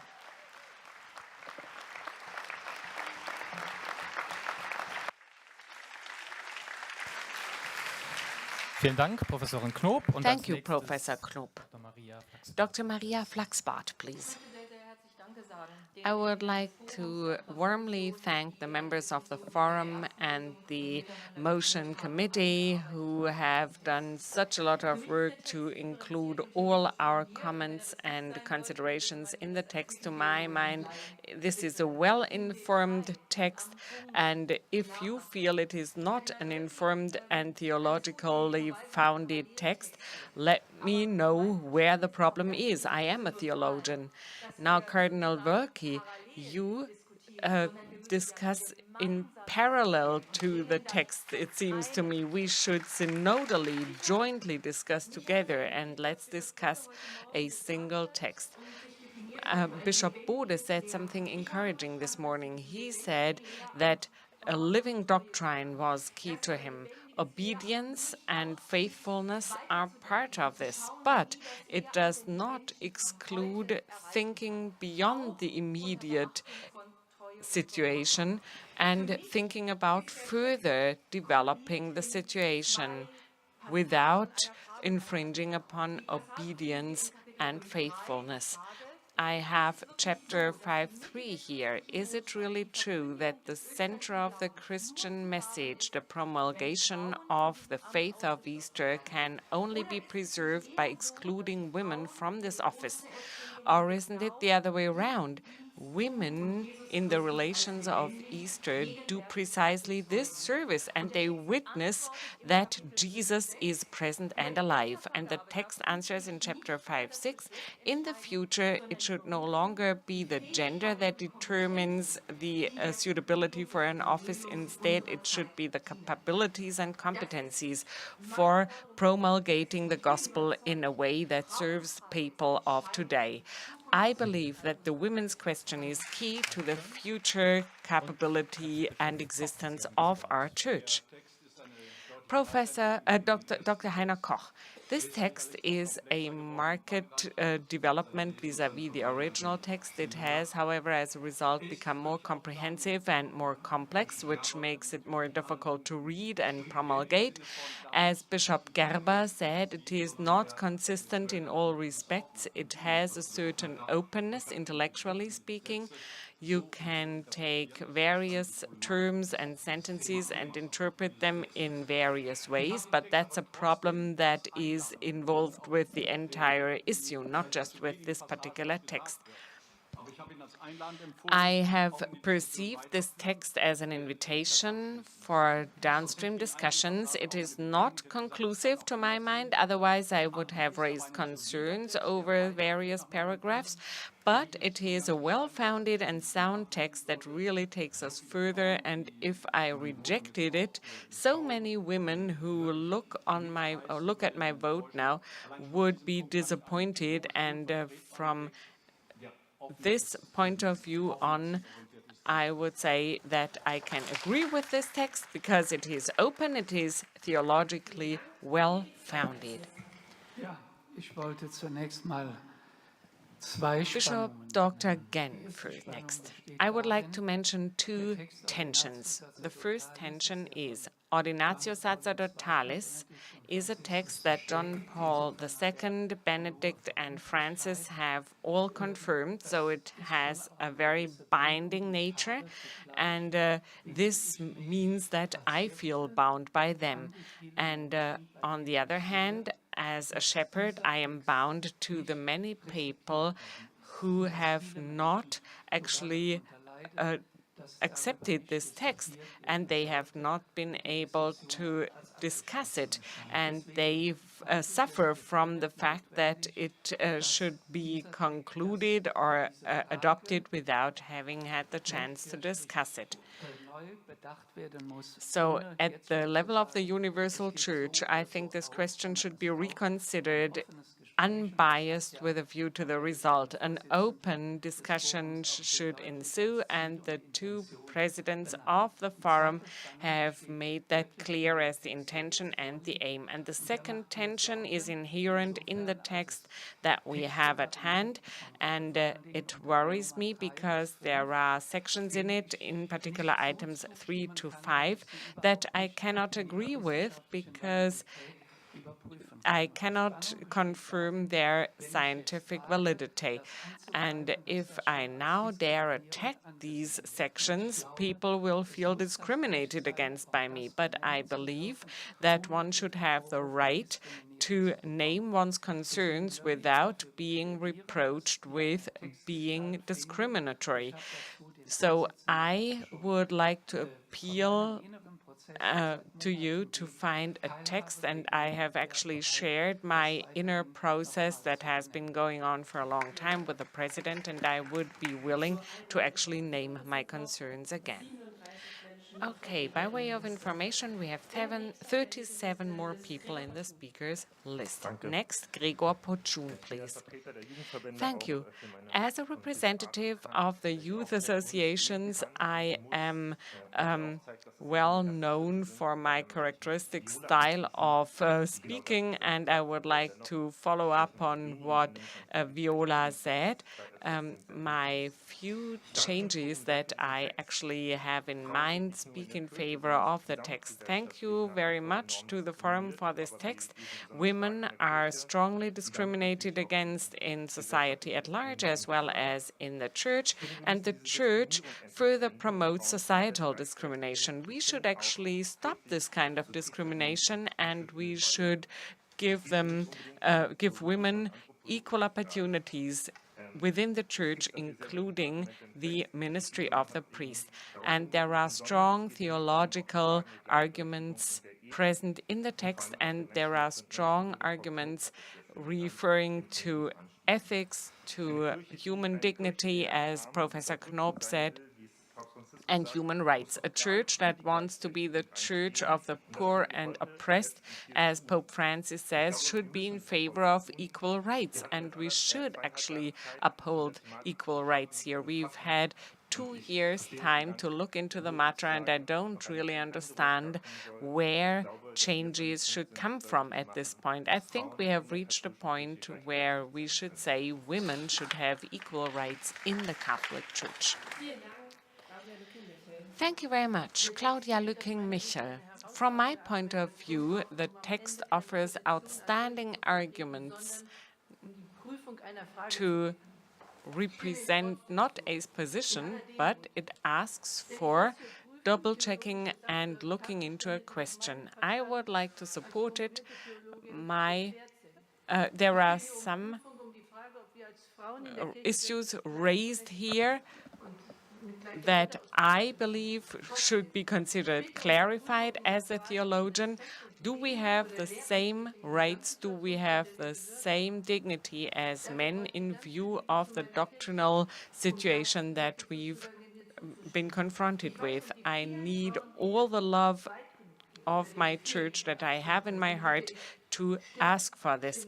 And the more demanding women and participants here, I would like to call on them to bear with us if things go too slow, and those who feel that the text goes too far, please consider what sign you send to the majority of women if you feel unable to reconsider the question of equal rights for women in view of the Church's doctrine. Thank you very much.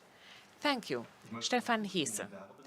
I would like to ask for my bishop brethren's support for this text, and I would like to advocate supporting this text in general. None of us can actually avoid the fact being confronted with this issue all the time. If I visit schools, if I interact with Maria 2.0, if I discuss with the Women's Association of the Catholic Church, I really need to have a theologically well-founded a text in my back and to really work with it. And the statements of the Universal Church will help us, should be actually enriched by this text. If we have experienced a disaster for the national church yesterday, and if we experience yet another disaster of this kind today, this will be a disaster for the Universal Church. I would not actually have assumed originally that this topic was so important, especially with a view to the priesthood of women, but we really have to think about more, such as the sensus fidelium, possible further developments of our situation. Can this take us any further? It opens a door for new offices, as is being stipulated in 3.6. At the Universal Church level, this discussion might trigger something that we have not even heard of. So I think it is a necessary step ahead, and I would very much advocate for this text and let not happen to this text what we experienced yesterday evening. Ludger Hojensky hat das Wort. Thank you. Ludger Hojensky, please. I would also like to say thank you. Thank you for this huge amount of work that has been put into this text. Thank you very much for your commitment. When we walked toward the meeting yesterday, I was greeted by so many people, and there were some people who were wearing special outfits, such as the altar boys' clothes and garments, and they said they wanted to wear the layman's garments, etc. And this actually reminded me of when I was young and I became an altar boy, and women or girls were not allowed to become altar girls. And when you actually ordained us deacon, 30 years ago, we were told that the church is trying to make clear to us that the time of the people's church is over. But what has changed in recent years? Not just losses. You must have learned something more. Positive experiences must have come your way. We have heard girls being given specific names, and I think that growth of the green branches of the trees are just as important as growth of the roots. Of course, we have different opinions, but women and girls, including elderly women in our parishes, should be heard. And yesterday I was told by some women, please make the best of it for us. These women are very close to my heart, and I hope that we can bring this chapter to a good end and write history today.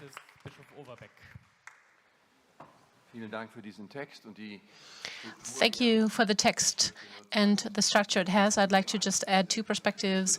One being that it is important to talk about the historiality of the growing of arguments, and also this access to the ministries, and to understand this is a sign of time, the question that we now need to answer, because it's not a new thing. And the second argument is, and this has been mentioned before, we do a service to the Universal Church, and we also need to be open for the role of women in other countries as well. We know that in many societies, this role is assessed very differently, but in terms of the access to ministries and the sacramental structure of the church, it is very important, because otherwise it'll just collapse at some point. It's also very important to understand that the structure of the text is an elegant way of further developing the dogmatic and the magisterial arguments, and this is also one of the reasons that why we should vote in favor of this text, which I am truly advocating. Thank you very much. Okay, Rudolf Vorderhölzer. There was a lot of work in this text and a lot of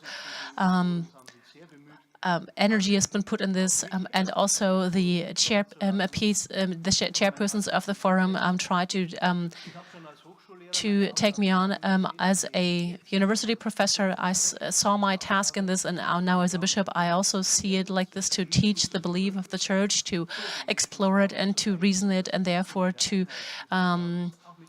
make sure that I can chair the diocese in unison with the universal church, and then also promote the reception of that in so doing. Ms. Sattler, I think I've said it before,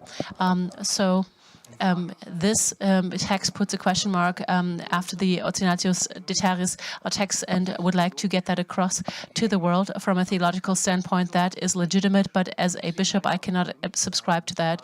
I don't think my task is not to increase the question mark, but rather to have good theological reasons that I am convinced of.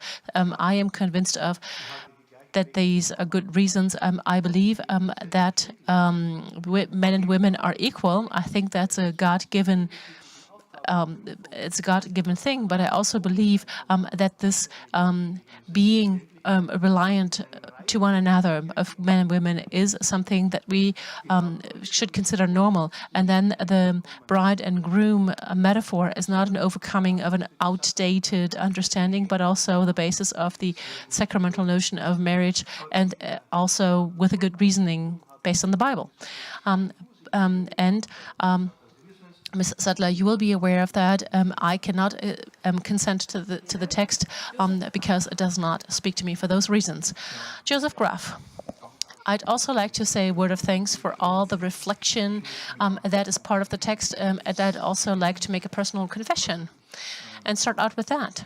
I will also not vote yes on the text, but it got me thinking, because I am not completely sure, if you want it.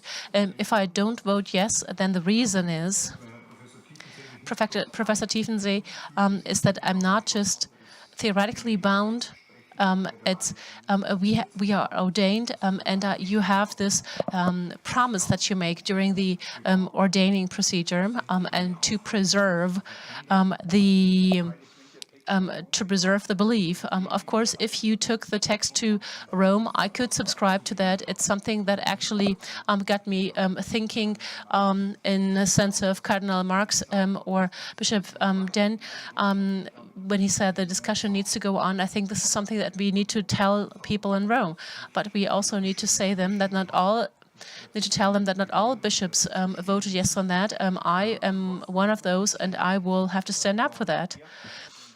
What's always a problem for me, and I've not been a professor of theology. I don't really know whether we've truly understood this notion of Christ, the representation of Christ. If we can take that seriously, the representatio Christi, and then act according to that. I don't know what that means. This can also include a difference in genders, and that is why I read that with Hans von Balthasar and the polarity of genders, but I don't want to go back to that. I believe the theological discussion should be to an effect that, and I'm going to finish in just a moment. Now we keep talking about ordaining and equality. Well, the ordination is a gift by the Lord, and I am not entitled to the gift. The Church determines who is given this gift, but you could also decide differently. Okay, then Auxiliary Bishop Graf, and now Mr. Uttenreuter. Well, most of the things have already been said. Well, if you use the authority argument and just forbid people to think, then you would never win anyone over for your side. Only if you have an open discussion and you have better arguments will you win people over. And then Markus Schuck. Well, I said initially what I wanted to say. This was like a technical failure that I got put on this again. Okay. All right, Dr. Neo. Well, I can relate to all those who say I'm not satisfied with the text because it's not going to introduce the ordaining of priests tomorrow, female priests tomorrow. But I would like to value the text because it is a contribution to the universal church. And Roman Akita doesn't always work and doesn't work with this text either. And also part of the truth is that the reception story is an important contribution. And with all the word of Ordinatius Papitaris, we still need to take into account that reception is not consensual on a universal church level, and that's why we need the debate. And I believe the text is a major contribution from a theological argumentation. I would like there to be a result, and I believe it is also crucial in having this debate on a universal church level, and we'd like to have it for that, and I'm hoping that we'll have a majority in the end in order to make this contribution from the German church to the universal church level. Okay, Ulrike Gücken-Hüßmann. Well, a lot has already been said, and that's why I'm going to just be very short. On behalf of the KFD and the many women in our association and the many women from the midst of our parishes and our church, I'd like to say a great word of thanks to the Forum for this text. For us, this is an outstanding document. It has a sound theological foundation. It has an ecumenic aspect, and it's also a strong sign for the universal church. It allows me to have hope that we will see the day when women are treated equally and have access to all ministries and offices in the church. The door, Cardinal Marx was talking about the door needs to stay open, the discussion needs to be continued, and therefore I'm asking all of you from the bottom of my heart to vote yes on the text. In the interest of this entire church and also in the interest of women. Thank you.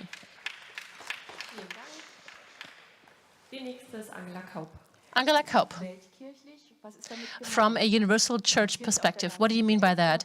The church all over the world, or what is being decided in Rome mainly? As a professor, I have a chance of participating in universal church conferences and to get to know people from other parts of the world, and I am confronted with other structures, other societies that play a role, and maybe also equality is not seen in the same light as over here. And the question is, will lay people be heard in those societies, and who has the right to co-determination? Now, if I look this from the point of view of historiality and contextualism, the question should also be how you can have this discussion contextualized, and how can you have it happen all over the world? In discussions with women all across the world, or at least from different countries of the world, I realize that they have the same questions. And the other side of the coin is the fact that in Rome, so far we've had decisions made by men. So I don't see a lot of equality, and also this theology. The theology was defined by men also. Half of humankind, therefore, has not been considered in that. And that is why I'm advocating in favor of the text, in favor of us voting yes on the text, and to see it as an impetus to have a continued discussion on this question. Thank you. We still have 25 individuals on the list of speakers. The next one is Gebhard first. Well, dear Synod members, I'd like to point to the introduction of Ms. Sattler, Bishop Krude, and Bishop Kolkrav, and this is the headline I'd like to use for my statement. I'm going to tell you also that I will consent to this paper, this text, in this context, and I'd like to ask all my brothers to do so as well. I believe it is crucial for us to vote yes on this text. I'd also like to wish for something in terms of the revelation theory context, and this is independent of my readiness to vote yes. I'd like to say John Paul II did not include the possibility of women being ordained a priest, but he did not say anything about the ordaining of deacons. And that's why this is still open. During the last assembly, I also made that statement. And this is also something that comes from the spiritual commission that I was given. And on lines 954 to 987, there is this quote by John Paul II, and then there was a quote by Pope Francis just right after the Amazon Synod, and John Paul II talks about the ordaining ordaining women as priests. And then you have the statement by John Paul II talking about women's ordainment, and that this is closed. This issue is closed. I do not believe that Francis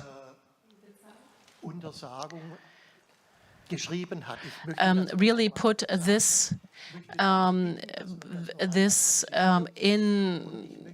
in words that you really want that not to happen, and that is why I'd like us to take this perspective and to name the Würzburg Synod in terms of ordaining deacons, and to refer to that in the text also. Stefan Oster, I can subscribe to what Gebhard Hurst said. In my personal reflection on the issues at hand, I believe that the question of women becoming deacons is still open. I think we should have the Magisterium clarify, and I believe it is valuable to contribute arguments in favor or against, and that also in the context of the synodal path. So the statement of John Paul II, he wanted that to be put in writing, and he also had the authority to do so. But this conversation, however, does not mean it doesn't mean that the conversation has ended. It goes on, and that is why the task is to make this plausible over and over again. So if this really stays with what John Paul II said, what I believe he said, then I believe that we should have further elaborations and the fighting for this position in this regard. And I believe that in believing in the Magisterium, we could also have an argument about that and to understand why things are the way they are. And I try to do that as well. Now, the presented text goes down a different road. He tries to explain why something can't be that cannot be, and why we could go towards a further polarization, and that's why I cannot vote yes on the text in spite of some good arguments that it contains. Okay, we have Bishop Wilmer next. I would like to say thank you to Bishop Bode and Professor Sattler for the text, and the entire commission as well. I also would like to say we should vote yes on the text. It is not inconceivable. It's not conceivable that we finish the synodal path without saying anything about women in the church. It is inconceivable that we go home without any result. It is inconceivable that we do not understand the signs of time. And there is a wonderful contribution. Most of you will have read that in the current issue of Herder Special, and this is where Cardinal Mario Grech, a confidant of the Pope and the head of the future Bishops' Synod, said something about faithfulness, about oaths and about prophecies, and he says more specifically, the world is a different one. We do no longer live in the previous century, and he even says we do not even live in the year 2000 anymore, but in the year 2020, and we need to be faithful to God. But faithful to God for him does not mean it's a static type of faithfulness, it's a dynamic type of faithfulness. As Cardinal Mario Grech, I plead in favor of a dynamic faithfulness, and therefore in favor of us making sure that we as a synodal path, we do not remain speechless towards women in our church. Thank you. Vielen Dank. Und Bischof Helmut Dieser ist Bishop Helmut Dieser is next. Well, I submitted my theological arguments on Anthrax Screen. We will talk about those as we go through the process. I don't want to pick up on that. I'd like to say the following. I am left with the impression of a lot of conversations I have had in my diocese, and also under the impression of Maria 2.0. They handed me an entire wallpaper where they had conversations among society. They celebrated services. They collected feedback. They had a dialogue. They went out. They collected feedback, and they all put this down on this huge poster. And the question whether we can ordain women as priests, that is a question that needs to be answered and looked into by the highest authority in our church. It cannot be us, but we at least need to bring forward the issue in Rome to whether Pope John Paul II did that or not is not the question. If we do not send the signal today, it'll be very detrimental to this church, and I cannot live with this text not being voted yes on. I'd like to vote yes on, and that is why I did have my fight, my internal battle with this text. Whenever we have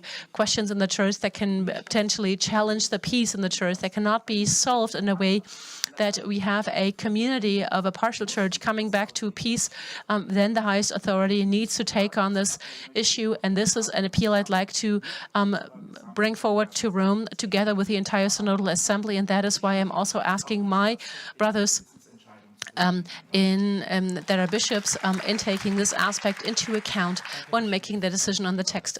Okay, thank you, Bishop Dieser. And then we have Bishop Hanke. Now, Bishop Kohlgraf called the foundational text a contribution to the universal church, a basis for decision-making on universal church level. So this sounds different from those voices that talk about the implementation of this text in their dioceses and therefore give it a different value. So the question is this true, what Bishop Kohlgraf said? Is this what the Synodal Assembly decides on? Now, in terms of the gender binarity, the text has some parts of the Forum 4 text, and Bishop Gent also talked about this. When looking at the discussion we had yesterday, this crack that became apparent and that was so prevalent in the discussions yesterday, and can we not, do we have further lines opening up, further gaps opening up alongside this text? Are we sure that this doesn't happen? I can subscribe to a lot of the things that are said in the text. For instance, women in leadership positions in the church, that's an important topic. Other topics challenge me and leave me thinking. The text emphasizes, for instance, women's rights. Yes, that is true. Yes, rights and justice are important aspects of being a church, but they do not cover the holiness of God. So this cannot be just grasped in calling something right or not.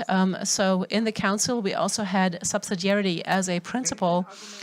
And if I now cannot follow this line of arguments in favor of women being ordained and therefore not being able to vote yes on this, then according to prior experience, I will now have to prepare for discrimination. I do not like the either or that the synodal path asks me to do, and this is why I am in line with Professor Lö and others who spoke before me. So the I messages is what we are asked to submit, and not just now. And I'm going to endeavor to do so. For me, the entire synodal path, as I said initially, is a spiritual experiment. And for me, some of what I came across in my course of studies, in my personal spirituality and theology, and what I took for granted as part of that, now is not so easy anymore. A lot was was taken for granted. It was simply a fact. And also the some other things got shaken up, and this is okay. This is the self-reflection. This is the challenging of some notions, and that is why the question of tradition is new and has become part of my theological reflections.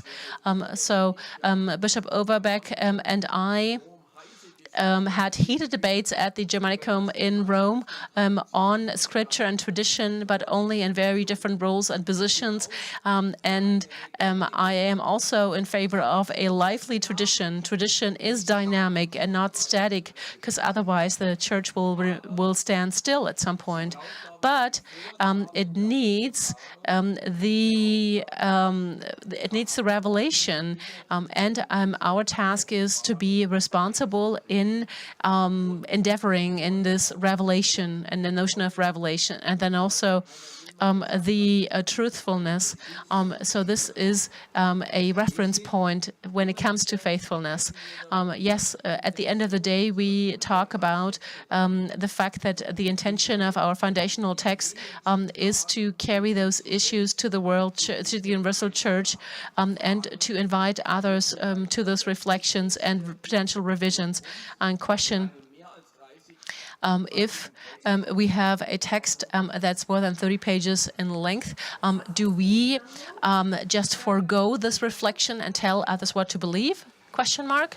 So, Bishop Feige, I believe the text is remarkably solid and forward-oriented. I also learned a lot while reading the text. I'd like to say thank you for that. And in spite of some critical points, I'd like, some criticism that I have, I will vote yes on the text. I believe it's not just important to think in terms of systematic approaches, but also historically. And historically doesn't only mean to look back and say what once was, can be, or cannot be, but also to look forward and to allow yourself for something to be open.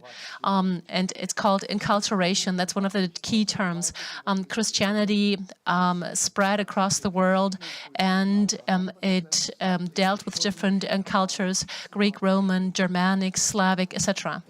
And it influenced cultures, and it also took over things from those cultures. And we can not say anymore that what we have today in our church is or was used from Jesus Christ himself. This would be naive. I received letters to this effect frequently recently, but that's naive. So rather, we should reflect on how we go from here, but we also realize that this is a cultural lack of parallel developments. Our culture has progressed to an extent that we allow women the same role, the same dignity, and the same rights. But this is not true for all other cultures as well.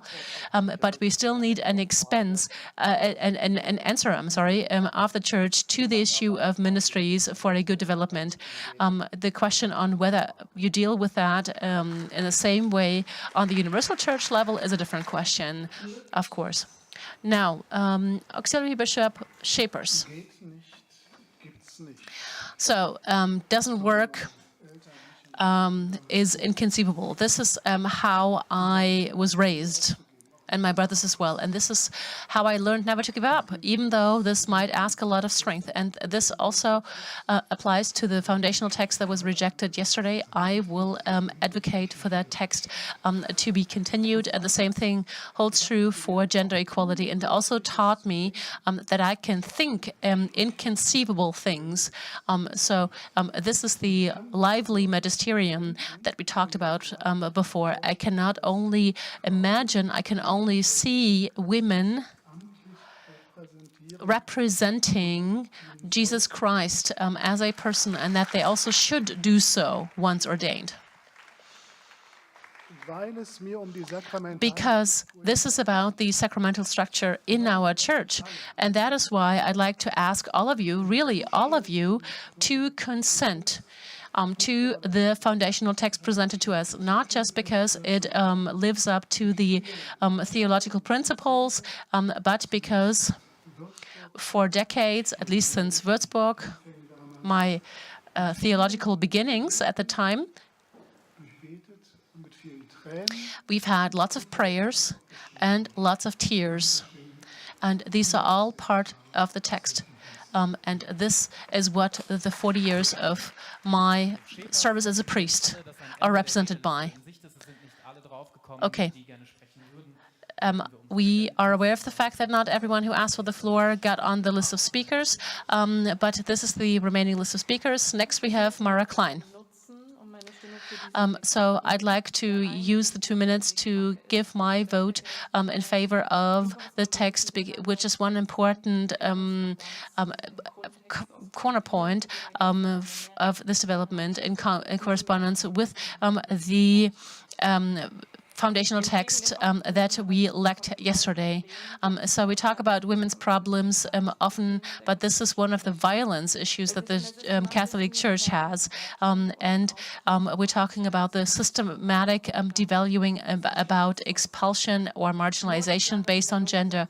Only by naming these groups and the barriers that they're confronted with allows us to see these structures and allows us to take them down. And that's why I'm thankful and happy that the very good context to women shows solidarity with all genders, also those that might not have the same level of visibility as women, and therefore makes a vital contribution for us, a church that was so torn by abuse scandals. We're not standing against each other, we stand in solidarity, and I do stand with my sisters and see one another as being of the same and having equal rights and opportunities.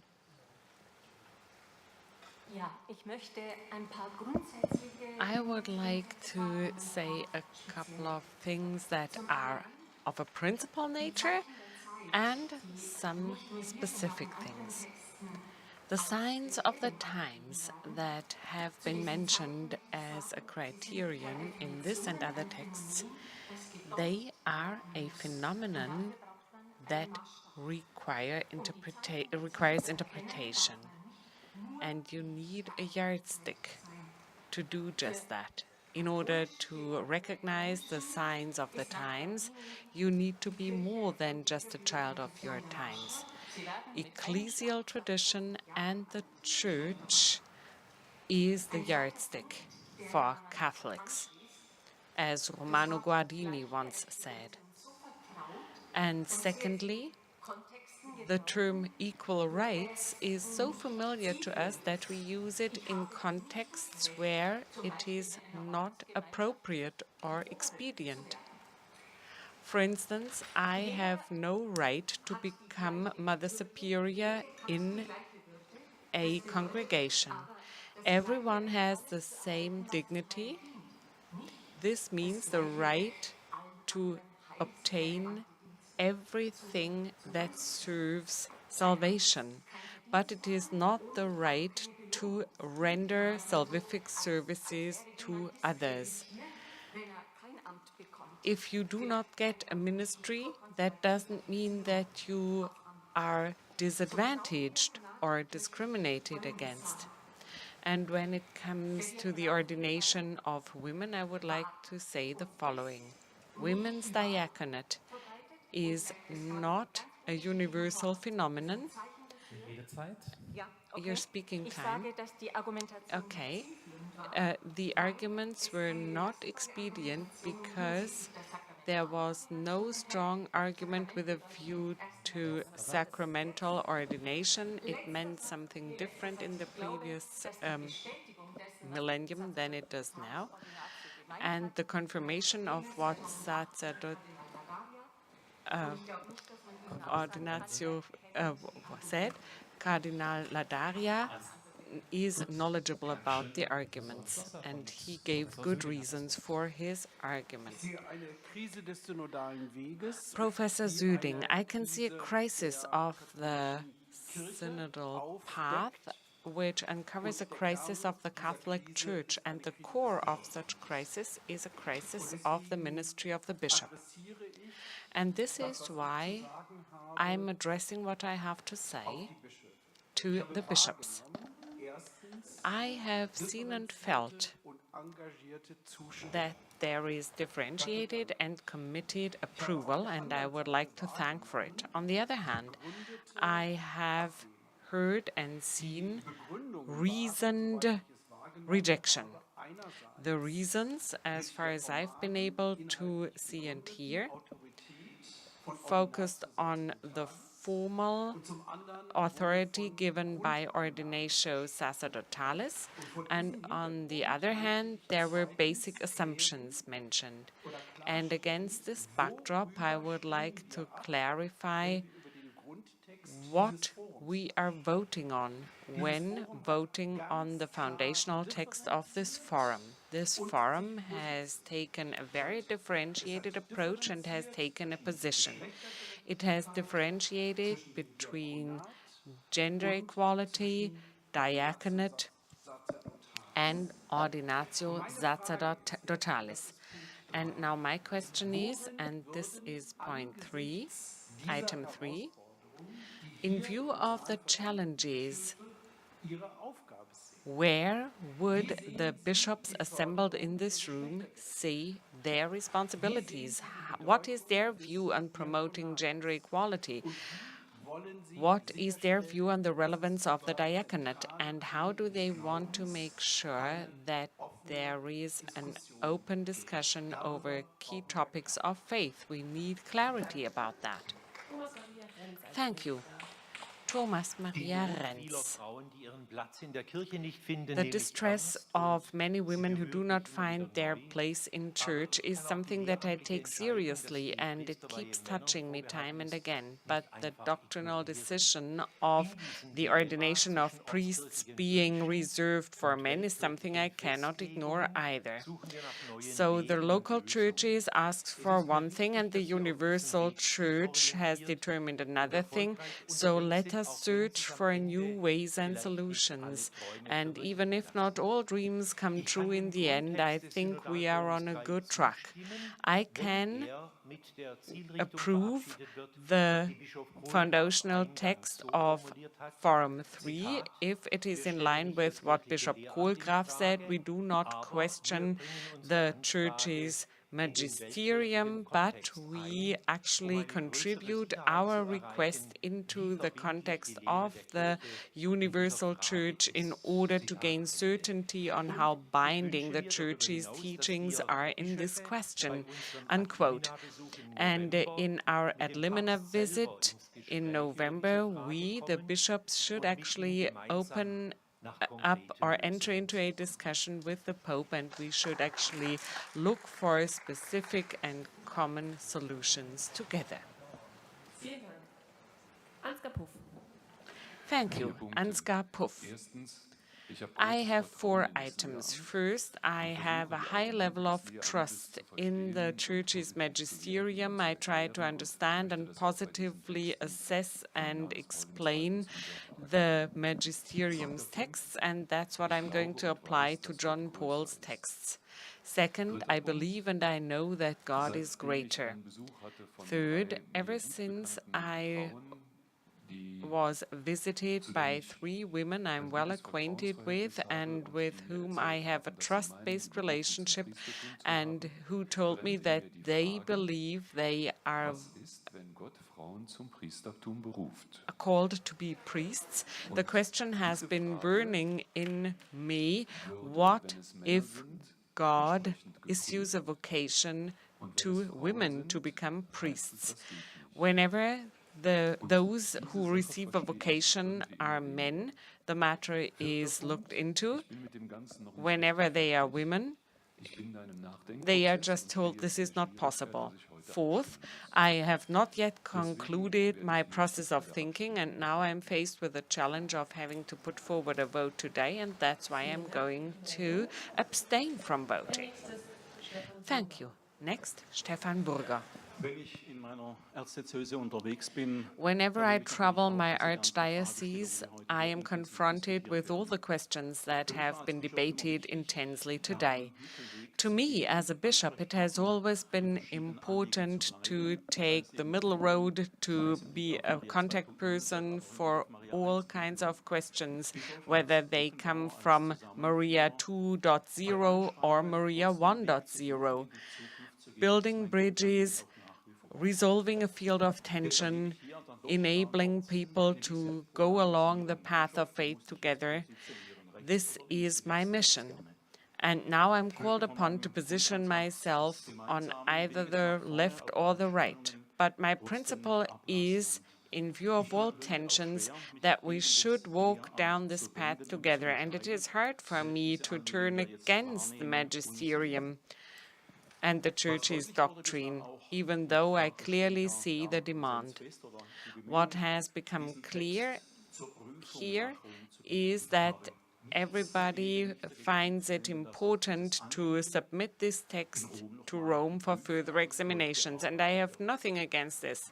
I have nothing against Rome re-examining this text, but the way the text is set up now, with its clear orientation, I find it difficult to vote in favor, so I'm going to abstain from voting too. I do not want to block or obstruct the development, but I cannot say yes with conviction at this point. Thank you. Sarah Henschke, please. Yes, I am afraid that I have to talk right after two auxiliary bishops who have made so clear that they are struggling inside. My statement is not aimed at you. I'm glad to hear that you are in an internal struggle. But many statements today said, I am not misogynistic, but I'm not discriminatory, but of course you can talk it all over all by yourself, but if you cannot approve this text because you do not recognize that every human being has equal rights given by God and has the equal dignity, is misogynistic and is discriminatory. This discrimination was disguised as a present that the Church gives to men only. It's nevertheless discrimination. The Church wants to gain or regain its credibility, wants to be a strong voice in society, wants to ask for equitability throughout the world, but you won't be able to do this if you're unable to change anything in your own institution. I expect that bishops in the theologian and scientific arrive to the theological and scientific debate of the 21st century, and this entails accepting the results of such debate, even if it takes you a little more time. It's not enough if women or trans persons get a few more rights. We finally need to obtain the same rights, all of us. You may say time and again that it should all be submitted to Rome. This is not going to change anything. As long as women are in the Church, women are going to raise their voices.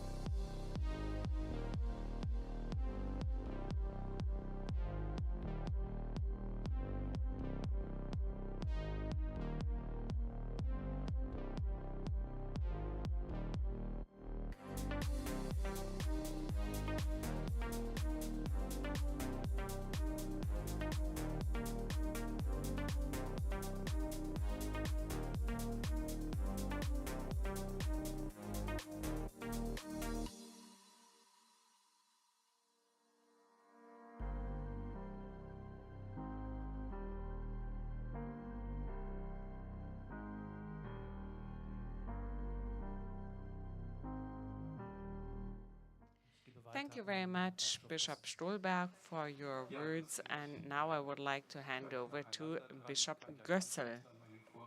I would like to follow up to what the previous speaker said. I actually asked to be put on the speakers list, not because I have anything new, but because I have been asked, or we have been asked, to make our position clear, and I'm going to do just that. I would like to thank those who have put so much work and effort in this text. I've read it, and I have to say that many of the arguments have really set me thinking, as the whole process has done, by the way.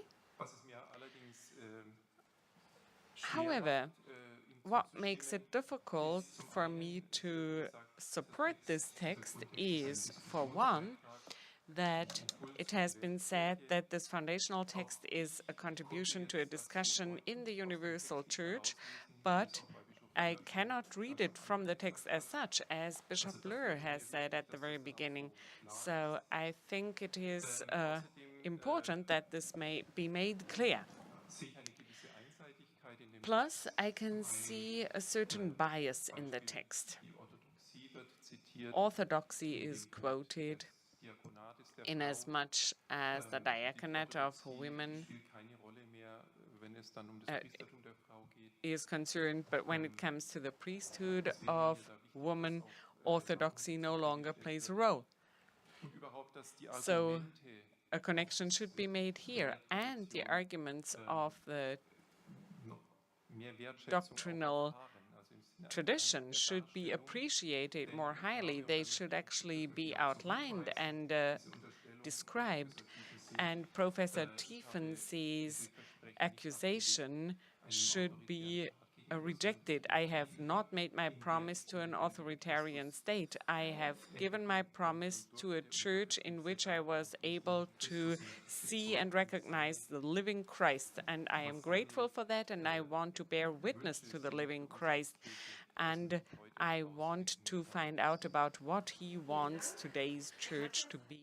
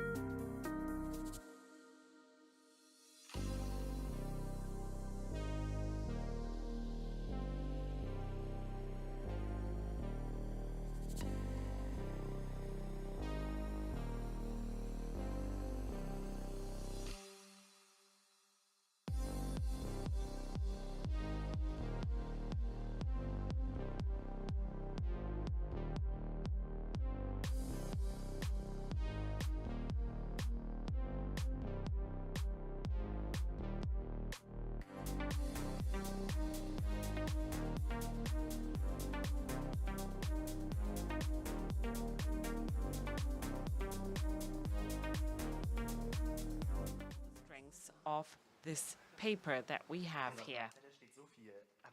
Well, I have so many things on my plate here, but I, Lukas Nussa, have to make a comment on the faithfulness and fidelity. Now, you said you cannot change the doctrine, but who, if not you? We wanted to make a contribution to evangelization here. In the past 2 weeks, I spent quite some time at a vacation academy on evangelization, and we were told to be less like Luke and more like Paul, which is about dialogue and change rather than urging people to accept something. And this will only be able to work if I do not perceive the Magisterium as infallible. I need to be open to being evangelized personally. I cannot really see how we want to go about this system. Do we want to change it or don't we? Mr. Gerber, well, you are no longer here. Oh, yes, you are. Sorry, sorry. I didn't want to make any false statements. You said at the beginning that we should view the casting of votes as a service rendered to our community, and I would say yes in principle. But I don't want to just refrain or to stop us from not resolving on this text. I want the vote to be cast only if there is a change in attitude toward the system, and I don't see this change in attitude existing now. Thank you very much, and we would now like to move on to Gudrun Lux. Yes, dear brothers and sisters, it has been said that we should be more than just a child of our times or children of our times. There have been many times with many attitudes, and I would like to quote Teresa of Avila from the 16th century. I would like to warn anybody from rejecting strong and talented spirits just because they are female. So that was in the 16th century. It's not that we came up with the idea of women being fully fledged human beings in the last 20 years or so only. So actually an inferior human being, a non-man, this has been a doctrine of the Church as well. And personally, I do not feel called to fulfill a clerical mission, be it a diaconate, be it priesthood, and that's okay, and I can live with that very well. But I have many sisters who feel such vocation, who hear such vocation, and who, to this point, have been prevented from following this vocation, and I think this is a sin. If we want to bear witness to the living Christ, and I hope that we all here want to do just that, let us open our hearts and our minds for possibilities that the living Christ sees everywhere and in every person, no matter what gender we allocate them to. I have 2 children. One is a girl, one is a boy. And I want to be able to give these children a future and a church that offers them all the opportunities, both of them. Thank you very much, Gudrun Lux. Auxiliary Bishop Holtkotte, the floor is yours. I would like to say thank you for the present text. I think that the text opens a good discussion and dialogue. For me, it is a fruit of the synodal path. I think this is about further development of the Church's doctrine and its further development and re-examination of present-day teachings. And this is what this text invites us to join in. It opens up these spaces, and that's why I am going to vote in favor of this text. Thank you very much. Lisa Holzer. I am just in the process of regaining some trust in the synodal process, because I have the impression that some people are really struggling to do away with the root causes of sexualized violence. This is something that I didn't feel yesterday, and I felt that I was not taken seriously in my voluntary commitment in recent years. But when it comes to this text, I think it is not far-reaching enough in several points. I do not just want promotion of women, I want actual equality of the genders. But this text is nevertheless an excellent step that we should take now, or at the very latest in the next Synodal Assembly. In the forum and in the next Synodal Assembly, we can, of course, turn yet another loop. For those who still have concerns and reservations, please take the opportunity to collaborate in Antragsgrün, in hearings, and that would help us make some steps forward, not as a result of pressure. Tradition, as Thomas Morris said, is not about preserving the ashes, it's about passing on the fire. And I think this would be a good opportunity of not quenching the fire. Andrea Qualbrink.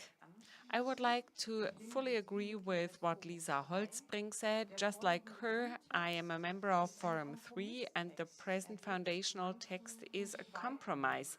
It is not far-reaching enough for many, but it is a text that is intended as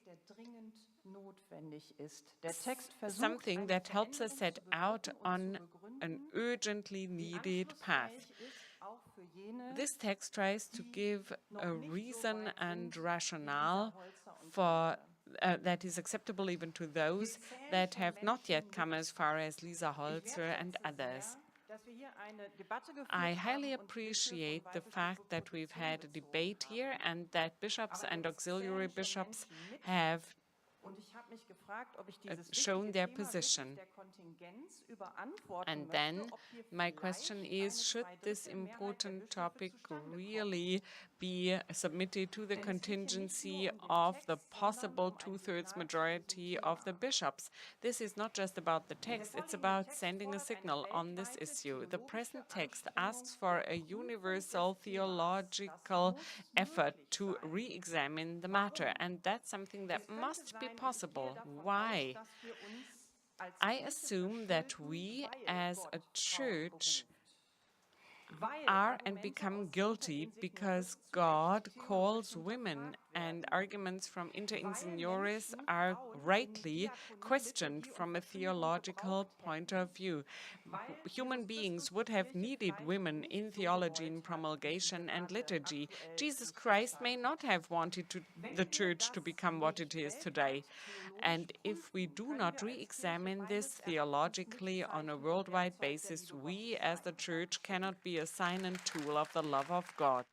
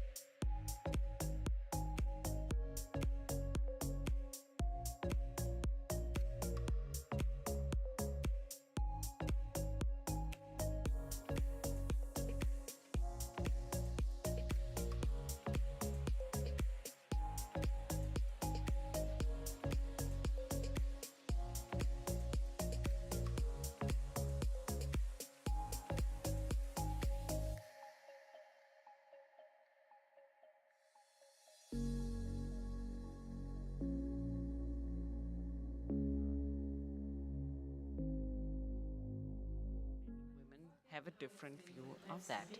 Okay, now let's ask the last speaker on the list to take the floor. Following that, I am going to hand over to Mr. Kohlgraf again, very briefly, and following that, I will hand over to the two spokespersons of the forum. Konstantin Bischoff, let me take the lead before Peter Kohlgraf takes over. My dear synodal brother, Mr. Schuck, asked us to raise our voices whenever there are whenever there is skepticism toward the text.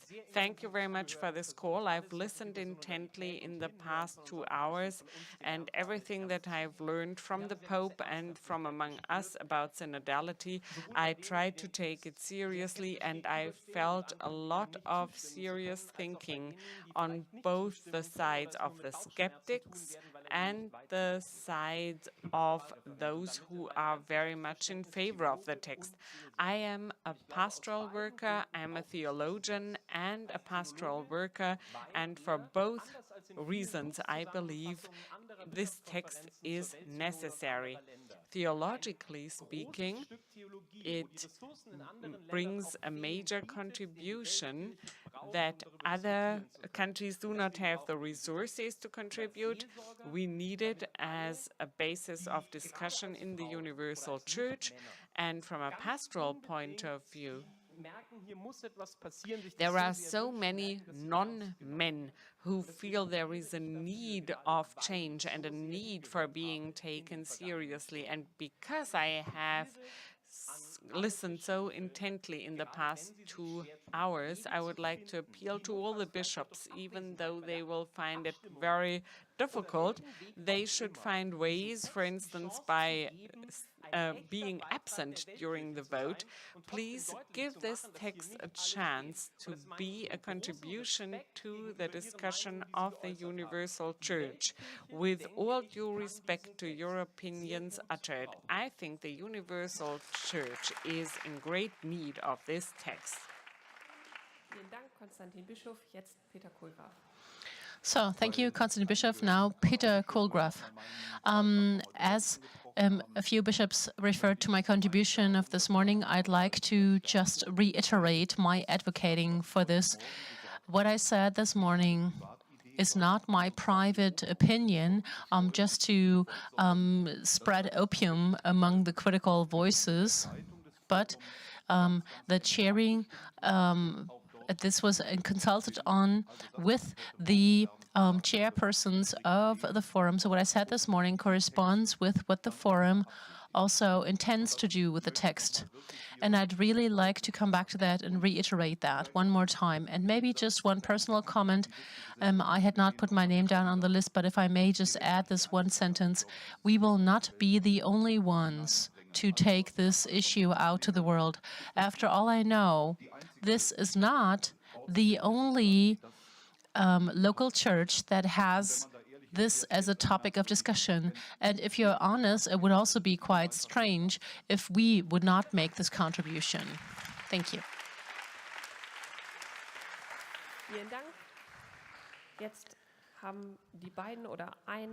So now we have one word, the two individuals of the committee. You have the floor now. Well, thank you so much. I will go first. First and foremost, I am very happy about this calm conversation and the contributions. I'd also like to confirm one more time what Bishop Kohlgraf said. This is exactly what the forum has wanted to achieve right from the start. And just this one more sentence. We had an implementation text that was in the first reading of our forum, in which we put this down as an implementation text as to how this question can be dealt with in a universal church context. This is the implementation text. So against this background, it doesn't make sense if we put our underlying concern down in a text like this. Thank you.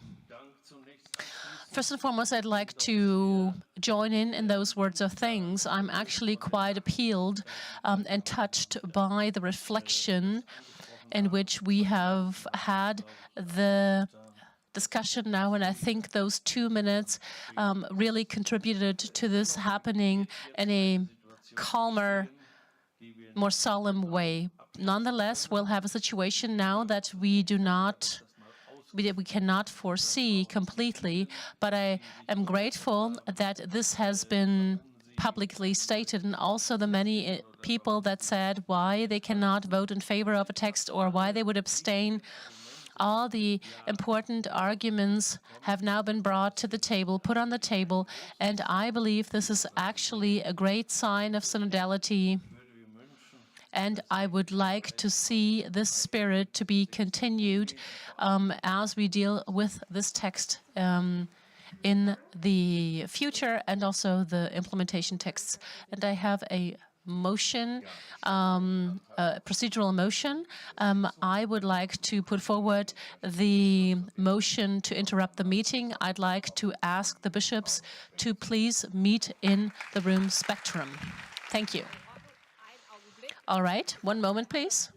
Yes, we saw that. And we do realize that.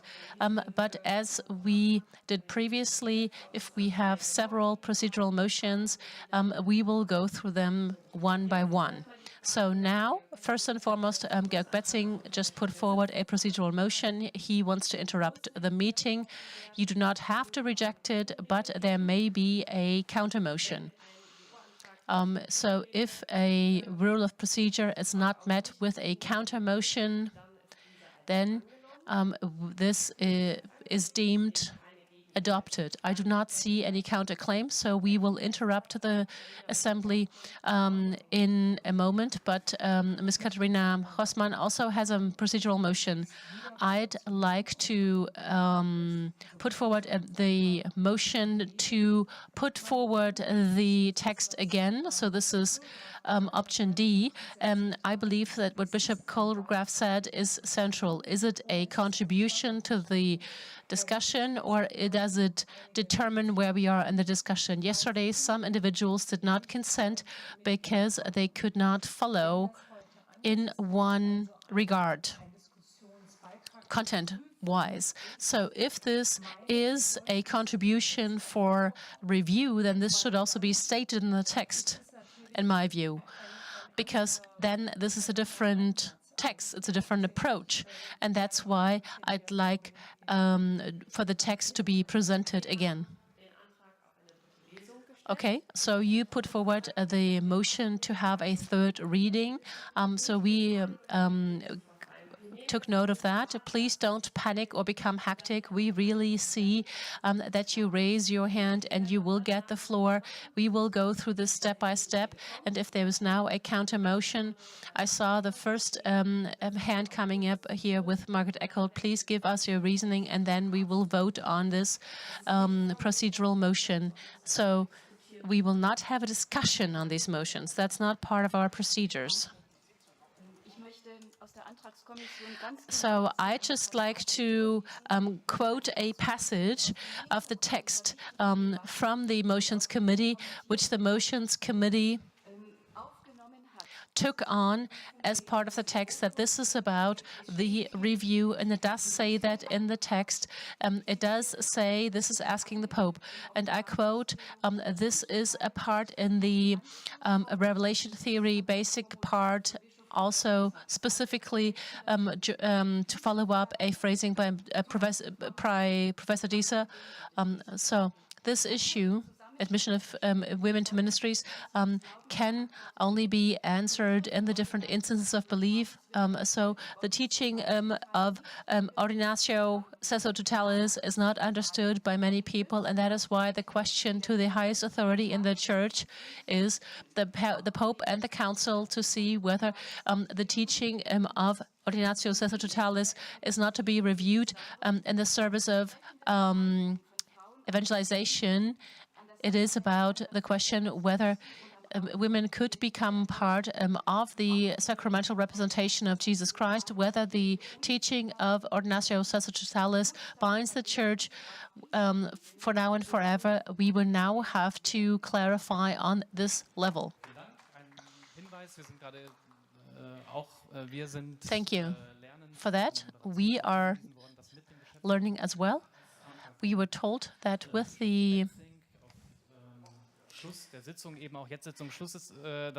motion, the procedural motion by Bishop Betzing, we need to interrupt the meeting, so we will take a break now, and we will then reconvene after the break. And we are now taking a 30-minute break. So please be back at 5:05 for the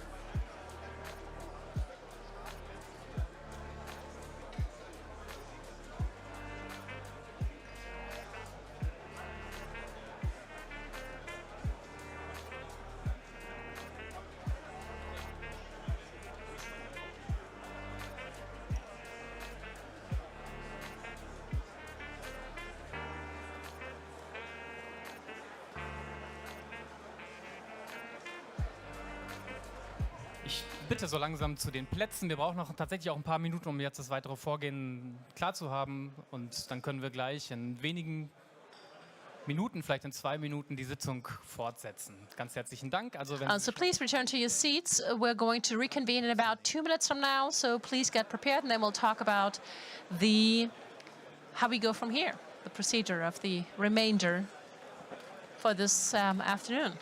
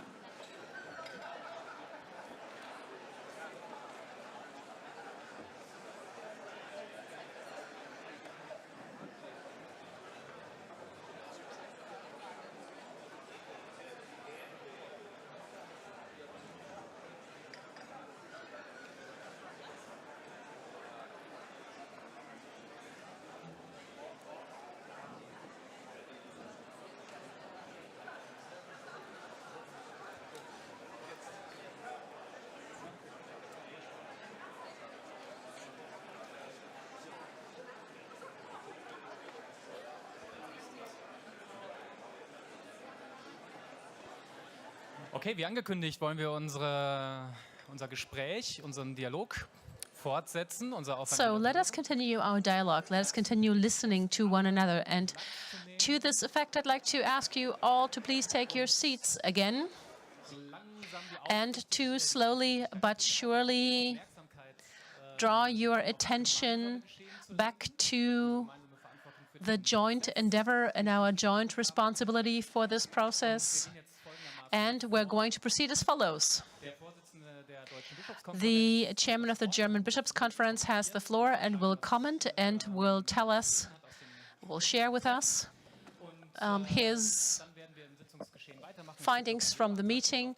There's another point of order that we'd like to hear, but first of all, I'll pass the floor to Bishop Etzing, the chairman of the German Bishops' Conference. And please, again, take your seats and listen to what Bishop Etzing has to say.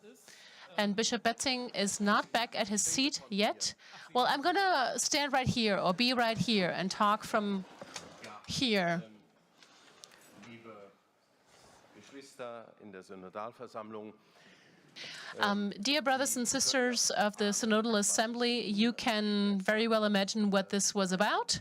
It was about getting an understanding of where we stand in this text, in regards to this text, whether we can bring about a decision with a sufficient majority of bishops for this text. We had an intense debate on this, and we mainly refer to the motion for amendment that was also brought forward by Professor Eckert and briefly presented by her as well.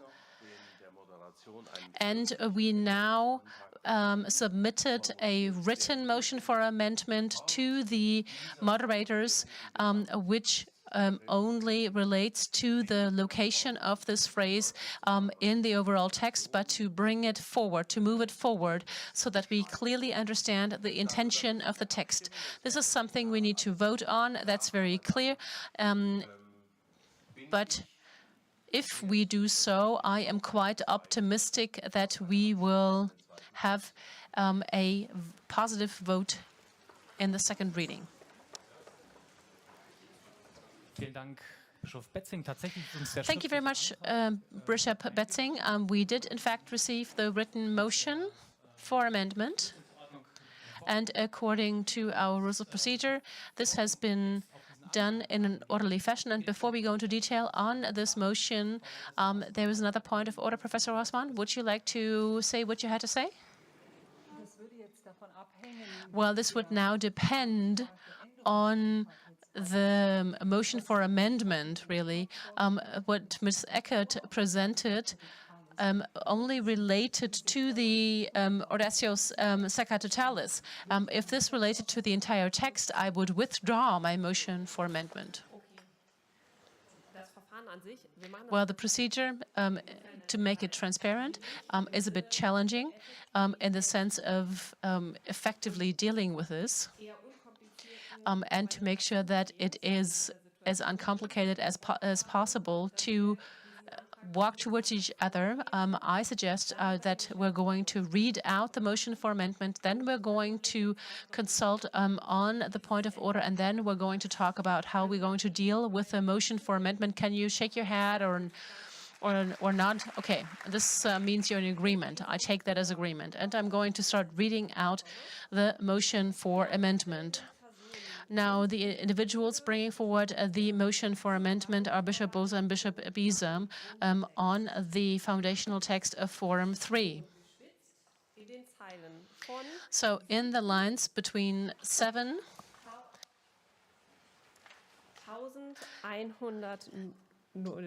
1106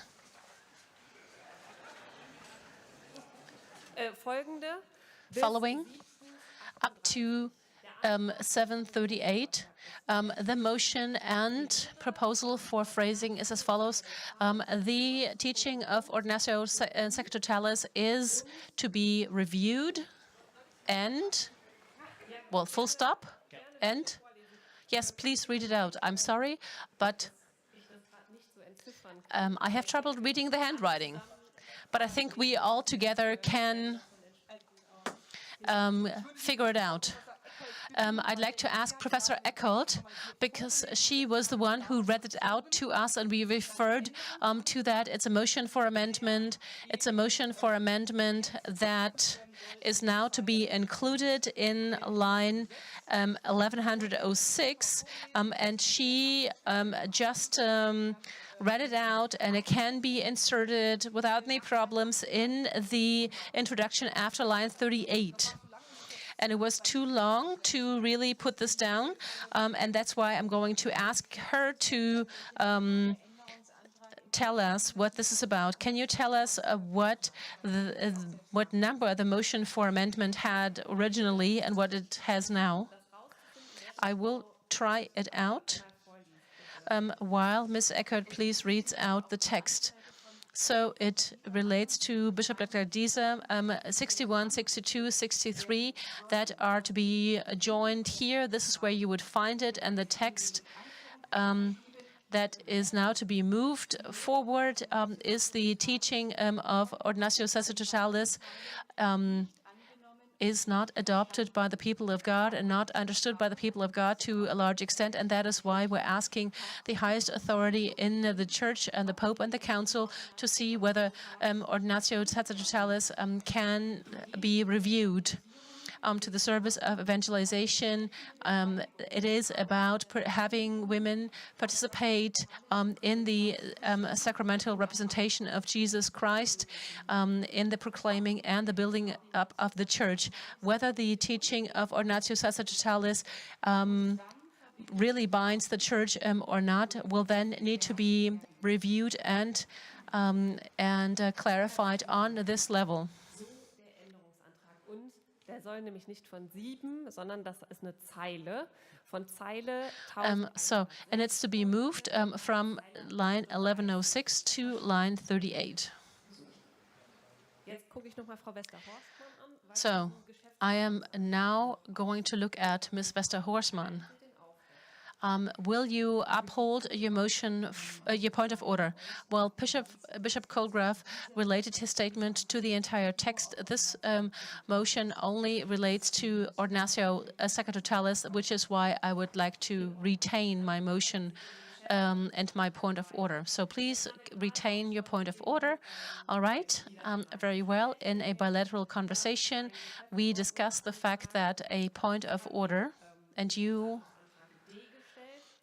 put forward a point of order D, but you actually meant H. So D is a motion for a further reading or presentation to a subsequent assembly. So if we were to conclude that, we would no longer need to look into these motions for amendment altogether, but that the text would need to be dealt with at the next synodal assembly.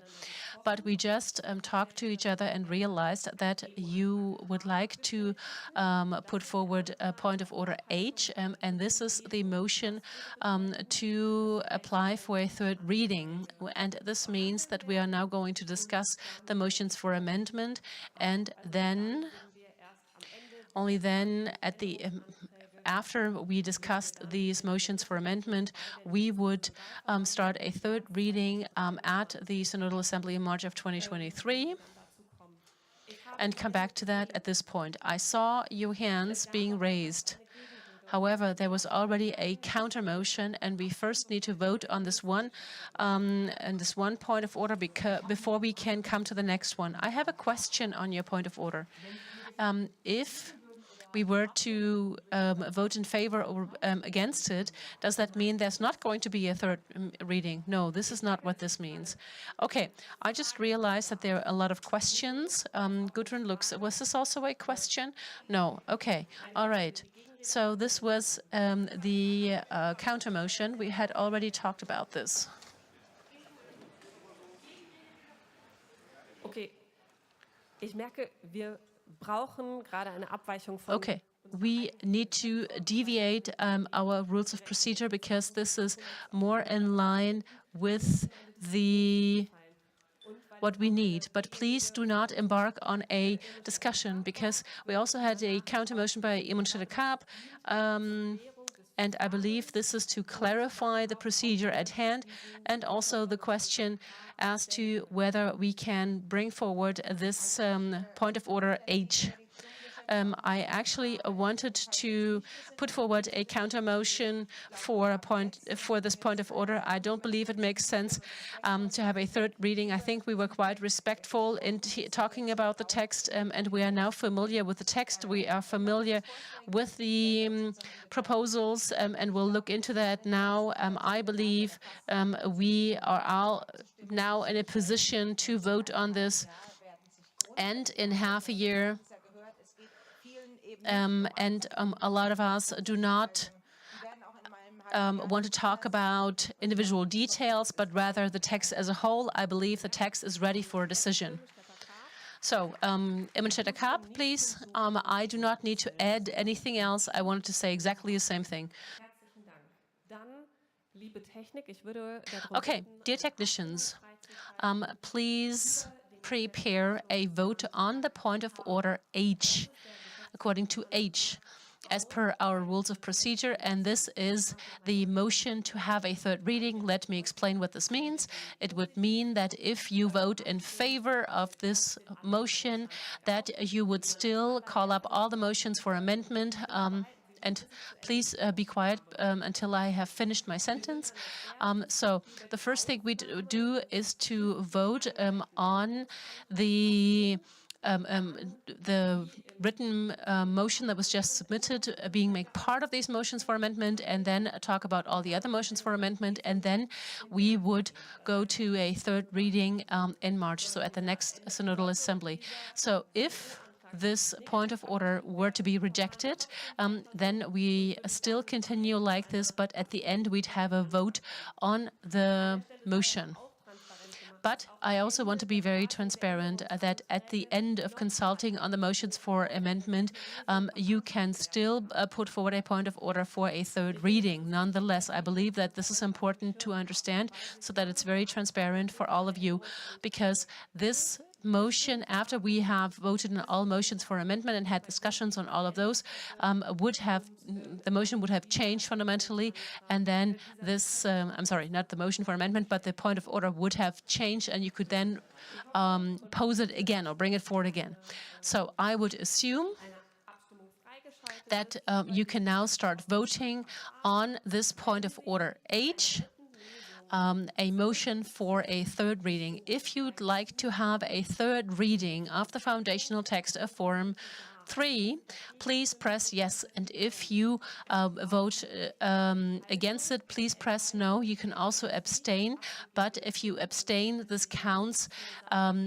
This doesn't count as a vote, and therefore your abstentions are not counted as part of the overall result.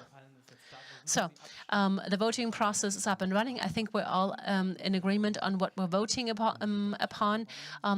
We have distinctly more than 180 people here in this room. So we will have reached the 200 mark in just a moment, and we are now going to close the voting process in 5, 4, 3, 2, 1. And the voting process has been closed. So what is the result of the vote on this point of order? Okay, 24 individuals vote yes, 172 vote no on this. So let us come now to the next formal step, because a written motion was submitted, and we are going to vote on whether you would like to admit the motion to the discussion, and this would be the next vote. This is about admitting this motion for amendment to be made part of the voting. We're not voting on the motion as such. We're just voting on whether you allow the motion to be brought forward officially and voted upon as such. So if you vote yes, then you are in favor of this being made part of it, and if no, then you vote no on this. So thank you for the technicians for showing the text, and you can already start voting.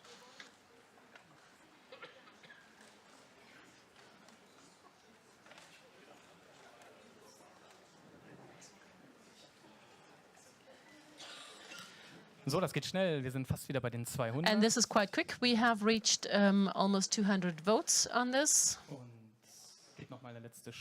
Okay, one last chance, and 5, 4, 3, 2, 1, and the voting process has been closed. 201 votes being cast. I think this is the best result we can get right now. So a great majority of individuals, 184 individuals, voted yes on admitting this motion to be discussed here at the Assembly.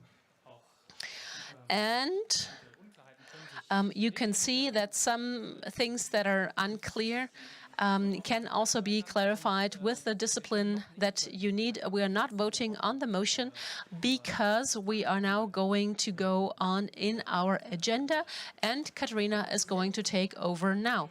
So we're going to vote on this in category 4 of the motions for amendment. Separately, we're now going to go ahead and vote on the motions for amendment of category 1. And also, again, I'd like to ask the technicians to please visualize the motions that this relates to. We will see a slide with numerous A's and figures. Von unserer Seite aus, das haben wir vorhin vor der Pause ganz vergessen, loben für Ihre gute Sitzungsdisziplin. Catch up on what we forgot about before the break. We would like to praise you for your great discipline and for adhering to the time slots for speaking. And now we see wenn Sie der motions for Aufnahme, also amendment das of sind category 1. Die Änderungsanträge, wo die Antragskommission die Annahme empfiehlt. These are the motions whose adoption the Commission recommends. If you want these motions to be adopted, please press yes. If you want to vote no, please press no, and you'll have the possibility to abstain. And please don't forget to click OK after choosing either 1, 2, or 3.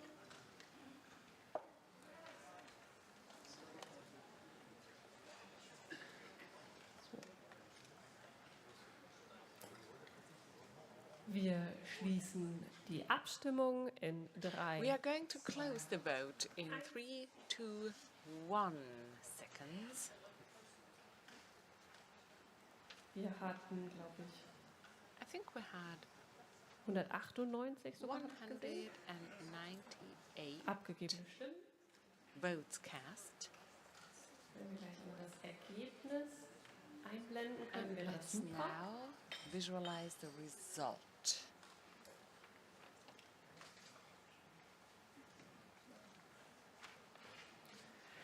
Von diesen 198 abgegebenen Stimmen haben 176 dafür gestimmt, 5 dagegen, 17 haben sich enthalten.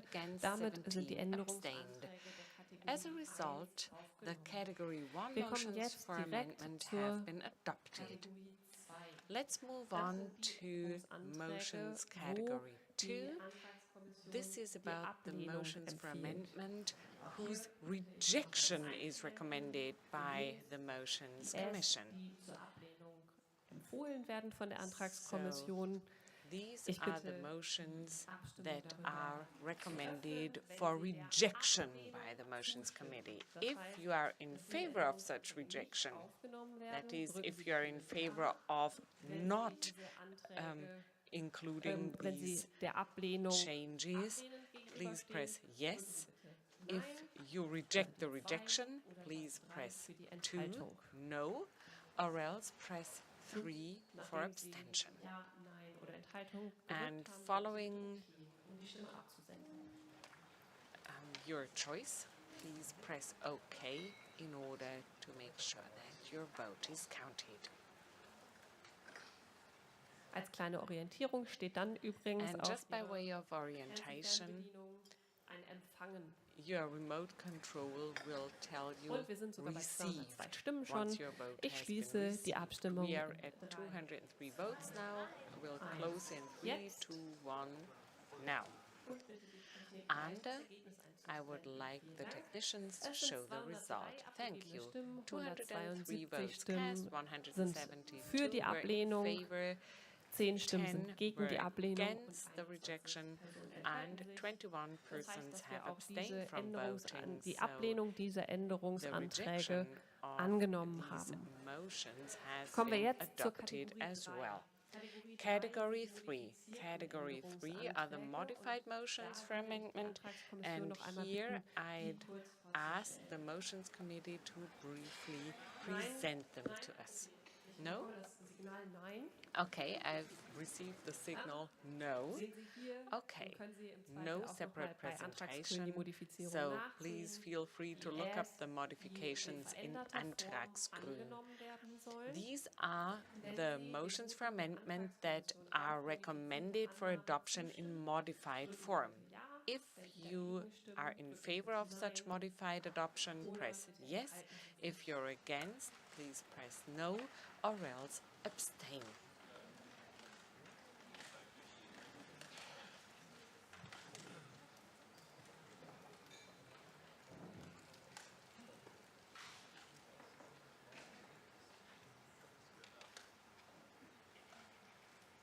Wir warten noch einen kleinen Augenblick. Let's wait for another second. Die abgegebenen und empfangenen The Stimmen votes mehren cast sich. and received are growing in number. Ich schließe die Abstimmung in 3. We are closing the vote in 3, 2, 1.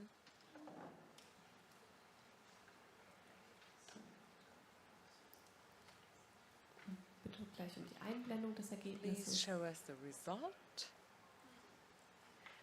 Es wurden 198 Stimmen 198 votes have been cast. für die 173 of modifizierte these Annahme, are in 8 favor, Stimmen gegen 8 die are modifizierte against the Annahme. modified adoption, and enthalten sich. 17 have Damit abstained sind from die voting. Änderungsanträge der As a result, the motions for amendment category 3 modified adoption have been adopted. Damit kommen wir jetzt zu dem Antrag, der schriftlich And this takes eingereicht us wurde. on to the motion Und that stimmen has been über den put forward in writing.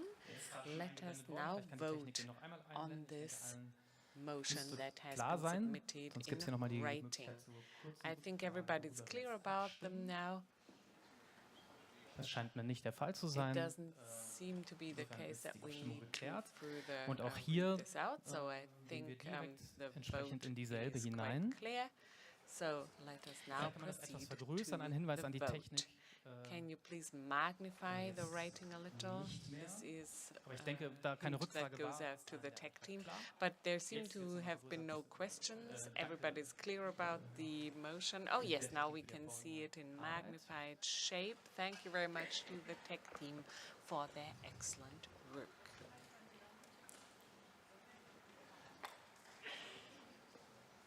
Okay, ich denke, alle hatten die Möglichkeit, jetzt sich das noch mal einmal vor Augen zu I halten. think that everybody has had the Einmal chance vorgelesen to worden. Insofern, visualize die and Abstimmung läuft auch schon. become Stimmen Sie aware ja, of wenn this Sie für die motion. Annahme dieses Now Antrags let's sind. Stimmen Sie proceed to the Nein, wenn vote. Sie dagegen sind, Please oder vote enthalten yes if you're in favor of this motion. Please vote no if you're against this motion, or else abstain.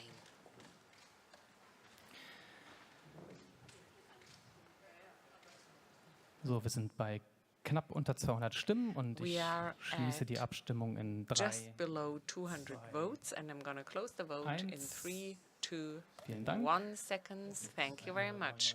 We are at 199 votes cast. Und auch dieser Antrag ist mit deutlicher And Mehrheit, nämlich mit again, this 182 motion has Ja-Stimmen bei received a 7 considerable Ablehnungen und 9 majority, 183 ayes, 7 noes, 9 abstentions. In total, 199 votes. So this motion for amendment has been voted Und on. damit gehen wir jetzt And zur next, Schlussabstimmung. we are going to proceed to the final vote. Wir haben sehr gut aufmerksame Co-Moderatorinnen. Oh, thank you very much for your attention, co-moderators. Yes, of course. We will have some more votes on category 4. Katharina, please. Well, admittedly, one espresso per break is not enough, but we are going to make it happen, nevertheless. Okay, so let's move on to the next motion for amendment of category 4. The tech team is going to show it. It is A34, and here I would like to ask the Motions Committee to explain and present this motion. Well, in total, we have 7 motions of this category, and the present motion, A34 and 35, are about vocation. So these two motions should be viewed together. The suggestion was to completely eliminate sections 5 and 6, or 5, 6. It is the section that refers to the experience of vocation that women have. The Commission has looked into it, and based on the background of the relevance of this for the forum, it should actually be retained in the text. We suggest co-voting on motions 34 and 35 because they refer to the same thing, vocation experienced by women. And what we would like to add is the following modification added by Professor Tiefensee, pointing out the transparency, the criteria, the methods of confirming and re-examining vocations. Our suggestion is pro this motion, that is against elimination of this section of the text. So the motion, as marked out here, would actually appear in the text, right? In the text of the motion. Also es bezieht sich auf die Änderungsanträge 34 und So this refers 35 to motions for amendment 34 and 35, and we would have the following wording. The Motions Committee recommends adopting this section. So if you are in favor of this section as it is shown here against the blue backdrop, if you agree with this, Wenn Sie dagegen stimmen, please drücken press Sie bitte yes. If you're against, please press no. und drücken Sie auf And das if you feel you want to abstain, please abstain and press OK, following your choice.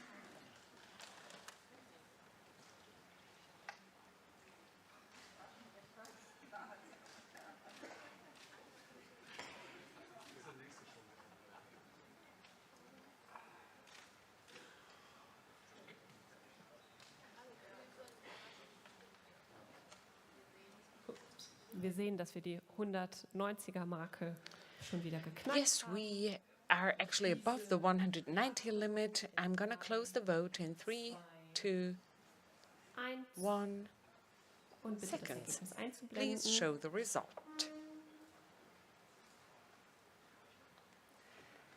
Das Ergebnis ist eindeutig. The result is 198 very clear. abgegebene 198 votes cast, 170 in favor, 18 against, and 10 abstentions, which means that the text, Blau unterlegt, as angeworfen, highlighted in blue, Text aufgenommen worden ist. will become part or has become part and parcel of the text of the motion.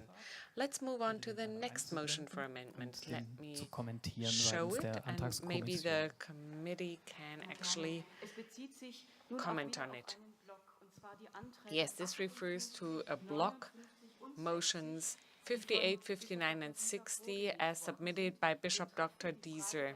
Christusrepräsentanz in They Verbindung are about the question of representation of Christ in connection of the bride-bridegroom motive, symbol, or metaphor, and we want to treat them together.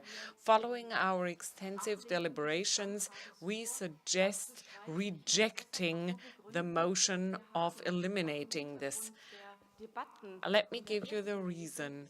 Against the backdrop of the debates during the first reading, we have listened intensely to the motions worded back then on the motive of the bride and bridegroom. We did not really cover this motive so extensively in the first text. We consciously incorporated it, though, and with a view to the debate that we had before, we stand by this symbol and this metaphor. It is absolutely key, but we do not want to link this metaphor, as has been done in the recent magisterial texts, among others by Pope Francis, with a gender essentialism.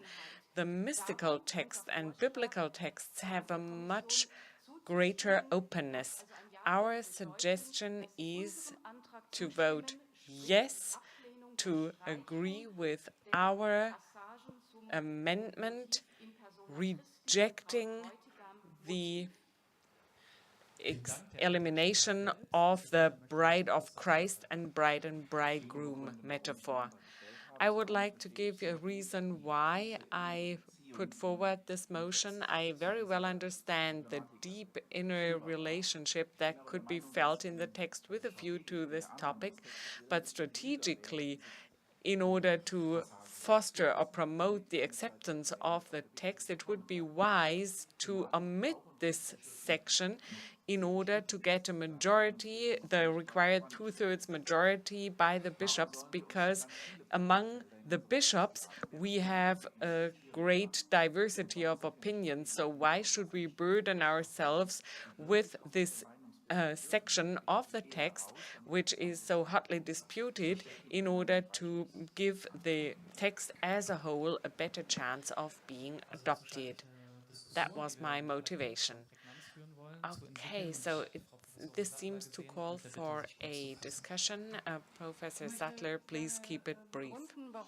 I would like to briefly give you a reason why we actually want to retain the bride and bridegroom image, because we are aware of the relevance of this debate in the universal church context, and it will give us a good starting point for putting forward this issue.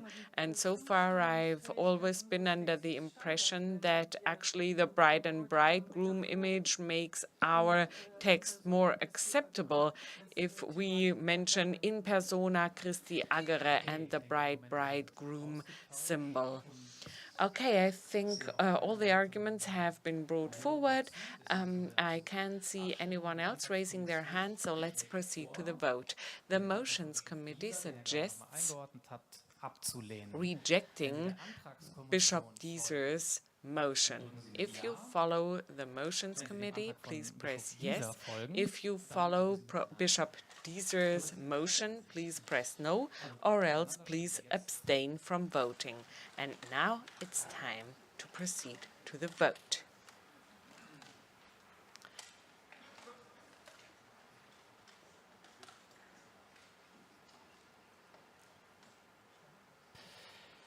So, wir nähern uns wieder den 200 Stimmen. Es gibt noch eine kurze Chance und wir schließen die Abstimmung in 3, Okay, 2, some more minutes, 3, 2, 1 seconds actually. And now let's close the vote. 202 votes have been cast. Hier ist es etwas knapper als vorhin. And Der Antragskommission this is folgen. a little less obvious than before. In favor of rejecting the motion, 117 persons, 67 are in favor of the motion, and 18 have abstained. And now let's move on to the next motion for amendment. Kurz auch hier die Erläuterungen. Here again, let me explain. Es bezieht sich Again, this is a block of motions 61, 62, and 63, as put forward by Bishop Dr. Dieser.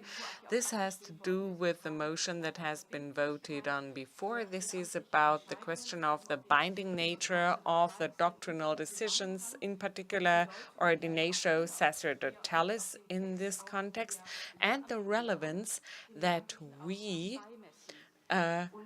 believe the doctrinal statements have. And we suggest that these paragraphs of the text should not be eliminated or deleted, because for us it's a basis of revelation theology based on the communication of the concilium, and we believe that it is key to link this teaching with the teaching of the diversity of the theological loci. And this is why we suggest not deleting the relevant sections. We pick up on the suggestion brought forward by Professor Jung, talking about self-utterance and not self-knowledge. So this is something we can imagine as an amendment, but we do not suggest deleting the entire section. So if you're in favor of the proposal by the Motions Committee, that would mean accepting Bishop Jung's suggestion and rejecting Bishop Dieser's motion. Again, I would like to reiterate strategically. Is it better to have a dove on your roof or a little bird in your hand, a sparrow in your hand?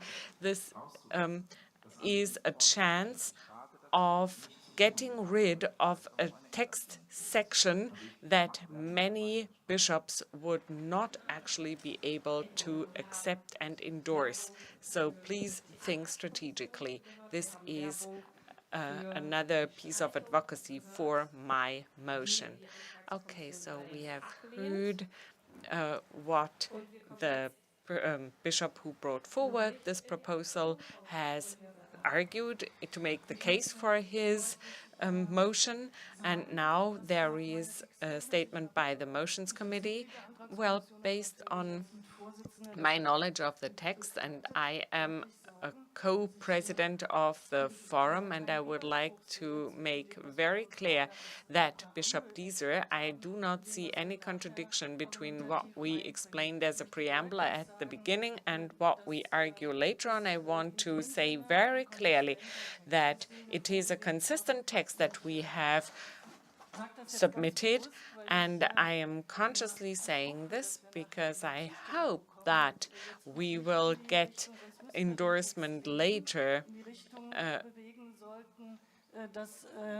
It shouldn't be like, oh, or else we'll have to read the text. I don't think that there is a contradiction between the text that we brought forward and this preamble. It is not the case based on my knowledge of the text.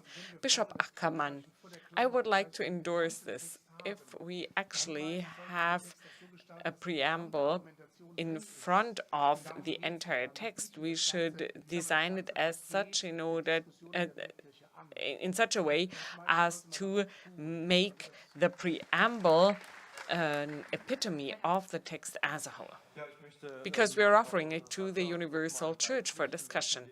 I would like to agree with Professor Sattler. If I look at the motions for amendments, these are general explications of revelation theology, and I do not see them in any way in tension with the points put forward by the previous motion. So I'm in favor of preserving it. Is there any further need for discussion? I wanted to reiterate vis-à-vis the bishops what I said before in the other hall. What we have put forward can always be reiterated in a letter or in a commenting procedure. That would be emphasized as the brackets of the text, as the common foundation of the text. Maybe that will make it easier for you to proceed to a positive vote. Any further people requesting the floor? Doesn't seem to be the case. So let's move on to the vote. The vote on the suggestion of the Motions Committee. The Motions Committee recommends rejecting the deletion proposed by Bishop Dieser. But Bishop Jung's motion would be accepted. So if you agree with this, please vote yes. If you're against this...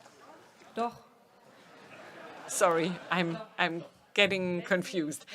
Okay, so if you're in favor of the recommendation put forward by the Motions Committee, please vote yes.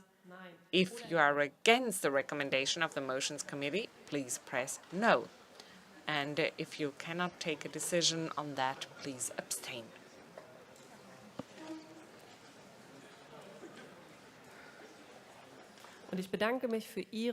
I would like to thank you for your kind attention. So we are above the number of 200 votes. Let me close the vote in 3, 2, 1 seconds.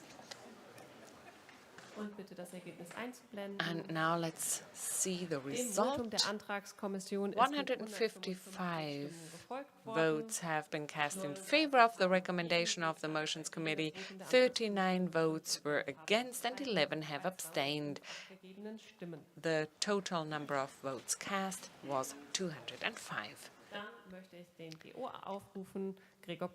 Now I would like to call Gregor Potschun.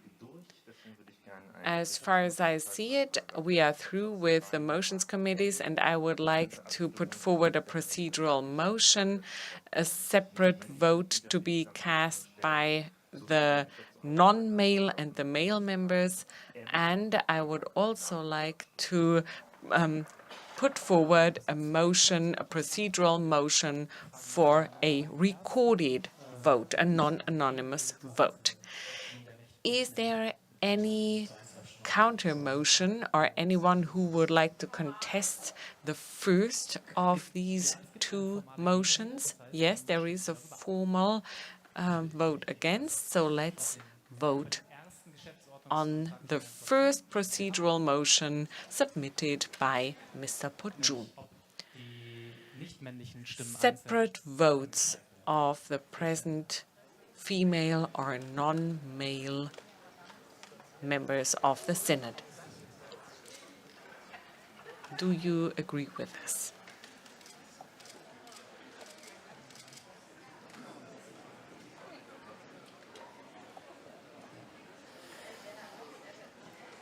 So, Bitte jetzt abzustimmen. Wir schließen die Abstimmung. Right, please do complete the vote. We are going to close this in 3, 2, 1 seconds.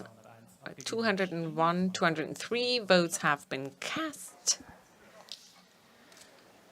Der Antrag So, ist mit 127 the motion has been adopted, 127 votes in favor. So there will be a separate casting of votes. And the second motion put forward by Gregor Potschun runs as follows. Recorded or non-anonymous vote. And there is a formal objection to this, which means that we are going to vote on this procedural motion. If you're in favor of a recorded vote, please press yes. If you're against it, please press no. And you, of course, have the possibility to abstain as well. And following that, we are going to deal with the next procedural motion. So, wir sind noch nicht ganz bei 190, ab jetzt schon. Okay, we are above the threshold of 190, so please cast your votes in the next 3, 2, 1 seconds. Thank you very much. 203 abgegebene Stimmen. 203 votes have been cast. Namentliche Abstimmung ist zugestimmt And there is an acceptance of this motion, 127 ayes, 66 noes, and 10 abstentions. And now there is another procedural motion. I have the following comment to make. Isn't the motion for a secret ballot overriding? Well, we have actually clarified this question. Actually, recorded vote is more enjoys priority over secrecy of the vote. And now we have voted on the recorded vote to be cast as such. Okay, so this has been clarified.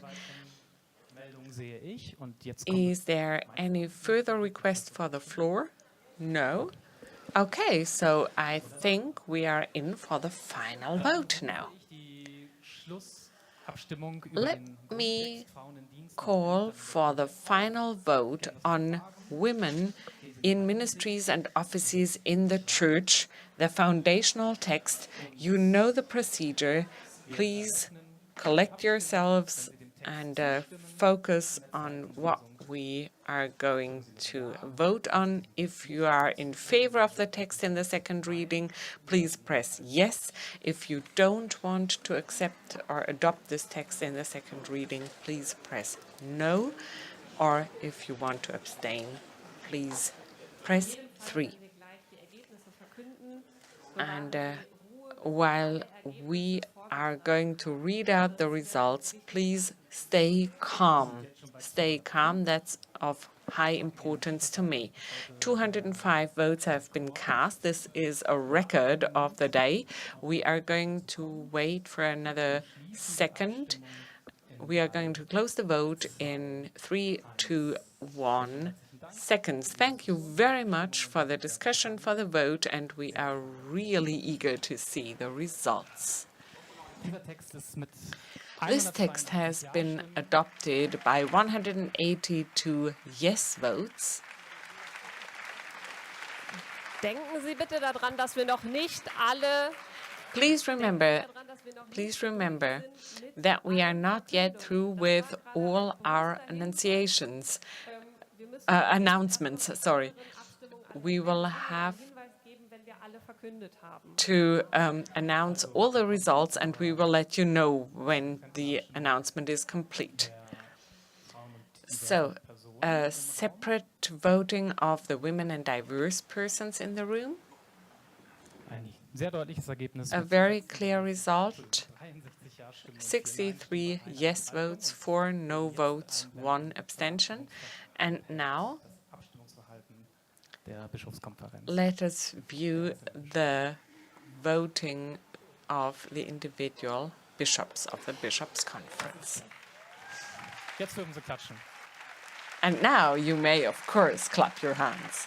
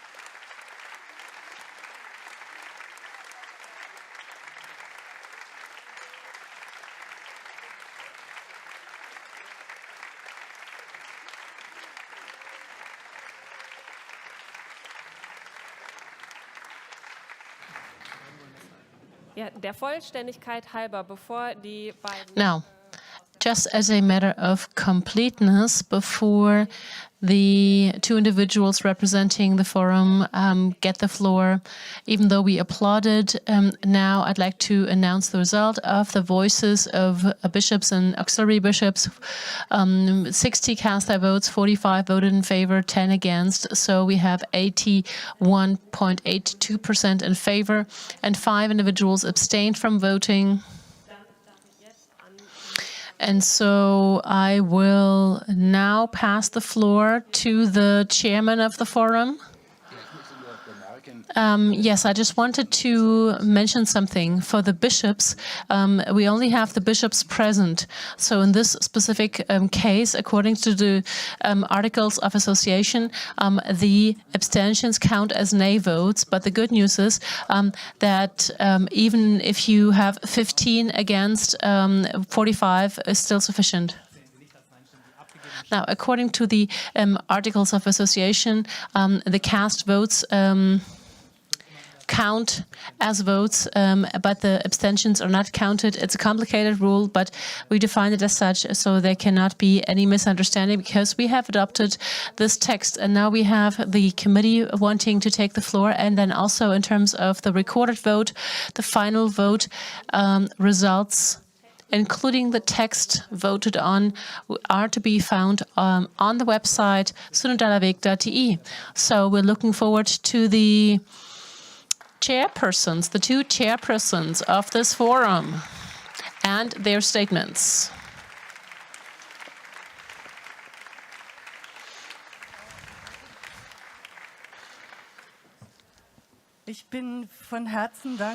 I am very grateful. First of all, I'd like to ask all members of Forum 3 to please rise, not raise. So, these are the members of Forum 3.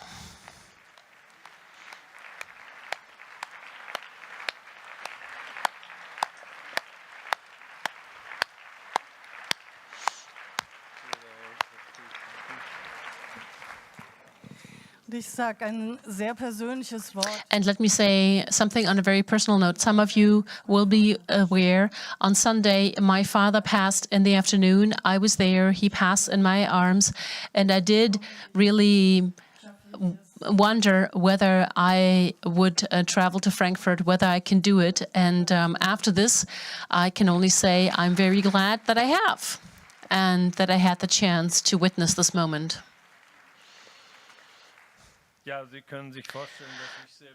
So you can imagine that I feel very touched, and that after yesterday and what we experienced, we can have this type of discipline. And also the gathering of bishops, I'd like to thank my brothers for allowing us to embark on this path and to find such a broad consent for this text, so that even though we just had a brief moment in which we came together, we were able to come up with this result. And yes, it does have the big advantage that we now have a result and that we can take with us in the Advenia visit and then pass it on from there. However, I'd also like to thank the forum as a whole. This has already happened just now. I'd like to thank all members of Forum 3, also those that voted against. Those that voted against brought forward their arguments. They took the floor. A lot of them did. And this was very different from yesterday. And so I believe that it is very good that we came to this point. And I'd also like to thank Ms. Sattler specifically because with everything that the chairmanship entails, as to the content and the formal part, Ms. Sattler had the much larger share of work to be put in. Of course, we consult, and I explained all that last time how we do it. I don't need to repeat myself, but I believe that this also depends a lot on her as a person with all the others that worked in the committees, the motion committees, that took so much time in stepping in. And I'd still want to mention her name specifically and say a great word of thanks for her wonderful work.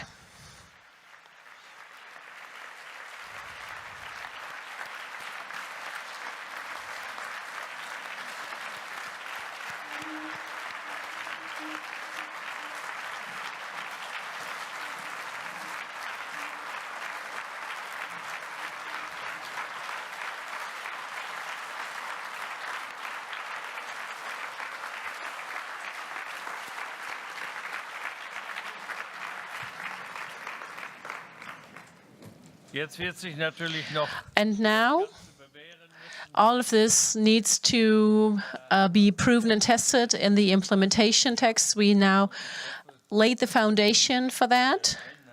And I think that one implementation text is to be presented to this assembly in a second reading. The others are to follow suit. Thank you very much for your vote and wishing all of us a wonderful rest of the assembly. Also, thank you to the facilitators. Thank you to the chairpersons of the forum, and also Ms. de Kapp, the chairperson of the ZTK. She'd also like to take the floor just briefly. If you would allow me, I'd just like to make a brief statement. It was a tight race. We had a crisis moment yesterday. This afternoon, we didn't know where we'd end up tonight.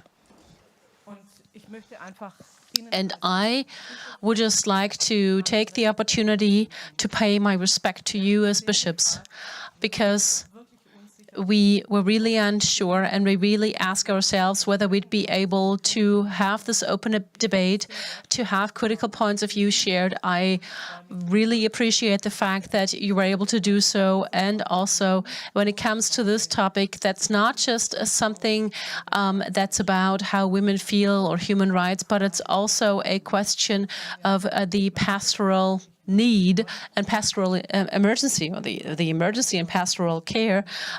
So against this background, I'd really like to say thank you for supporting our efforts, and have a good evening, and thank you.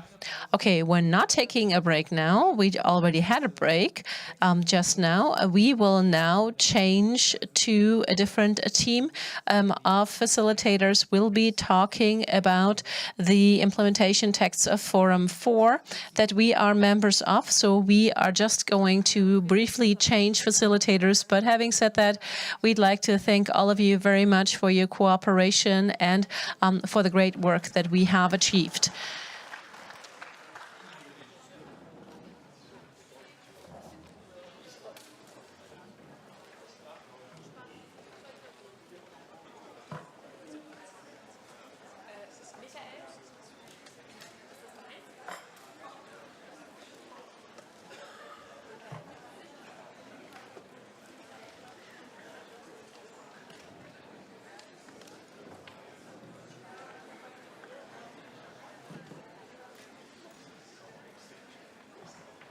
So, und sie bewegt sich doch, kann man da nur sagen. Ich finde das wie sagte heute Mittag eine der Beobachterinnen unserer So, as one of the observers said this afternoon, she said that she is following on a key moment in church history, and I believe that this vote just now was of special importance for the church in this country and for the synodal path overall. But now let us continue with the next debates and the next texts. We are now going to look at the implementation texts, those that were supposed to be dealt with last night. And more specifically, these are the implementation text for Forum 4. Now, just to say it up front, a lot of people asked me during the break, what are we going to do now? We're totally out of schedule. We will not be able to discuss all the texts that were originally put on the agenda. The committee will look at the agenda tonight, we'll look at the texts, and we'll look at the question as to what to do next, so that tomorrow morning we can decide on that. But we also just realized how well it feels to take some time for the debates. And we'd like to continue along the same lines after this. Der erste Text, der auf der Agenda steht, ich hoffe, ich sehe das jetzt richtig, von gestern Abend. The first text on the agenda, and I hope I'm looking at the right one, is the implementation text on gender diversity. Dann habe ich die falsche Reihenfolge hier. Einheit?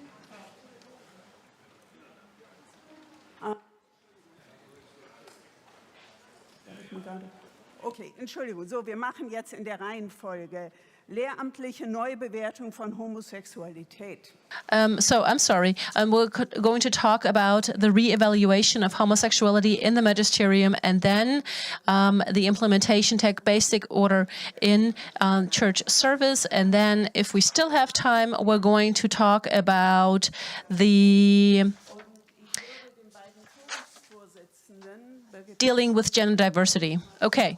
So I'd like to pass the floor to the two chairpersons, and I'd also like them to say a little bit about all three texts so that we can start our debates after that. And while the two are walking up on stage, I'd like to say the following.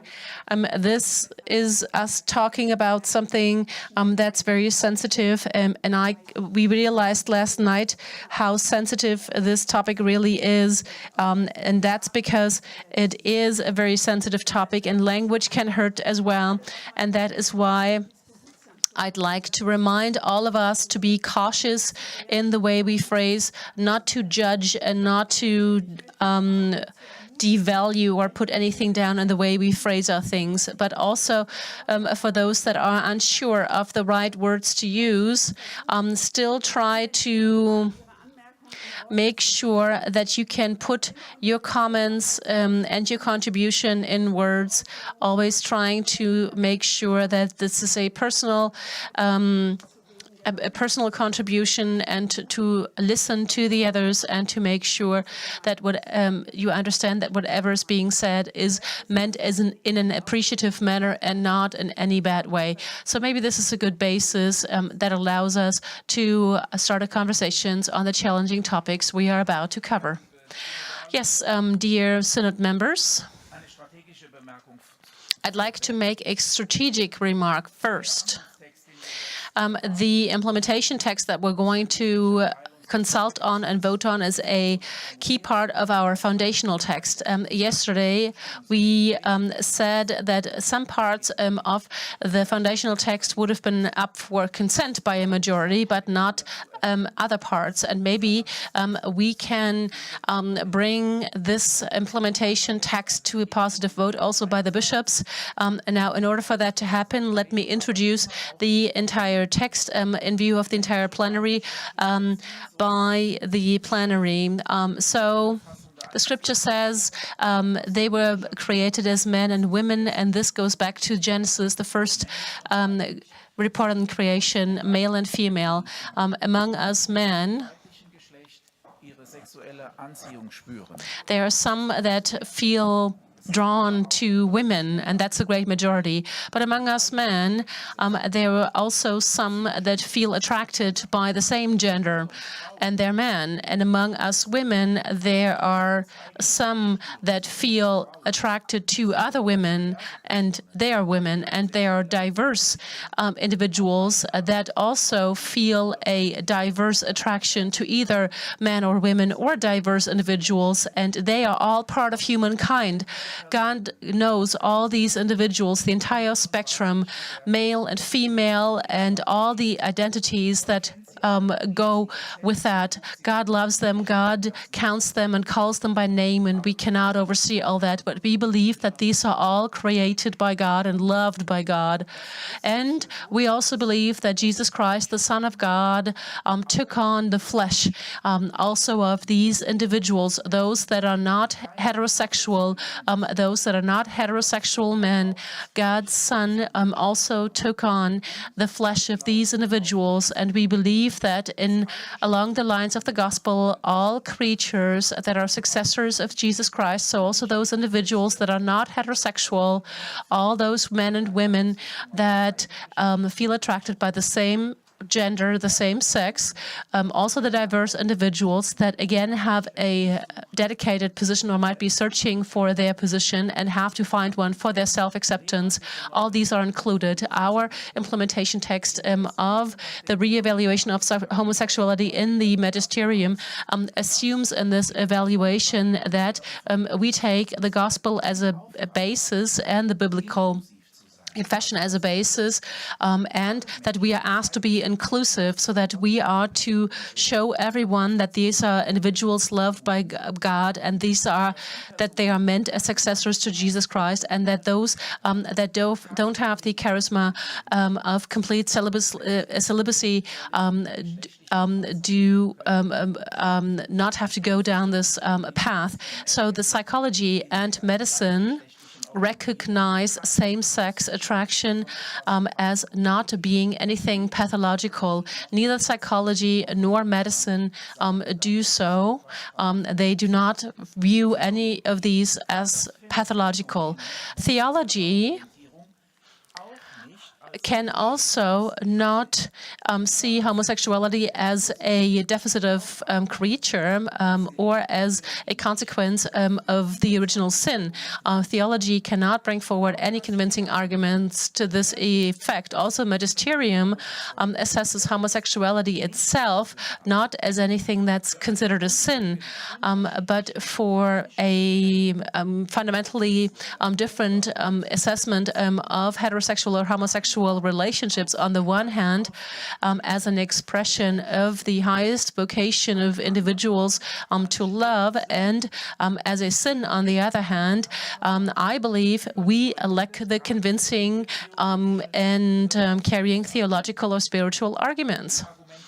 The argumentation of natural or unnatural that is still included in the Magisterium, this actually stays behind the individual as the carrier of self-belief, of self-expression, and therefore is not in line with that. However, what of the human belief and understanding cannot be reasoned convincingly may and must also not be called in as a last resort, and that is why our implementation text asks for a change, asks for a continuation of the text of World Catechism. Our implementation text wants to make sure that we do not discriminate and that we overcome the taboo, in making sure that we offer a new interpretation based on the theory of creation, and that we also apply the same notion to homosexual individuals. Also, those that feel attracted by the same sex are called to live in succeeding relationships that implement and that use the love of Christ.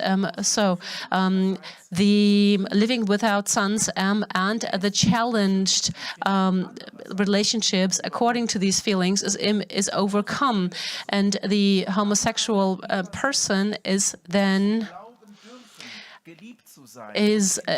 convinced to be loved and to be included in the Catholic Church and to live in a faithful relationship with Jesus Christ, invited to do so. And that is why we ask you to adopt our implementation text and therefore recommend it for adoption to the Holy Father.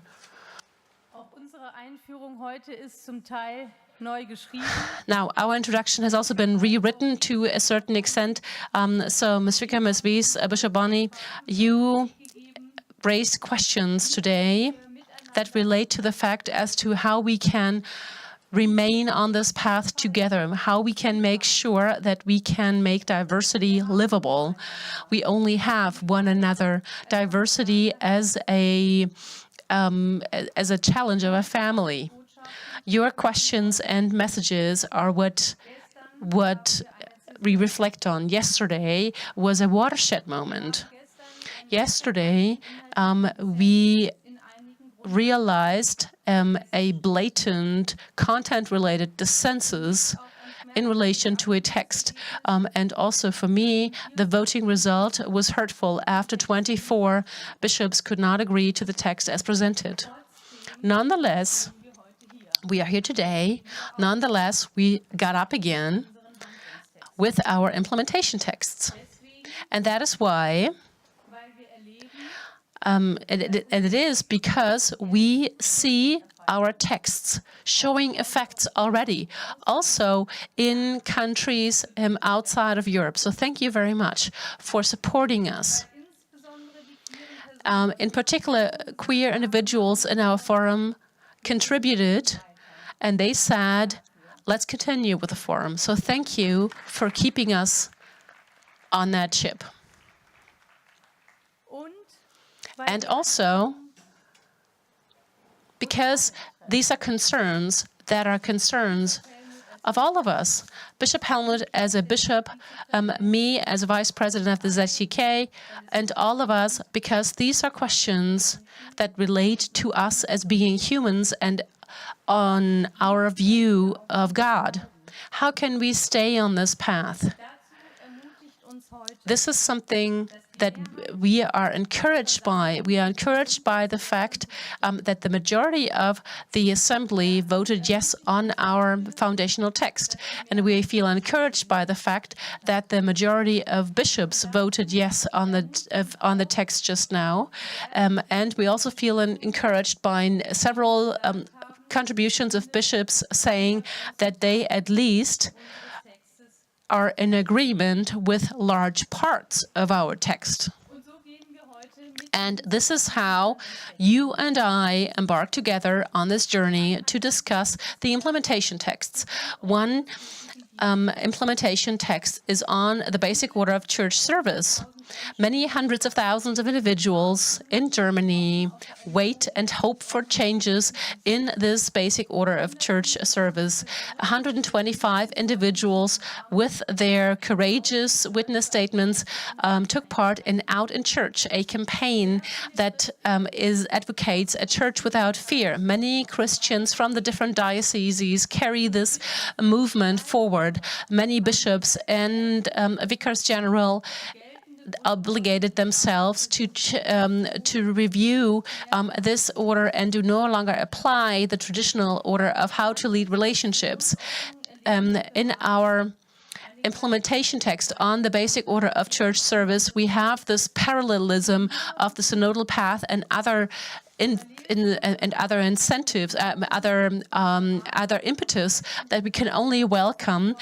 When we think back to our last meeting in February, where we talked about the text, and it was approved by 93% of individuals present. And in parallel to that, the working group of the Association of German Dioceses in Germany presented a draft for a new version. And as a forum, we were asked to provide a statement on the text as presented. At that occasion, both texts, our implementation text and the draft by the VDD,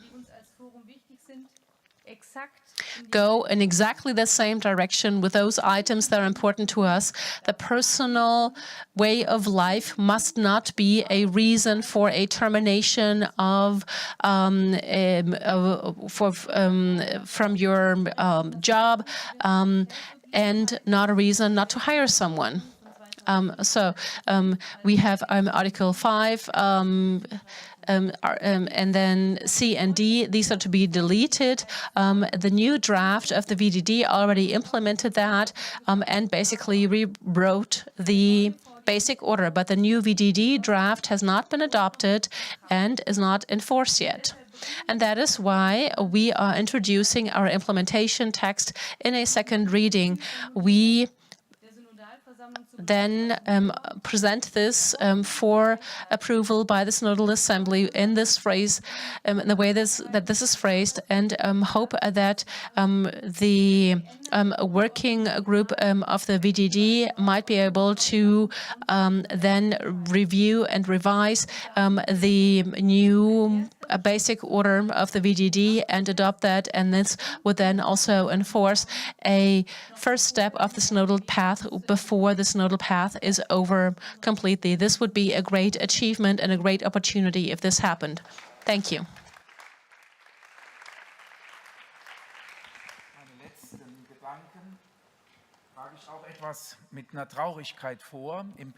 And this is something that I present with a sense of sadness because our foundational text failed yesterday. Faith and understanding must be like brothers and sisters. Faith can go beyond the limits of rational understanding, but rational understanding must not allow faith to do things that it itself must reject. This is the basic understanding of Catholic identity, and it marks all of our texts. In my conviction, they open up a new opportunity. Catholicism in today's situation of polarization, refusal of discussion, interruption and discontinuation of discussion, hate speech, etc. Catholicism in our times should be understood and experienced as something salvific and something pro-community. We do not shy away from critical discussions and argumentation. Please view the integrating Catholic nature of our texts and confirm them by accepting them. Thank you. Thank you very much, Ms. Mock and Bishop Dieser, for introducing us to the two implementation texts 5.2 and 5.3. And I would now like to open the general debate.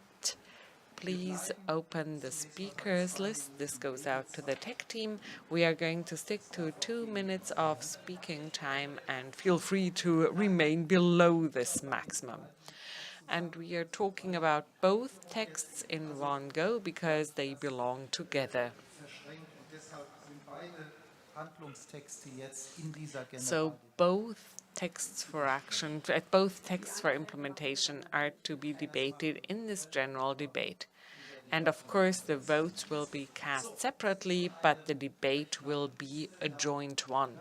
So our list is growing, and Ms. Geskes is at the top of the list. Good evening. I would like to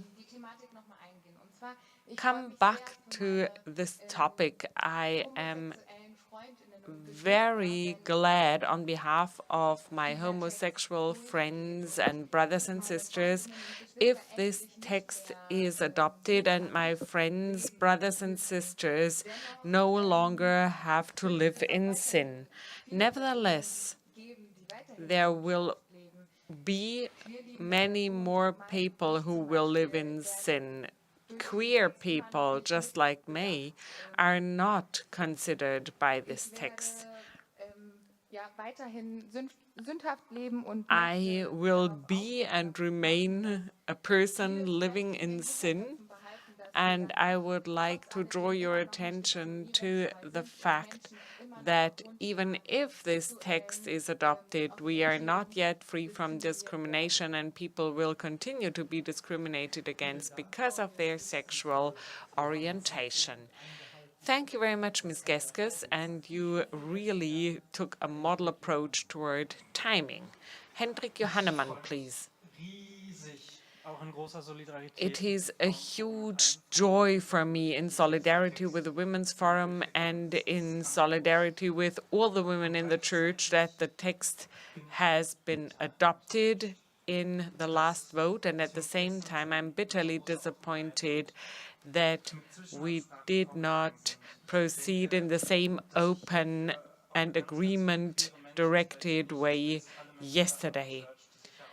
I think I speak up on behalf of so many queer people, including the ones from out in church, who are angry and at a loss and very disappointed about this repeated violation that we have experienced. And these injuries will take a long time to heal, if it is at all possible. But now we have the chance of safeguarding and rescuing bits and pieces of the foundational text, and that's why I would like to appeal to you to agree with this implementation text. And in particular, I would like to speak to the bishops when I say, in our forum, I have experienced sincere and honest struggle about the right position. Bishop Oster has explained his position openly again.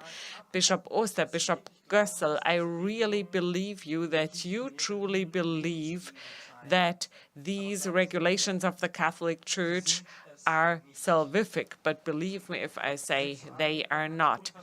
The Church's sexual teachings have led to unbearable suffering among human beings, and it continues to do so, as I've experienced personally yesterday. And this also holds true for the terrible conversion therapy, as they are called, that are referred to in the implementation text. Bishop Oster, you often speak about people who are capable of living a good life of sexual abstention, or who say that they have changed their orientation. But science shows that external changes to sexual orientation are not possible. They are a major risk to the health of those people, and they actually jeopardize the faith of these women. They are a kind of institutionalized violence, and these therapies are banned at state level. And I would like to warmly invite the bishops to participate in a march. At these marches, which celebrate life in a wonderful way, you will experience another way of acting for life. Why don't you march at a Christopher Street Day? But some of you would no longer be welcome after what happened yesterday. Why don't you come up with a humble word of greetings and repentance? Okay, our speakers list is pretty long already, so 2 more months for everybody to put themselves on the list, 2 minutes before we close the list. And now let me call on Dr. Zuelz, Father Zuelz. I am very much in favor of adoption of this implementation text, and there is one very special reason. If this text is adopted with a broad majority, and if it is fed into the universal synodal process from Germany, there is an opportunity of doing away with an evil which I believe is a truly lethal risk to the current organization and sacramental constitution of our church.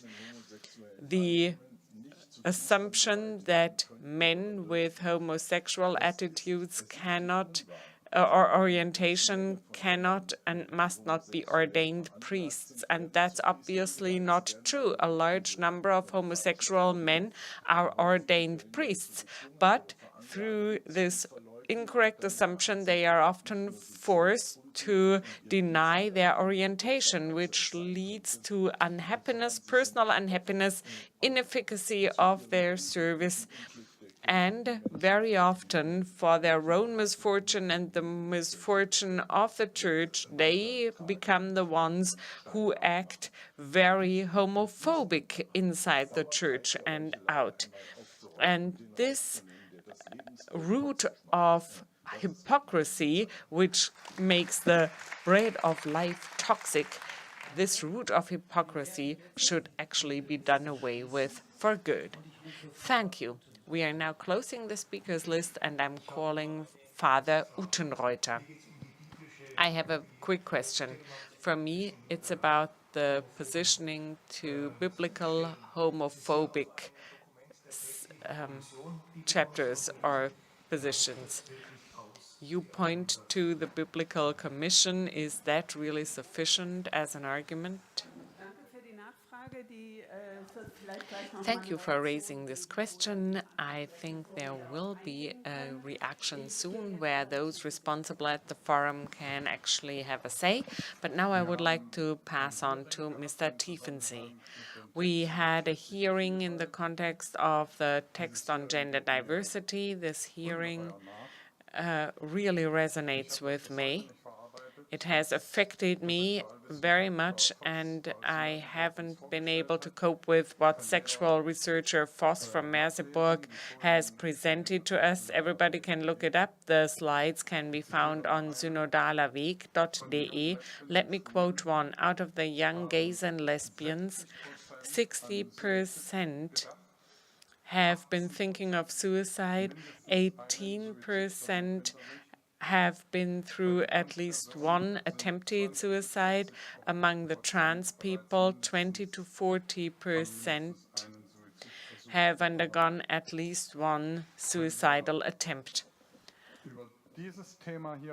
When talking about the topic here, and let me remind you of what happened at the last plenary assembly, we are dealing with a highly sensitive matter.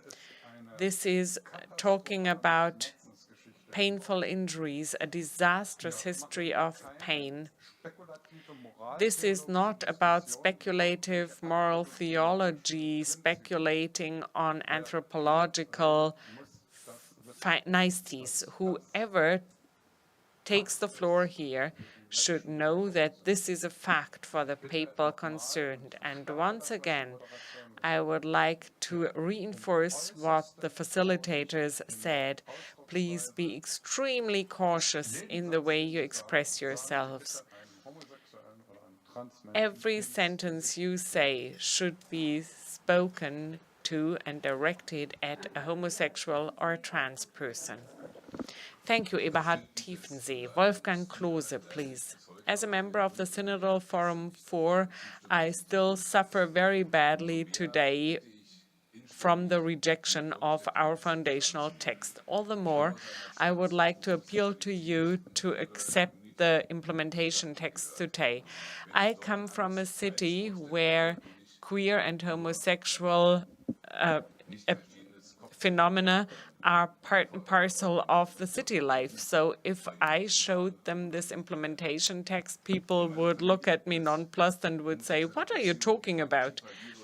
In my family, there are homosexual relationships marked by deep love and affection, and for this very reason, I expect that implementation text 1, as it has been presented, be adopted. Homosexuality is not a disease. It does not have to be treated with conversion therapy. We have to be very clear about that, and we should be just as clear about the second implementation text. We are on the way of changing the basic order, but we have not yet attained our goal, and this is why we need this resolution as a reinforcement in order to be able to achieve our goal. It should go beyond more than 125 committed persons out in church. So many people are waiting for a liberating moment from which on they no longer have to keep their love secret. So let's send out a powerful sign against what we have had to suffer from yesterday. Thank you. Lukas Ferber, please.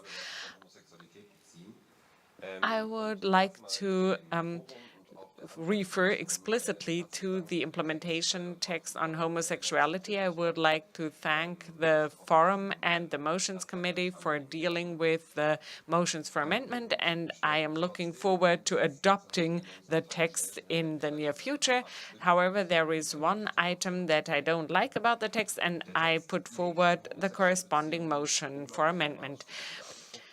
The text thinks of fertility, fidelity, longevity, etc. These are the terms, and I suggest that the Church withdraw a little from questions of sexuality and partnership. They should actually be a little more reticent about this. So this should really be emphasized, because it's the only way of getting closer to the realities people live. There is highly responsible sexuality being lived, not just inside relationships, but also outside relationships. And it's not a sin to have sex outside an existing relationship. So the Church can be very helpful in many places, can get many things moving, but my bedroom is none of these places. Werner Otto hat das Wort. Werner Otto, please. Well, many people are present here today with things that are close to their hearts, and so am I. My sister lives in a relationship with a woman. I know that she's watching us, and I know very few people who are as loving, as faithful, and as appreciative of one another than these two. And it keeps impressing me, and the gospel tells me that everything is centered around love, and there is no love between human beings that is not related to God. Of course, if I'm supposed to pronounce the teachings of the Church, I remember what I learned. I do check what the Pope has said, but main thing is I focus on the gospel, and I have to look into the face of those people to whom I convey the glad tidings. And who am I to condemn two people who want to give love to each other? If I tell people that their love is sin, there is something wrong with my teaching. I have blessed the marriage between my sister and her partner, and there is nothing that I've ever done in my life with more conviction. The very few homosexual people who have a little bit of trust left in our Church, they are the true miracle indeed, and we should not disappoint them again with imposing on them our merciless teaching. Let's move on to Markus Konrad. In 2014, Thomas Hittelsberger, a football player, came out in the media, and it was positively received. Football tends to be a taboo zone, but when he came out of the closet, I said, okay, now we see a person coming out with his truth in life, with what he has suffered, with what he has come to accept. We, the Church, perceive ourselves as the guardians of truth, and we should open up a space of truth for people, including sexual identity. Wherever people are unable to express the truth of their own lives, wherever they have the feeling that they have to disguise themselves or hide away, we don't live up to our mission of giving space to the love of God, of accompanying people. Instead, we tend to obscure the love of God by such behavior, and this is why I'm very much in favor of adopting this text with a large majority, including because of the truth that inspires us and that ultimately makes love possible. Thank you. Bishop Jung. Thank you.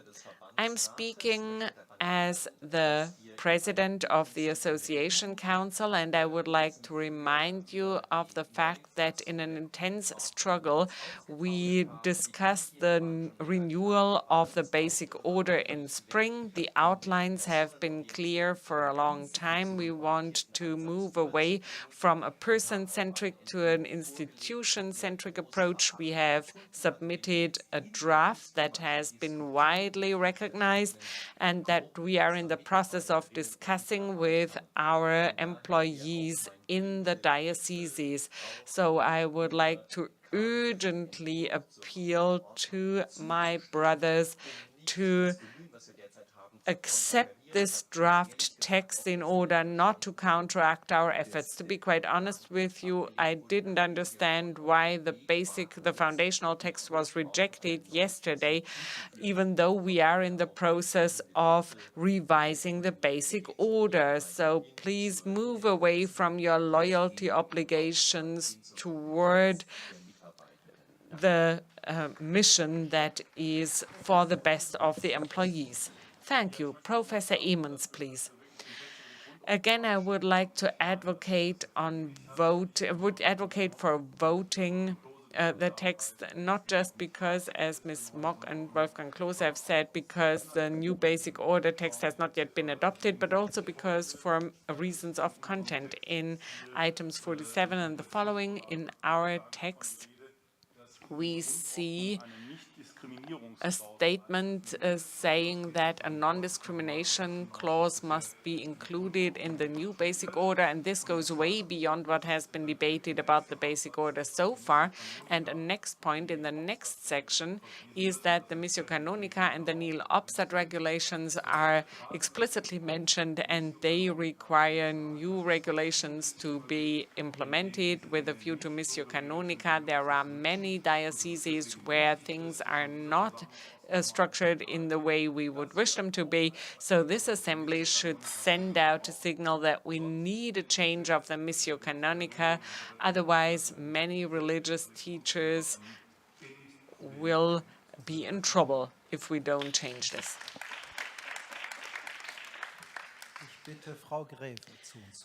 Ms. Greve, please.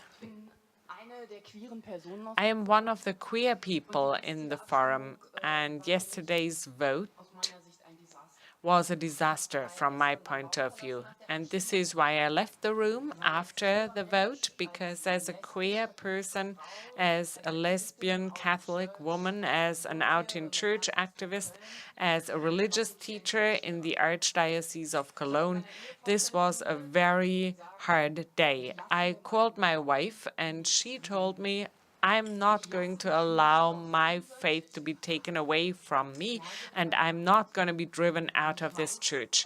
She cried when she said this, and I know why I've come back here again. I want to fight for those people. The most important thing to me is that yesterday we were all losers, every person here. And that's why I'm calling on you, when it comes to the imminent vote on both implementation texts, that this is about the reality experienced by people. It's not about texts. And Mr. Tiefensee has made that very clear in his statement. And my last appeal, please develop the ecclesial teaching now. Stop exclusion. Implement the Christian image of humans. Thank you. Bishop Overbeck, please. With a view to the first text, it is important and it is correct to take a magisterial step here, and we, the bishops, should be clear about what we are doing, the relationship ethics with all the consequences associated with it. I think it's necessary and it is appropriate because of all the factors that we have discussed. I'm not going to repeat them. And because of the consequences, and thinking of the MHG study, because of the credibility and the deficit that we have to cope with as a church. At the same time, this means, with a view to the second text, and here I'm in line with Bishop Jung and the previous speakers, we have to rethink perspectives are the loyalty of the employees to the goals of their employer, which we as a church represent. And on the other hand, we need to ask, with a view to the credibility of people, in particular pastoral employees, as well as those with a missio canonica, what does the witness of life and the witness of faith mean in this context? They should be of high importance. It is a big step that we are about to take, but we have to take it, and I invite everybody to get things rolling.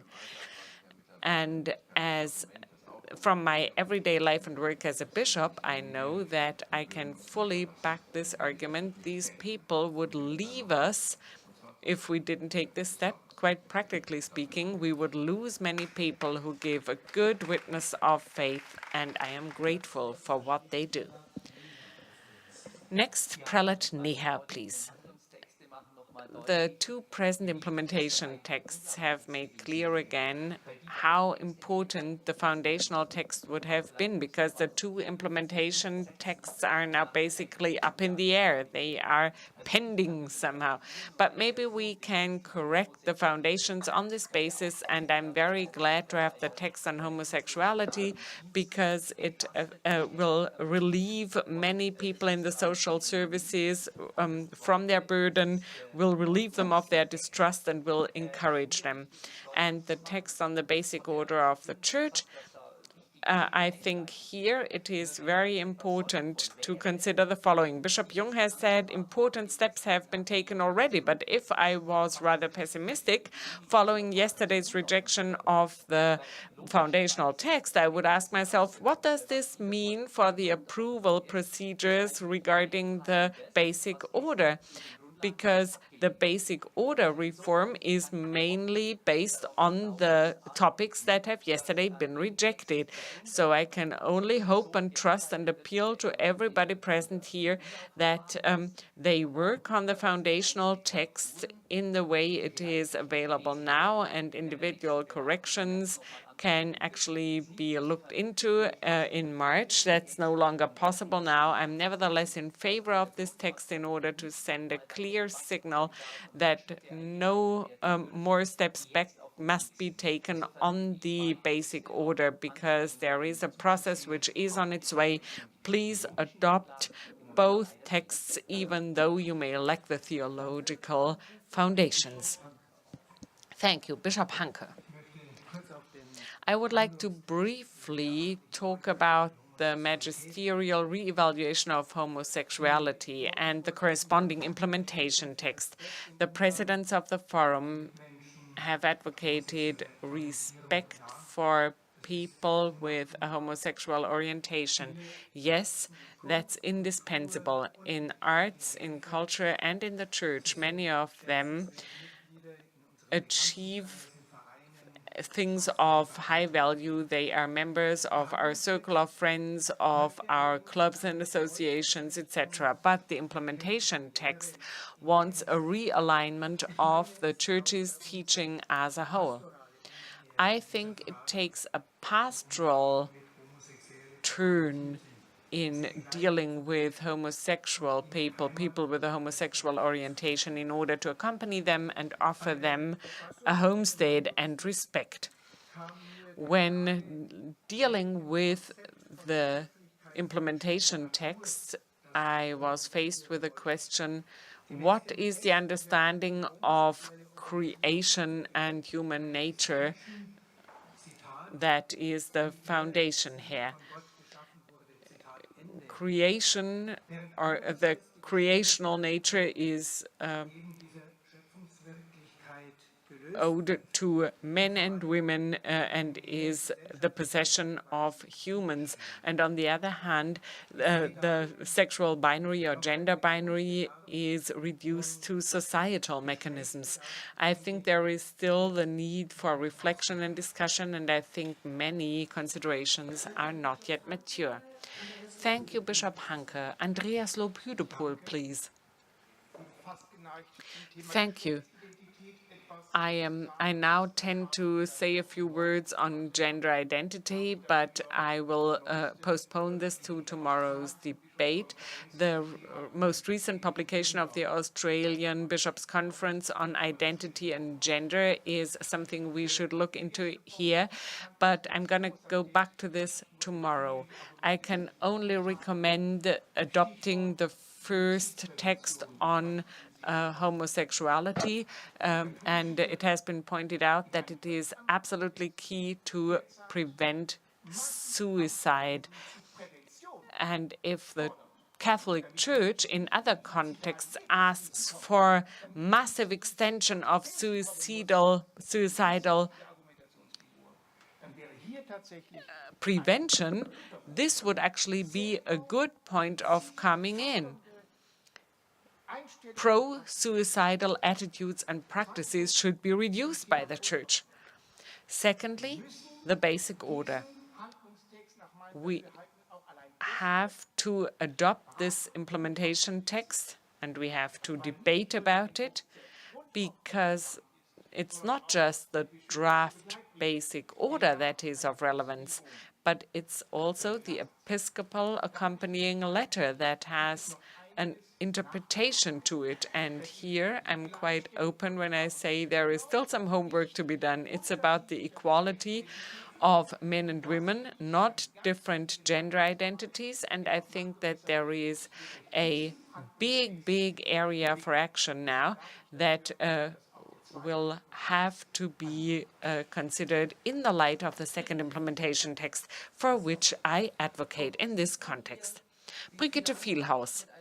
Just like many others, I'm sitting here with a residual disappointment in mind with a view to yesterday's disaster. I'm sitting here as God's loved, mature, and wonderful creature. I am part of the Out in Church movement that came forward in January, and I believe that this movement is a necessary, guiding, and helpful movement for all of us. Please help that Out in Church does not turn into out of church. It would be such a pity if so many wonderful people with their deep faith left this church. And I cannot help making one comment. Based on my own biography and based on my own experience and discussions with many other people, I think it is really embarrassing, and it is really bad enough that today, in the year 2022, we still need to discuss about issues of homosexuality the way we do, and that we have to vote on questions of homosexuality. And I'm deeply convinced that we don't need a pastoral turn, we need a basic turn. Thank you to Brigitte Vielhaus. And now on to Ulrich Hoffmann. I am also impressed and left with sadness after what happened today. And as Peter Lehr, I have to admit that it was difficult for me to talk about the implementation text after the foundational text failed in the vote. But I am now happy that we talk about this, and I will also vote yes on both texts. In terms of the basic order text, I believe it is very important that our colleagues in the pastoral and caritative work can stop acting as if they were someone else, and that we need to make sure that we need their service, their work as a church. We want to be a church with you, I think is what Mr. Tiefens said yesterday. I'd like to underline that. In terms of the text on homosexuality, I believe that from my point of view, this is also to be voted yes on. Homosexual individuals have the same task to live their lives in relationships, succeeding relationships, as anyone else. And of course, they also have the right to live their sexual orientation just as anyone else as well. And just by the way, some organizations like Familienwunsch also advocate that we step in for the interests of rainbow families, and we should continue to do so. And I'd also like for us as a church to become advocates of these individuals and to fight whenever they are being discriminated, be it in Münster or over here or in Poland. Thank you. Thank you, Mr. Hoffman. Juliane Eckstein. Well, I would first of all like to subscribe to what Bernhard Immons said, and would like to also add that this is a great issue also for those colleagues in the scientific theological novices segment. I lose a lot of colleagues every month, good colleagues, for this reason, or for reasons of how this is handled currently. And then also to follow up to what Ms. Ottenrotter said, I can contribute something on the biblical side if I have the time to do so. But just to recap, when it comes to the Old Testament and also in the New Testament, if I'm aware correctly, the consensus is that homosexuality is something that's not mentioned in the texts. It's not a conscious decision. All these texts that are referred to are presupposed by the assumption, I don't need your teaching, I know that. I just wanted to find out whether it is mentioned and emphasized in the text sufficiently so that other readers can also understand it. It wasn't meant to be me teaching you, this was meant for everyone. And so this is about someone doing something that they would not otherwise do. And in the Old Testament, these texts are used in violent contexts, and that takes us closer to where we think. Genesis 19, for instance, these are all violent contexts where someone else is to be exposed to sexual violence, and this is being used, people being humiliated by that. Also Syria, in Syria we had cases of that, so these are very topical texts, but they're different in the interpretation from how they were interpreted for a long time. Thank you for the addition. Also from a biblical standpoint, Auxiliary Bishop Steinhäuser, please. Well, I have nothing elaborate to offer. I just raised my voice because I want to make you aware of an issue that I see, and because I want to be transparent. What I can really understand is that homosexuality is not a disease. That statement I can subscribe to. I also can subscribe to the fact that you would want to fight any type of conversion therapy. I also believe that it's right that the Church formulates a confession of guilt in view of what it did to homosexual individuals and how they were treated. I also know that a lot of priests are homosexual, and that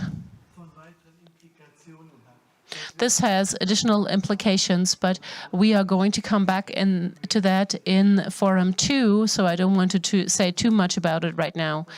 And I believe a challenging element is the following. So far,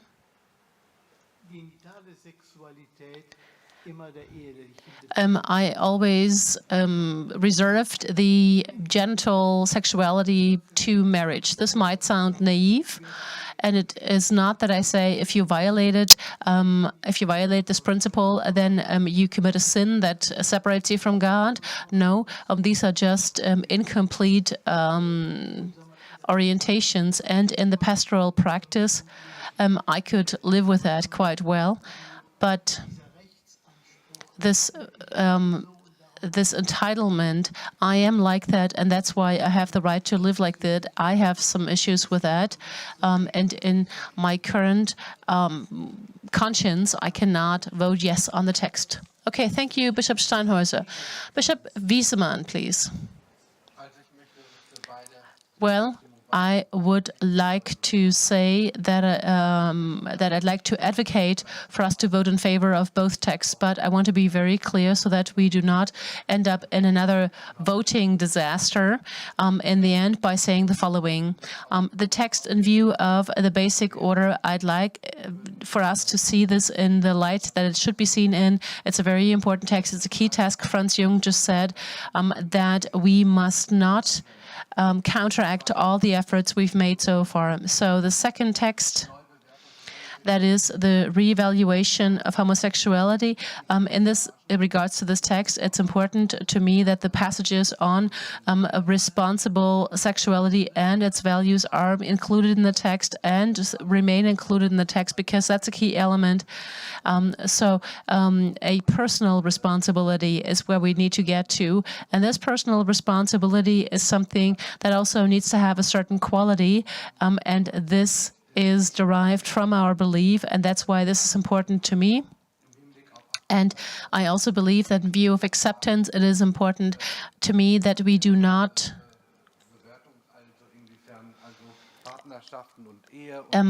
assess it against the background of partnerships and marriage and the sacramental notion. That's not the subject matter of this text, and that is why I believe that against this background, we should be able to vote yes on this text, and I really advocate us doing so. So, Bishop Wiesemann, now Bishop Oster. On our path, I also learned that for many understandable reasons, it's very hurtful if a bishop talks about homosexuality in a very abstract or general sense, because if you talk about this in general terms, there's always a misunderstanding that results, and this leads to people being hurt. And that's why I don't want to talk about anthropological basic understandings. I can do so in a personal conversation and hope that I will not be hurtful when doing that. Also because, just as anyone else, I am hurt by these matters personally as a person, and just like other people might be if you say the wrong thing. And I also learned that for the same-sex relationships, we as a church need to differentiate between individuals that live sexuality and faithfulness and responsibility towards one another, and others who are rather arbitrary, and this should apply to anyone, regardless of the sexual orientation. And that is why I do see development potential for our teaching, in particular to follow up to Amoris Laetitia of Pope Francis. But I also would like to point out that I'm in intense cooperations with believers that have a same-sex orientation and that say yes to the church teachings and try to live that, and also encourage me to continue to do so. I also try to make sure that these individuals are heard in our forum. I haven't succeeded in doing so until today. And that is why, yes, as a bishop, I do advocate our teachings, but I do see potential for further developments. But the entire text, the entire motion goes beyond what I can vote yes to. So, Mr. Potschun, 3 things. First and foremost, I believe that the synodal conversation might not work all too well this time. Second, this is a text that was drafted as part of the synodal path and also caused some hurt feelings, and I'd like to thank those that were involved in drafting it. I'm not affected, but I want to be a supporter, and I also learned a lot about homosexuality on the way to this text. The recognition of homosexuality also does not hurt my heterosexuality in any way. So we need to be friendly to people and not alienate them because it kills people as it legitimizes violence. You find good reasons in the foundational text, which is still valid, and maybe we can have a written motion for amendment and manage to include that in a footnote here. I also like to point out that the text is still a compromise that still allows for discrimination and will cause suffering, because with the implementation text, the church doesn't allow allow same-sex couples to receive the sacraments. And then another comment. Some bishop said earlier that a commented procedure goes to Rome with a letter. And I actually lost trust in the Bishops' Conference after what happened yesterday, and I'd like to come to see the comments. I'd like to see what happens outside of the synodality, the additions that the Bishops' Conference adds to these texts, and I have to criticize this procedure openly. Thank you, Mr. Pochon. Sister Philippa Rath, please. I'd like to recommend that both texts be adopted for the people. I think it is about time. It is about time for queer people to be able to live a life without fear in our church, that they don't have to have a double identity and that they're no longer discriminated against. And maybe we can also do some good after the hurting and the traumatization that was caused yesterday. I'd like to quote Pope Francis and something that he said in a letter to the American Jesuit James Martin, who on the 3rd of August was published on Radio Vatican. And I quote, "A church that alienates and marginalizes is not a church, but a sect." I'm not sure how you feel about this, but I do not want to be a member of a sect. I want to be a member of a community that likes people and is a truly Catholic church, a philanthropic church. Thank you, Sister Philippa. Nicole Podinski. Now, in terms of the basic order, I'd have to say that it's a very natural course of things that we subscribe to that, because if we don't, we will be too late and life will make us pay for that, because then the state authorities at some point will say you can no longer continue like this. There is discrimination in the system. And in regards to the text on homosexuality, I'd like to just point to the universal church level and say, in this world, there are people that live in prisons. I went to an exposure of Justicia et Pax. We went to a prison in Ghana. Homosexuals were tortured, abused, used. And we have the chance to talk about this here. We have the chance to set a positive sign as a church. And also, this is being seen in other religions. Let's just get started with this. Thank you. Gabriele Klingberg. Well, I personally would like to underline the necessity for really putting this new basic order into force, because for us as teachers of religion, what is associated with that is also a new and changed order, the Missio order. 70,000 teachers are waiting for this, and I'm speaking on behalf of all these teachers of religion, in particular those that due to their personal lifestyles need to hide, need to be someone else, and have to suffer from this so much. I really hope that they can be authentic, open and honest, and be free of fear as representatives of this church when talking to their children and their students, and can confess in a believable manner. And I also want to not lose them as colleagues. That's a personal note. Professor Westerhorstman, please. Now, I am in a dilemma now, in that I'd like to recommend the first part, and that everyone is to feel loved by our church, but not only within our church, but also outside of our church, loved with everything that he or she is. Last week, in a supermarket, I overheard some children calling each other names. And one kid said, "Oh, you're just gay." So this can still be an insult. And still, I have my issues in voting yes on the text. And the reason is in this link of the biblical confession, the fully lived sexuality that is linked to marriage. So in the Old Testament, there were often violent contexts in the New Testament, but in particular in Roman 1, it seems to be different. And Ms. Huttenreuter said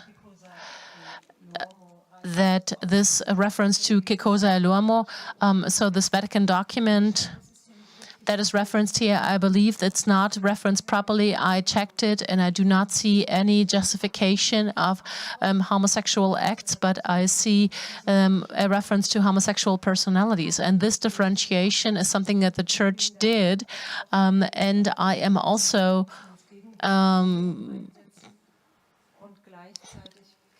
reflecting on this. We need to step in against discrimination, but at the same time, I cannot vote yes on the text. Okay, thank you very much. Also for the clear transparency that you bring about. Nadine Mersch. And just because Mr. Pochun just referred to it, he submitted a written motion for amendment. Well, we together step in for the credibility of our church and the lived practice and the teachings of the church, and bringing those two in line with each other actually contributes to the credibility of our church in a decisive manner in the church service and also in the pastoral work. In many cases, and we had individuals alluding to this, we can be appreciative and without discriminating anyone when dealing with individuals of different gender identities or sexual orientation. This is already part of our reality, and this is very good. And this also shows that homosexual individuals can live their belief in our church and find a home. But unfortunately, there are too many who can no longer do so. But it does show that it is possible because to some extent we already have a good practice of allowing for that. But teaching will need to follow that practice for reasons of credibility. And what we also need is a clear position from us against discrimination, against conversion therapies, against the pathology notion, and just making it very clear that in our church we can really be credible when dealing with all individuals. And that is why I really would like to advocate for this implementation text on homosexuality to be voted on today, just because we want to get a little bit closer, something that we want, the non-discrimination and the appreciation of all individuals, and what our teaching says, to bring this closer together for the well-being of the people and for the credibility of our church. I can only call upon you from the bottom of my heart to vote yes on this motion. We cannot undo anything that happened yesterday and the way it happened today. It is about this text, it's about this issue, and it's about the credibility that we can show with this. Okay, Ludger Urbik now. So thank you to all the speakers, and thank you also to Nadine, because I also have credibility as my first keyword on my notepad here. Credibility, just for the sake of the people. I think when it comes to the people, we can only just recognize the fact that we need to change the church teachings and to change the basic order. This is a matter of credibility of the church and the credibility of the bishops and this assembly as a whole. We need to come to a reassessment, at least to contribute a reassessment of homosexuality. We cannot do it because we would we can only suggest the re-evaluation. This would be an important signal. I just wanted to say I am very grateful for all the bishops that presupposing there will be a new basic order, already said, well, in our diocese there will not be any consequences just because people spoke out and showed the world that they're queer.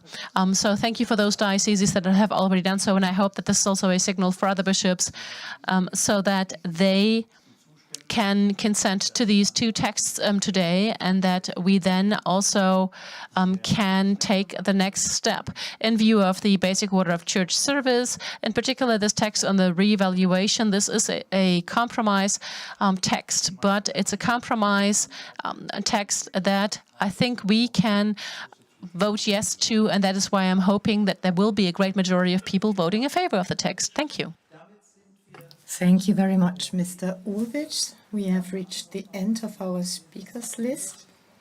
I thank all of you for keeping the time, for being disciplined. So it's great. We were even able to save a little bit of time. Now we get to the question of what kind of motions for amendment we have. Dr. Greve and Dr. Kreitler goes. Oh, we have a motion on the rules of procedure. Bishop Betzing, please.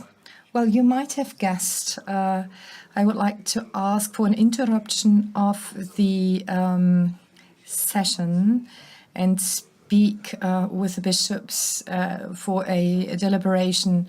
I don't want to speak of a faction of bishops, but I would like to have a short deliberation within the groups of bishops. Any objection to this? This seems not to be the case, so we interrupt. 20 minutes. So until 1940,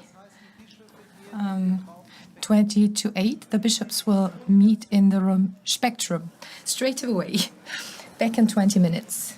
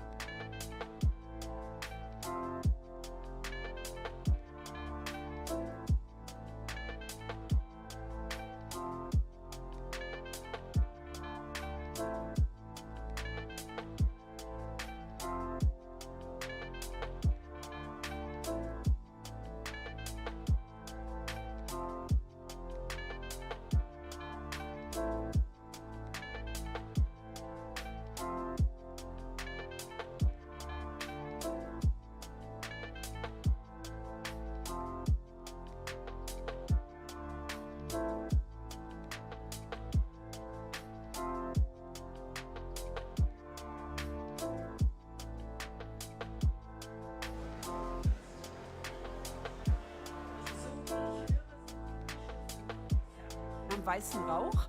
Deshalb möchte ich Sie alle bitten, Ihre Plätze wieder einzunehmen. Please take your seats again.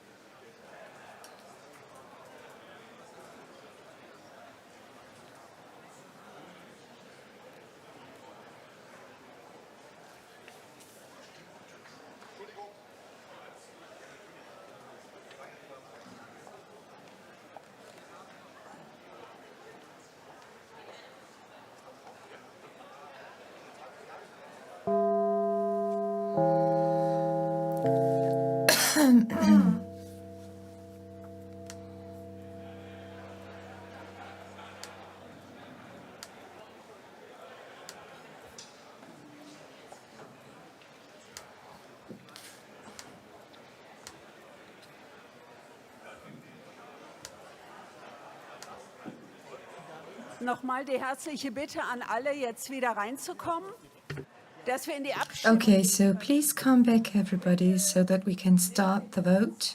Please take your seats.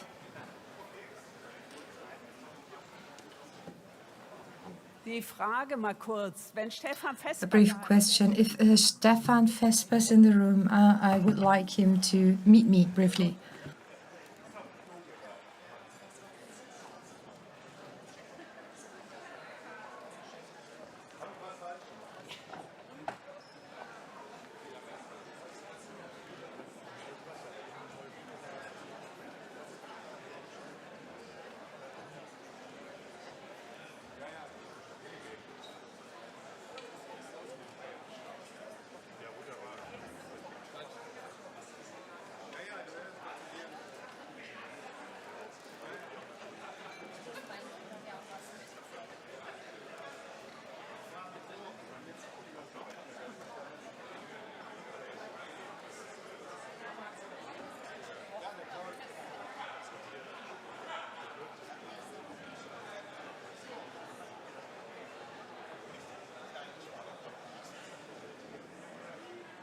So,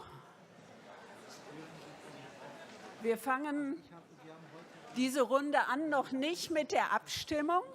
Okay, we start this round not with a vote, but a personal message from Markus Schuck. Is he here? Is he in the room? Herzlichen Glückwunsch zum Geburtstag. Happy birthday, Markus. All the best. It's a great way to start a new year in your life. Happy birthday.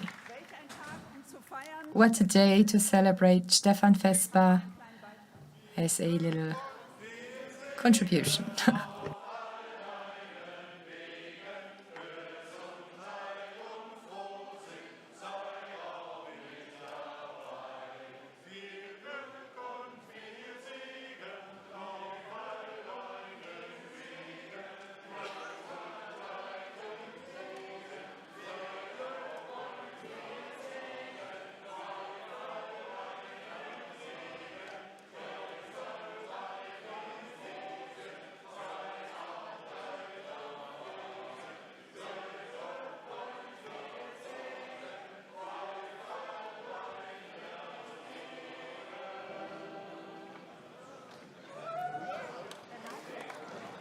So, alles gut. Vielen Dank.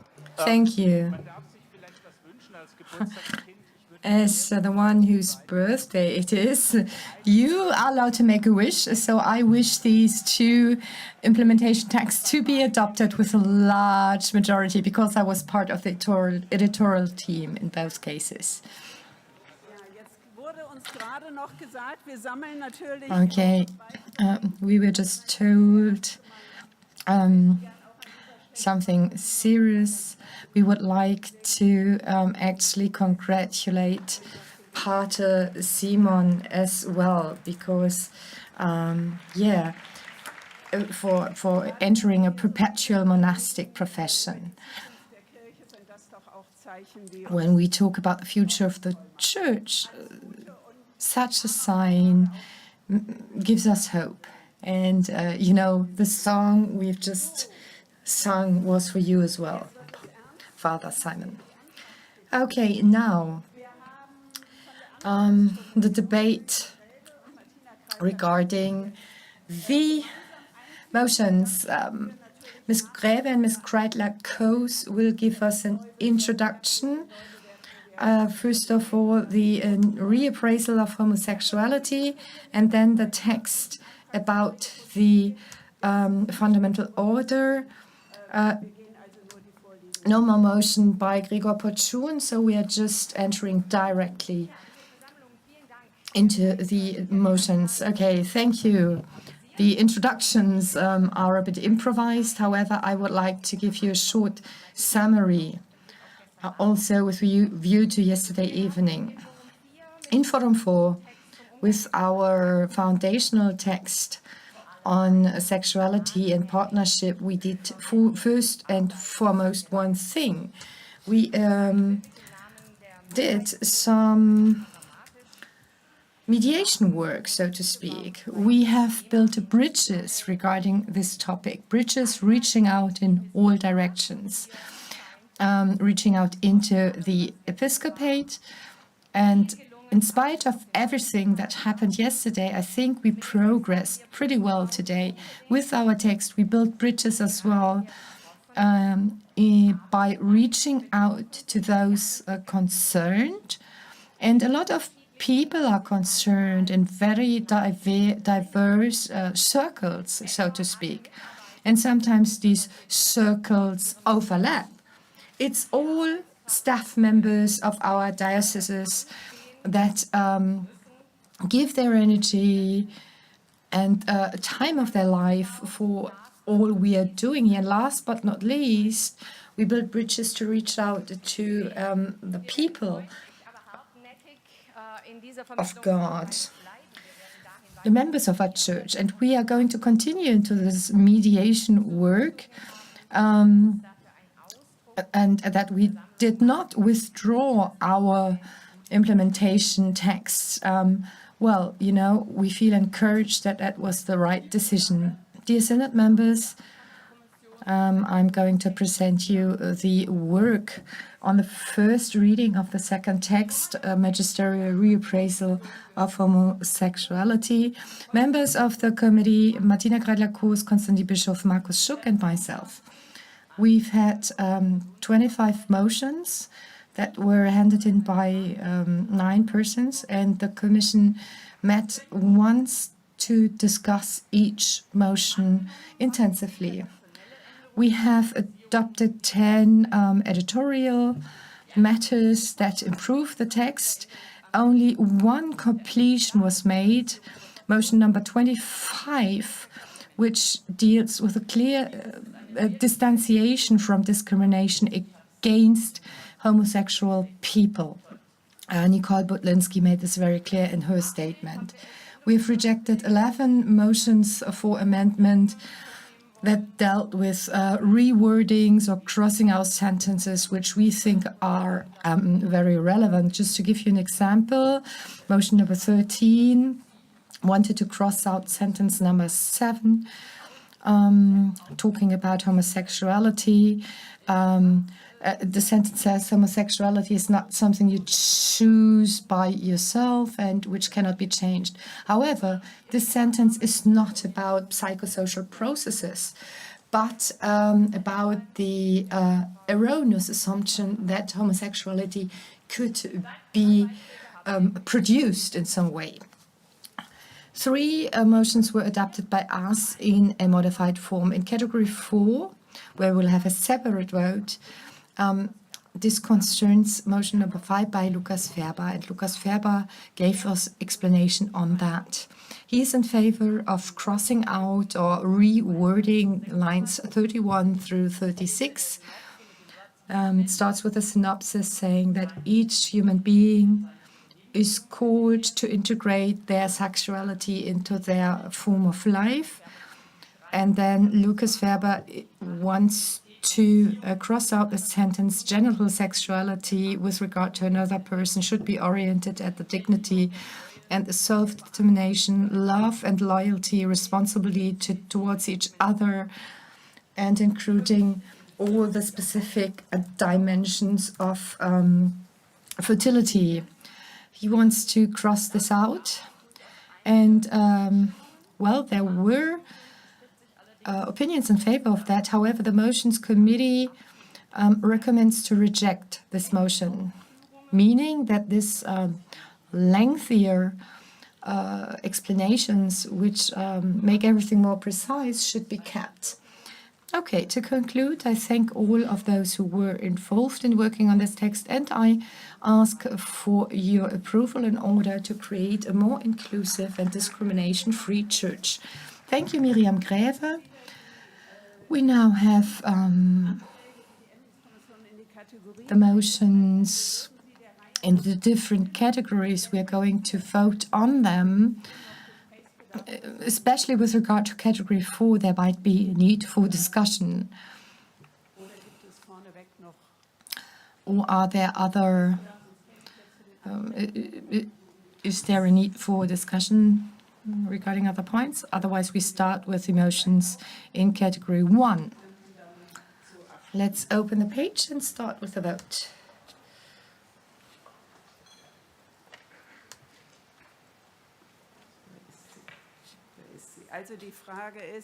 Here we go. So the question is, and well, the recommendation of the Motions Committee is to adopt the following motions or motions for amendment. And if you are in favor of the adoption, press 1. If you're against, press 2. And if you want to abstain, press 3.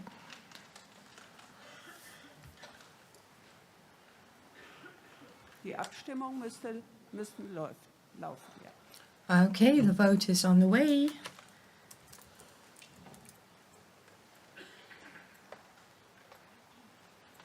So.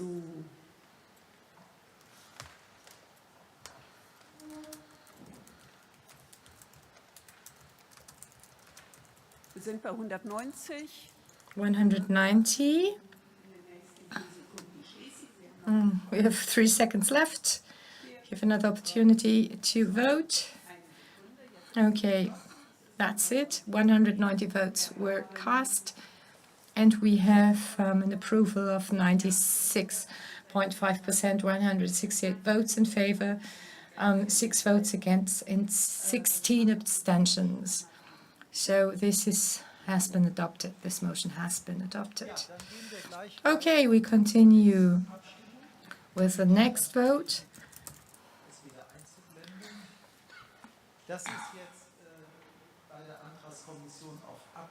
Okay, this is the recommendation of the Motions Committee is to reject it, and it pertains to the following motions for amendment. So you see the numbers here.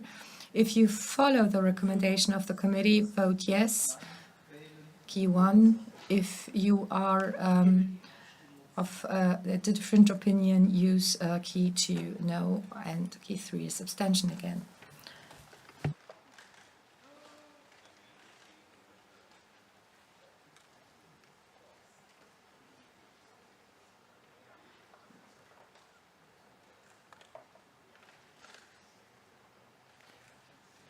Ja, wir sind gleich bei 190. Ich bitte Sie, zum Ende der Abstimmung zu kommen. We have reached 190 votes, a few seconds left. 5, 4, 3, 2, 1.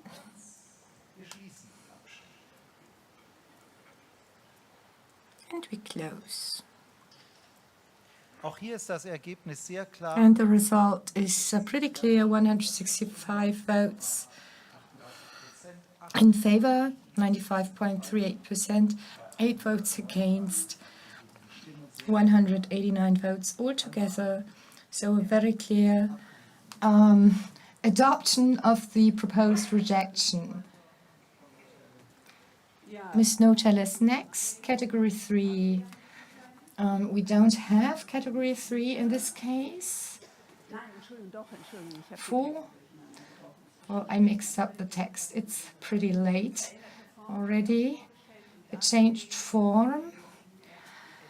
A 4, 7, 8, and 12 recommendation is to adopt them in a modified form. If you follow this vote, please choose 1. No is 2, 3 is abstention.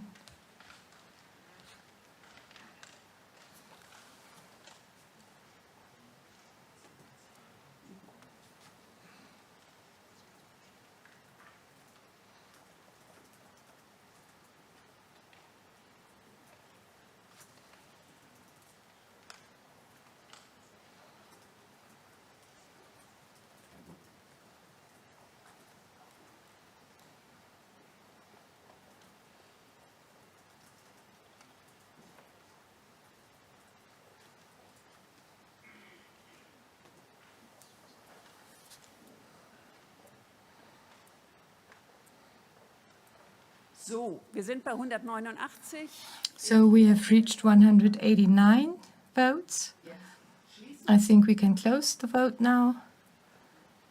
Dann sind wir 168 Ja-Stimmen über So 168 yes votes, more than 90%, 96%, 6 votes against, and 15 abstentions. sind auch diese Anträge durch. Okay, so these motions have been adopted as well. And we continue with category 4. Ja, das ist Herr Ferber. Mr. Ferber. Das bezieht sich ja schon auf die. Okay, this pertains to this category. Yeah, I wanted to call you to speak. Well, I've said a couple of things content-wise. I would just clarify something. It was said that I only wanted to cross out these 2 sentences. No, that's not only the case. I want to keep 1 sentence, which is very important, I think, that it's not about sexuality in relationships with fertility and all the things, but that there's only a responsibility for genital sexuality should be orientated at dignity and self-determination. So I don't want to cross out everything, but to break it down to the essential. Müssen wir ihn noch mal aufschreiben, den Satz? Ich glaube, Entschuldigung, ganz kurz, man sieht das hier. Also das I think you can see it here. So everything has been shown in a correct manner. It's about crossing it out or instead, keeping the sentence in green. This is what Lucas Ferber put forward as a motion, and the motions committee recommends to reject this, meaning that what is in red would remain. Okay? Okay, so if you want to follow the recommendation of the motions committee, it will stay as it is, and the green sentence will not be included. And the 2 sentences in red will be kept. So if you're in favor of that, vote yes. If you agree with Lucas Ferber, vote no. That's it. Or you can abstain. Okay, motions committee. Not crossing it out means 1. Lucas Ferber's proposal means you press key 2. And the vote is open.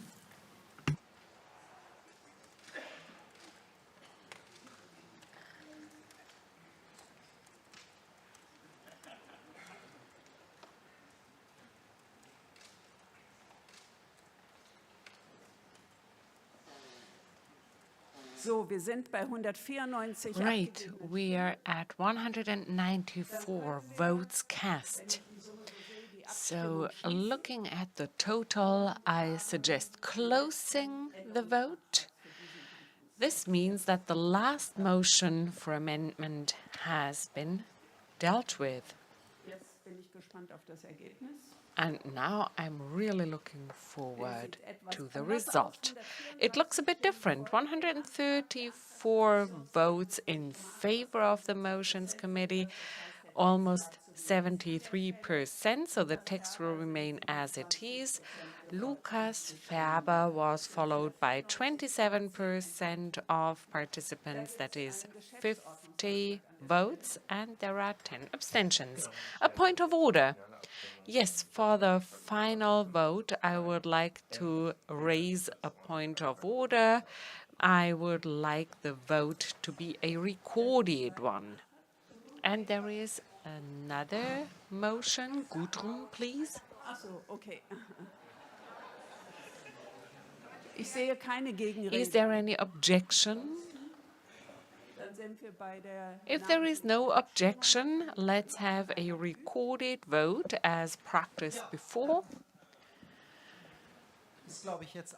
So now I think everybody is clear about what we are voting on. It is about the final vote on this implementation text.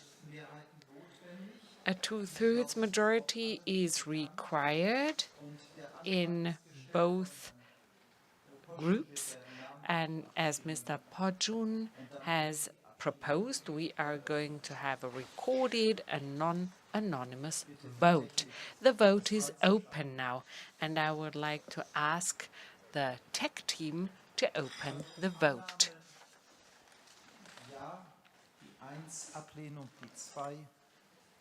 Adoption, yes. Rejection, no. 2 or 3 abstention.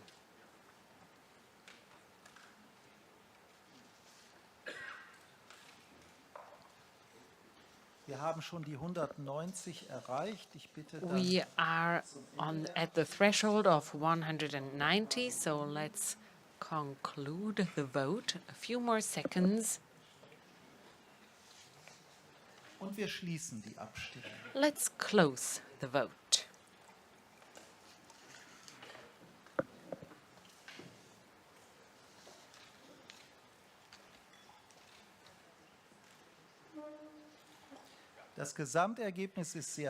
The overall result is very clear. 170 yes votes, or 92%. 14 no votes. So this looks like a double 2/3 majority, but we are going to look into the repartition of votes too, in order to make it very clear. No, that's not it. Oh, yes, it is. Is this the group of the bishops?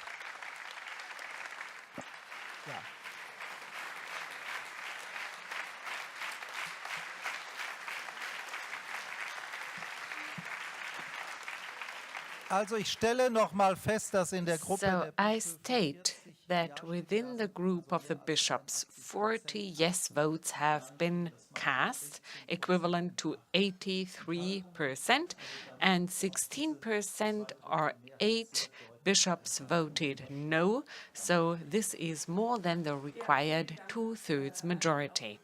Thank you. And thank you, everybody, for being so disciplined about the voting process. And now we are going to vote on the motions for amendment in the implementation text about the basic order.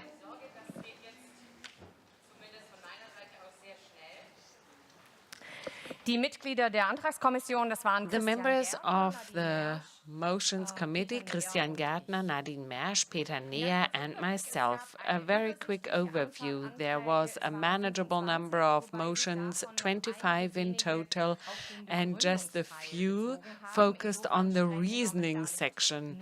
So strictly speaking, it would not have been necessary and mandatory to consider them, but all of them have been appreciated and recognized as improvements, and that's why we adopted them. In category 1, there were numerous minor motions that enhance the precision of the text, and that's why we recommend adopting them. Category 2, there were a few minor motions that we do not recommend because the Motions Committee cannot see any improvement associated with them. The applicants or those putting forward the motion have not referred back to the findings of the Motions Committee, so we assume that there is a general consensus here. We can neglect category 4. No separate vote is needed. None of the people putting forward a motion had such a fundamental issue. And I would like to point out 2 things. First, in the Motions Committee, we tried to respond to the intended new draft, thereby changing explicit referrals to the old draft. This was possible because corresponding motions were available that we can recommend for adoption. And a second and last hint, in 3 motions for amendment, there were various suggestions to change the wording called legal form of partnership. This is a phrase that was supposed to be replaced by various suggestions, and we are in favor of Bishop Georg Betzing's phrase, which says, a partnership opened up by government and state regulations, and this clearly makes the distinction between the state and worldly government on the one hand and the church on the other.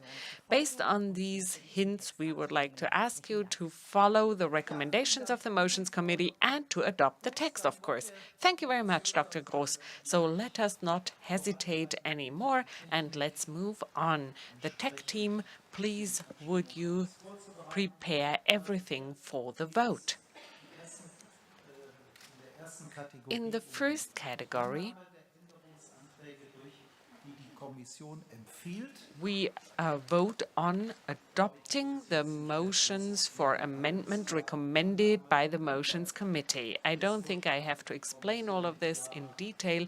If you accept the committee's proposal, please press 1 or yes. If you want to reject it, please press 2 or no. And if you don't want to decide, please abstain.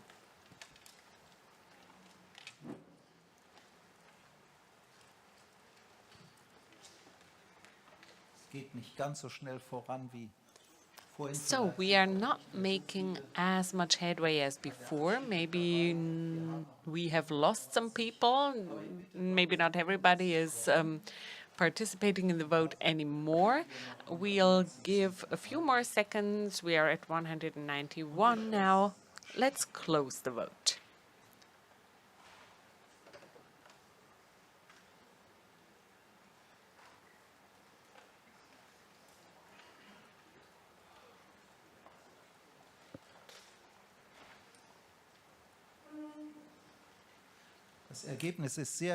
The result is very clear. 172 yes votes, more than 97%, 5 no votes and 14 abstentions out of a total of 191 votes cast. So we endorse the proposal of the Motions Committee. And now, category 2, the motions for amendment that the Motions Committee recommends us to reject. If you agree with the recommendation of the Motions Committee, please press 1 for yes. If you're against the recommendation, please press 2 for no. And if you want to abstain, press 3.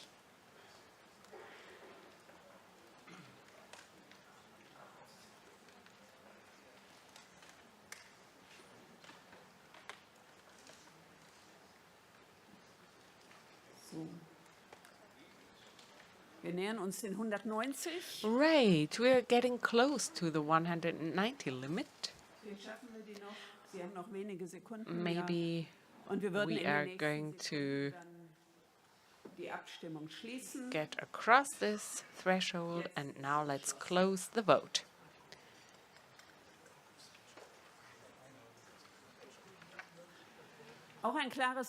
Again, a clear result. 157 yes votes, more than 93% are in line with the recommendation by the Motions Committee to reject the motions, and 11 are against this recommendation, and 22 abstained from voting. Okay, let's move on. So, das ist jetzt This is the recommendation to adopt the motions in a modified form. Category 3, if in this case you agree with the recommendation given by the Motions Committee, please press 1 for yes. If you're against the recommendation, press 2 for no, or else press 3 for abstention. The vote is open.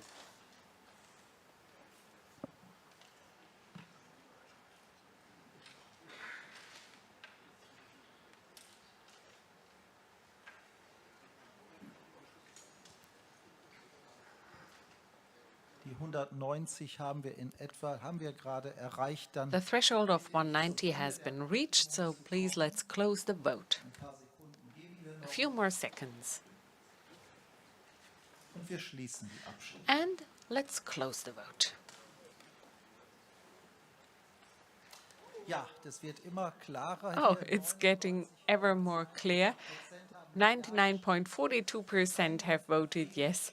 There is one single vote against and 18 abstentions. So this is a very clear result. And now let's move on to the final vote, the vote on the text in its entirety. I think we had no motions in category 4. No, we are now going to vote on the text as a whole. And there is a point of order. Gregor forgot about it, so let me ask for a recorded vote.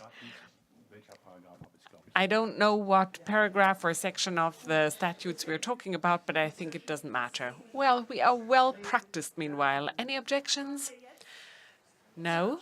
So let's move on to the vote. Second reading, basic order of the church service. If you are in favor of this text, please press 1 or yes. If you're against the text, press 2 or no, and use the third button to abstain. And again, we need a twofold majority of 2/3, the assembly in its entirety and the group of the bishops.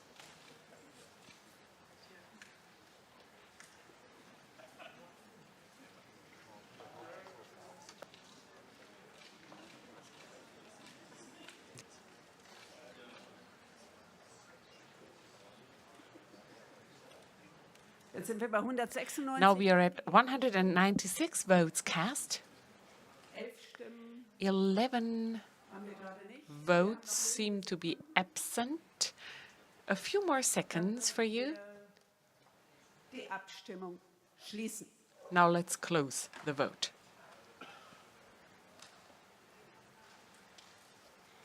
So, das sind 95,63%. So 95.63% yes votes,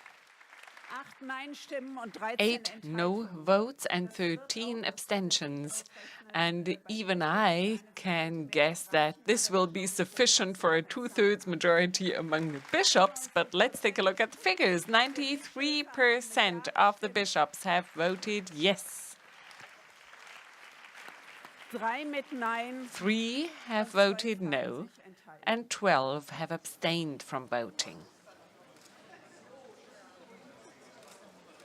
Damit sind die beiden Handlungstexte heute Abend. So both implementation texts from Forum 4 have been adopted tonight. This was the last vote for today. And before giving the floor back to the two presidents of the Forum, and before moving on to the spiritual reflection, I would like to thank all those who have participated and discussed in the afternoon, and a warm applause to the bishops who, instead of having a coffee break, continued their discussion. Thank you very much for your commitment.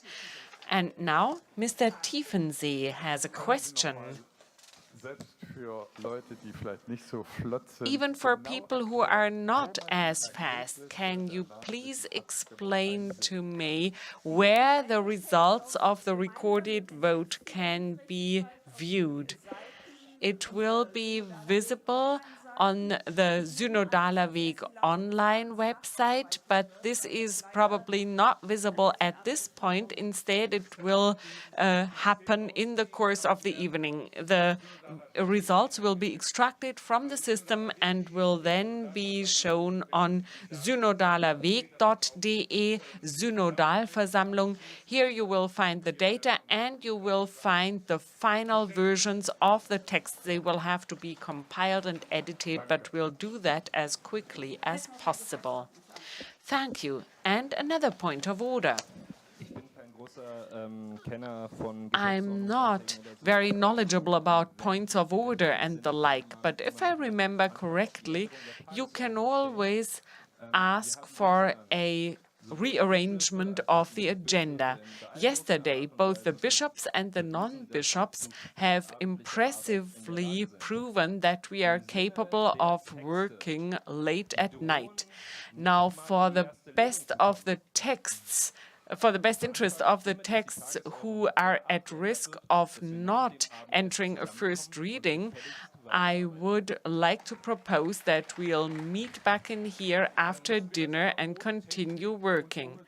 Well, we'll have to do that without the technical team, without the interpreters and everything else. This is not doable. With God's help and yours, I am ready and willing to do that. That's what I said during my profession last Saturday. But that was about the eternity. Well, this is just about tonight. Now, this is a question, a procedure, a point of order, really. Of course, many people could have raised an objection, but I am going to raise my objection now. I think we all have our limits, and maybe we have overtaxed and overburdened ourselves. I think we should take out time for encounters tonight. We should take a deep breath. We should pick up again tomorrow, and we should accept that not everything worked out just perfectly. Okay, this was a point of order. We'll have to vote on it. And I would like to point out that at the beginning I said that the committee is going to look into the question of how to proceed with the topics and the texts in order to make sure that they stand a chance of being discussed. If the extended committee can assure me that all the texts will enter a first reading at least, I will be willing to immediately withdraw my point of order. I don't think they can promise this before there has been a discussion. Okay, then let's vote. We have a point of order that we vote on. If you agree with Father Sielmann, without technical support, to continue our discussion after dinner without technical support, it will be a challenge, but with God's help. And there is some additional information. There are people who are able to participate in this meeting only by means of technical support, so they will not be able to participate without the technical support. Okay, so we'll have to cast a vote. We will have to vote on this point of order. If there are any texts that do not undergo the first reading during this assembly, what will happen to them? We can only discuss this tomorrow because, well, we are in the vote. It's ongoing, it's running, and it will have to be brought to a halt. Okay, who is in favor of Father Simon's motion to meet back in here at 9:30 or 9:45 to discuss one or two more texts? Who is in favor? So this is a point of order, changing the agenda. If you're in favor, press yes. If you're against, press no.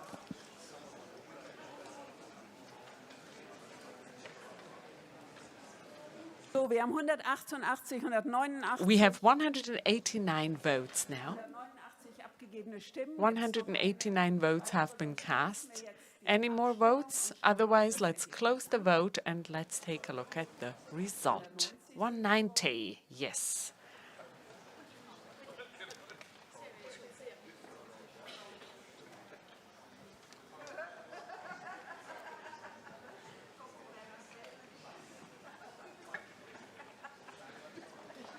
So, Spannung.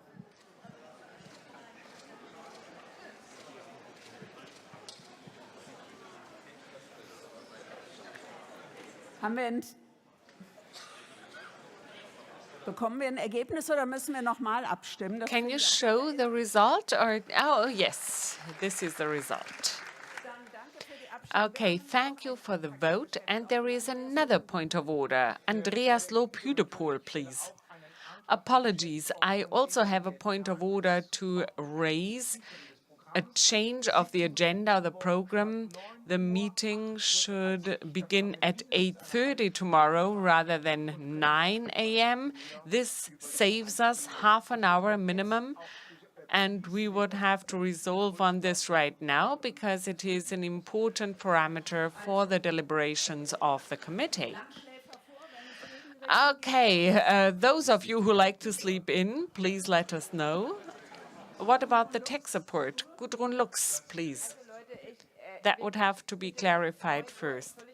Folks, 9 o'clock is totally sufficient. With half an hour on top of what we have, we will not be able to discuss more texts. And an important part of the synodal path is encounters, is drinking, spirits, is getting enough sleep. I got just 4.5 hours of sleep last night, and I don't think I was the only one. Maybe we should try to get a little more sleep tonight. Und ein wichtiger Teil ist es auch, gemeinsam zu lachen. And an important part of our encounter is to laugh together. And it doesn't happen so often in this room. It's better to laugh outside and sleep with whom you want, but sleep tonight, no matter what. Wenn ich das richtig sehe, and if I'm getting it correctly,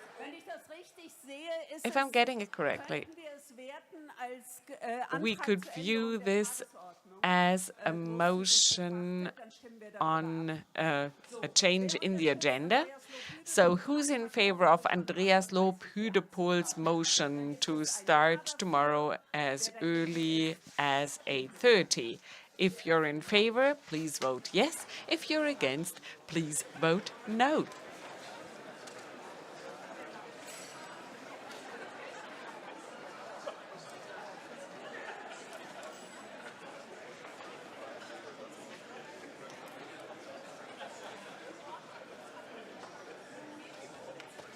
So, wir kommen zum Ende der Right, we are reaching the end of our vote. We are closing the vote at 187 votes cast. Und stellen den Wecker für morgen früh auf. And now let's see when we'll set our alarm clock at 8 a.m. or whenever you need to get up in order to be here at 9 a.m. So we are going to start tomorrow at 9 a.m. But please stay in this room because the two chairpersons of the forum have the floor, and then we will have the spiritual pause and reflection supported by our spiritual companions. Now, after this intense and open debate, we'd like to say a great word of thanks to all of you.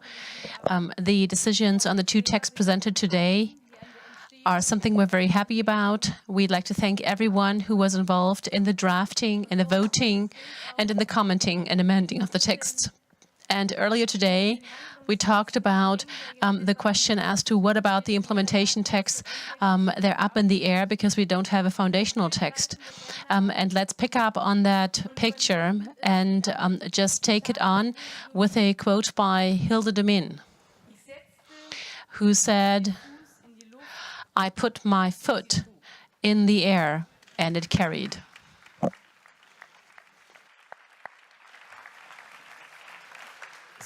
so lyrisch kann ich leider jetzt nicht. Well, I cannot be so lyrical at this stage anymore, but I'd also like to say thank you. Thank you for moving. Thank you for bringing about a change. Thank you for bringing about a change in our common trying. That this failure yesterday did not lead to these implementation texts to fail as well. There was a lot of inner movement, and synodality also changes people, and it changes them for the better. And in terms of the result, I'd like to say that we made a major step in order to reflect the reality of the church that we live in and to recognize that.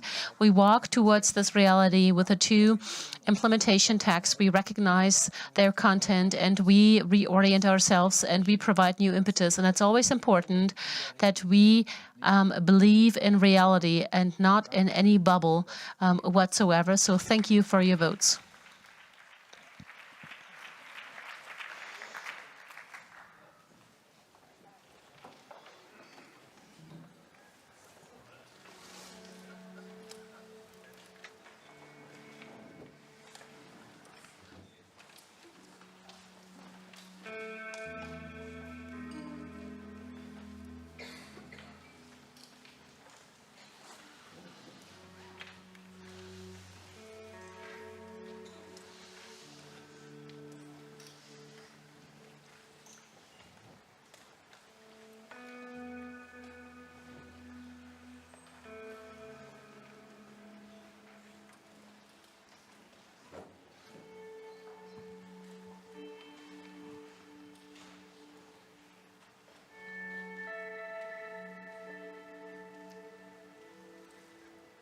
Was nennst du mich gut? Why do you call me good? This is how you address me. You provoke me. This is how you provoke me.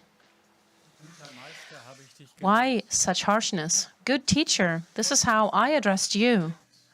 Wanting to know from you what matters, what makes sense, what helps us achieve peace and happiness. Wanted to talk to you about it and talked about the Torah, about my life, my being good. Was nennst du mich gut? What do you call me good? Why do you call me good is what you ask me. Do you see my good intentions, my efforts, my life?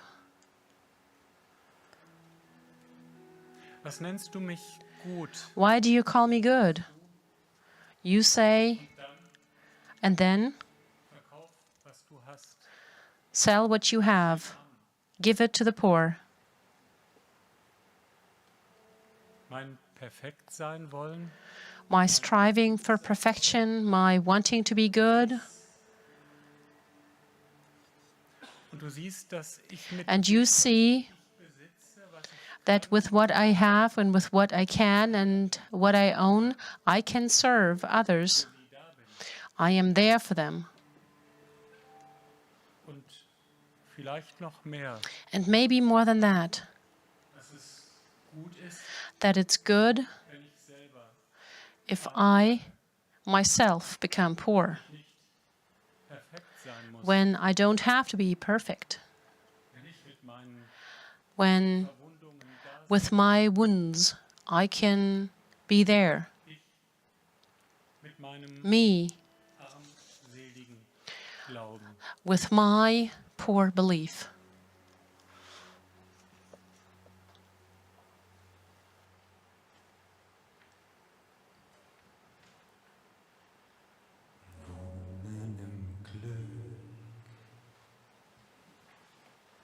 Wer verzichtet, ein neues Leben,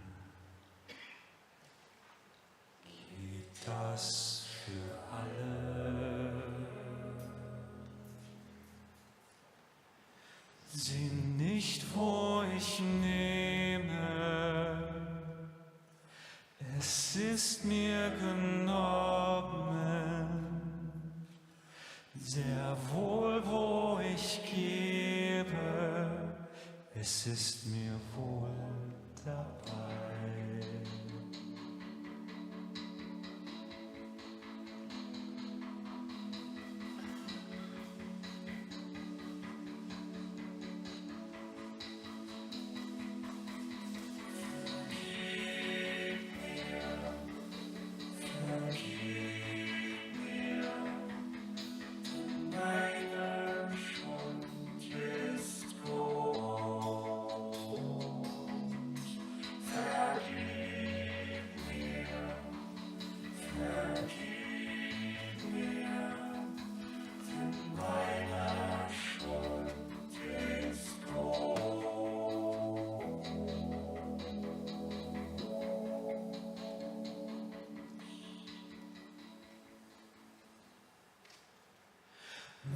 Herz ist gesprengt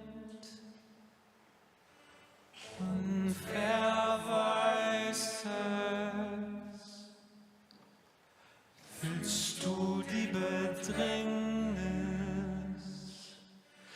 die Enge, die Angst?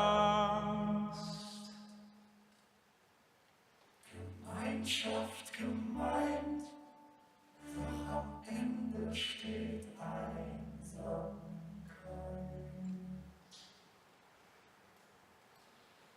Ich muss mir gut genug sein.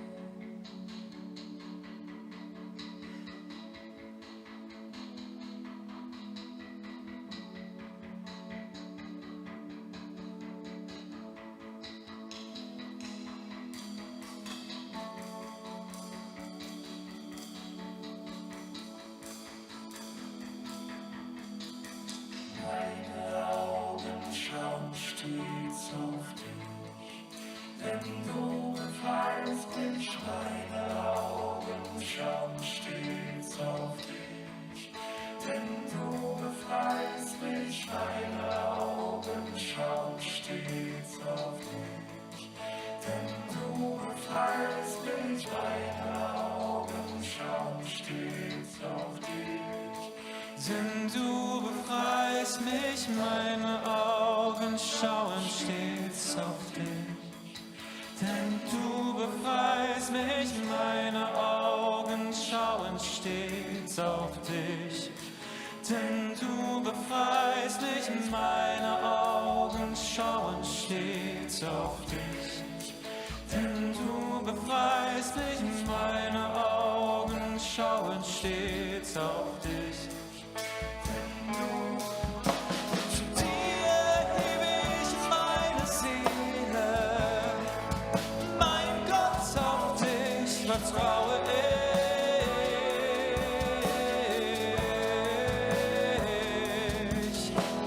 Zeige mir deine Wege, führe mich und lehre mich.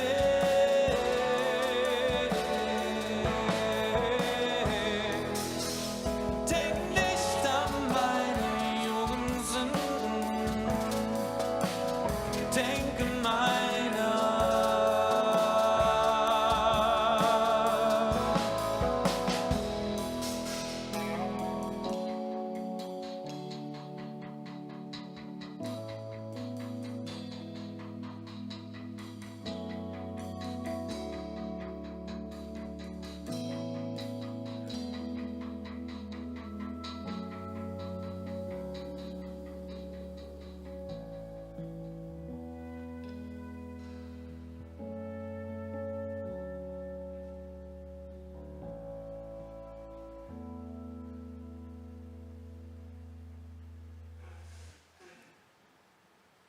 So bitten wir deinen Segen, Gott. So we ask for your blessing, God, with our richness and our poorness, with our good will and our failure, with our sadness and our happiness,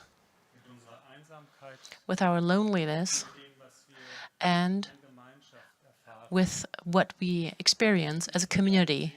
We're asking you for your blessing for the creation of this day.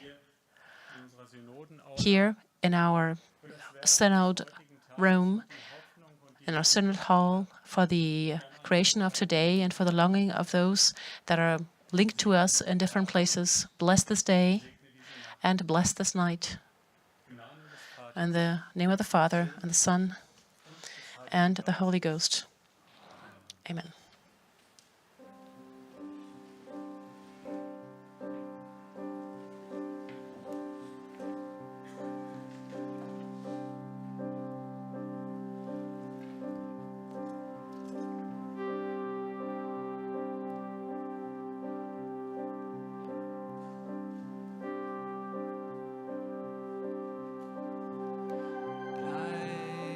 Bei uns, Herr, die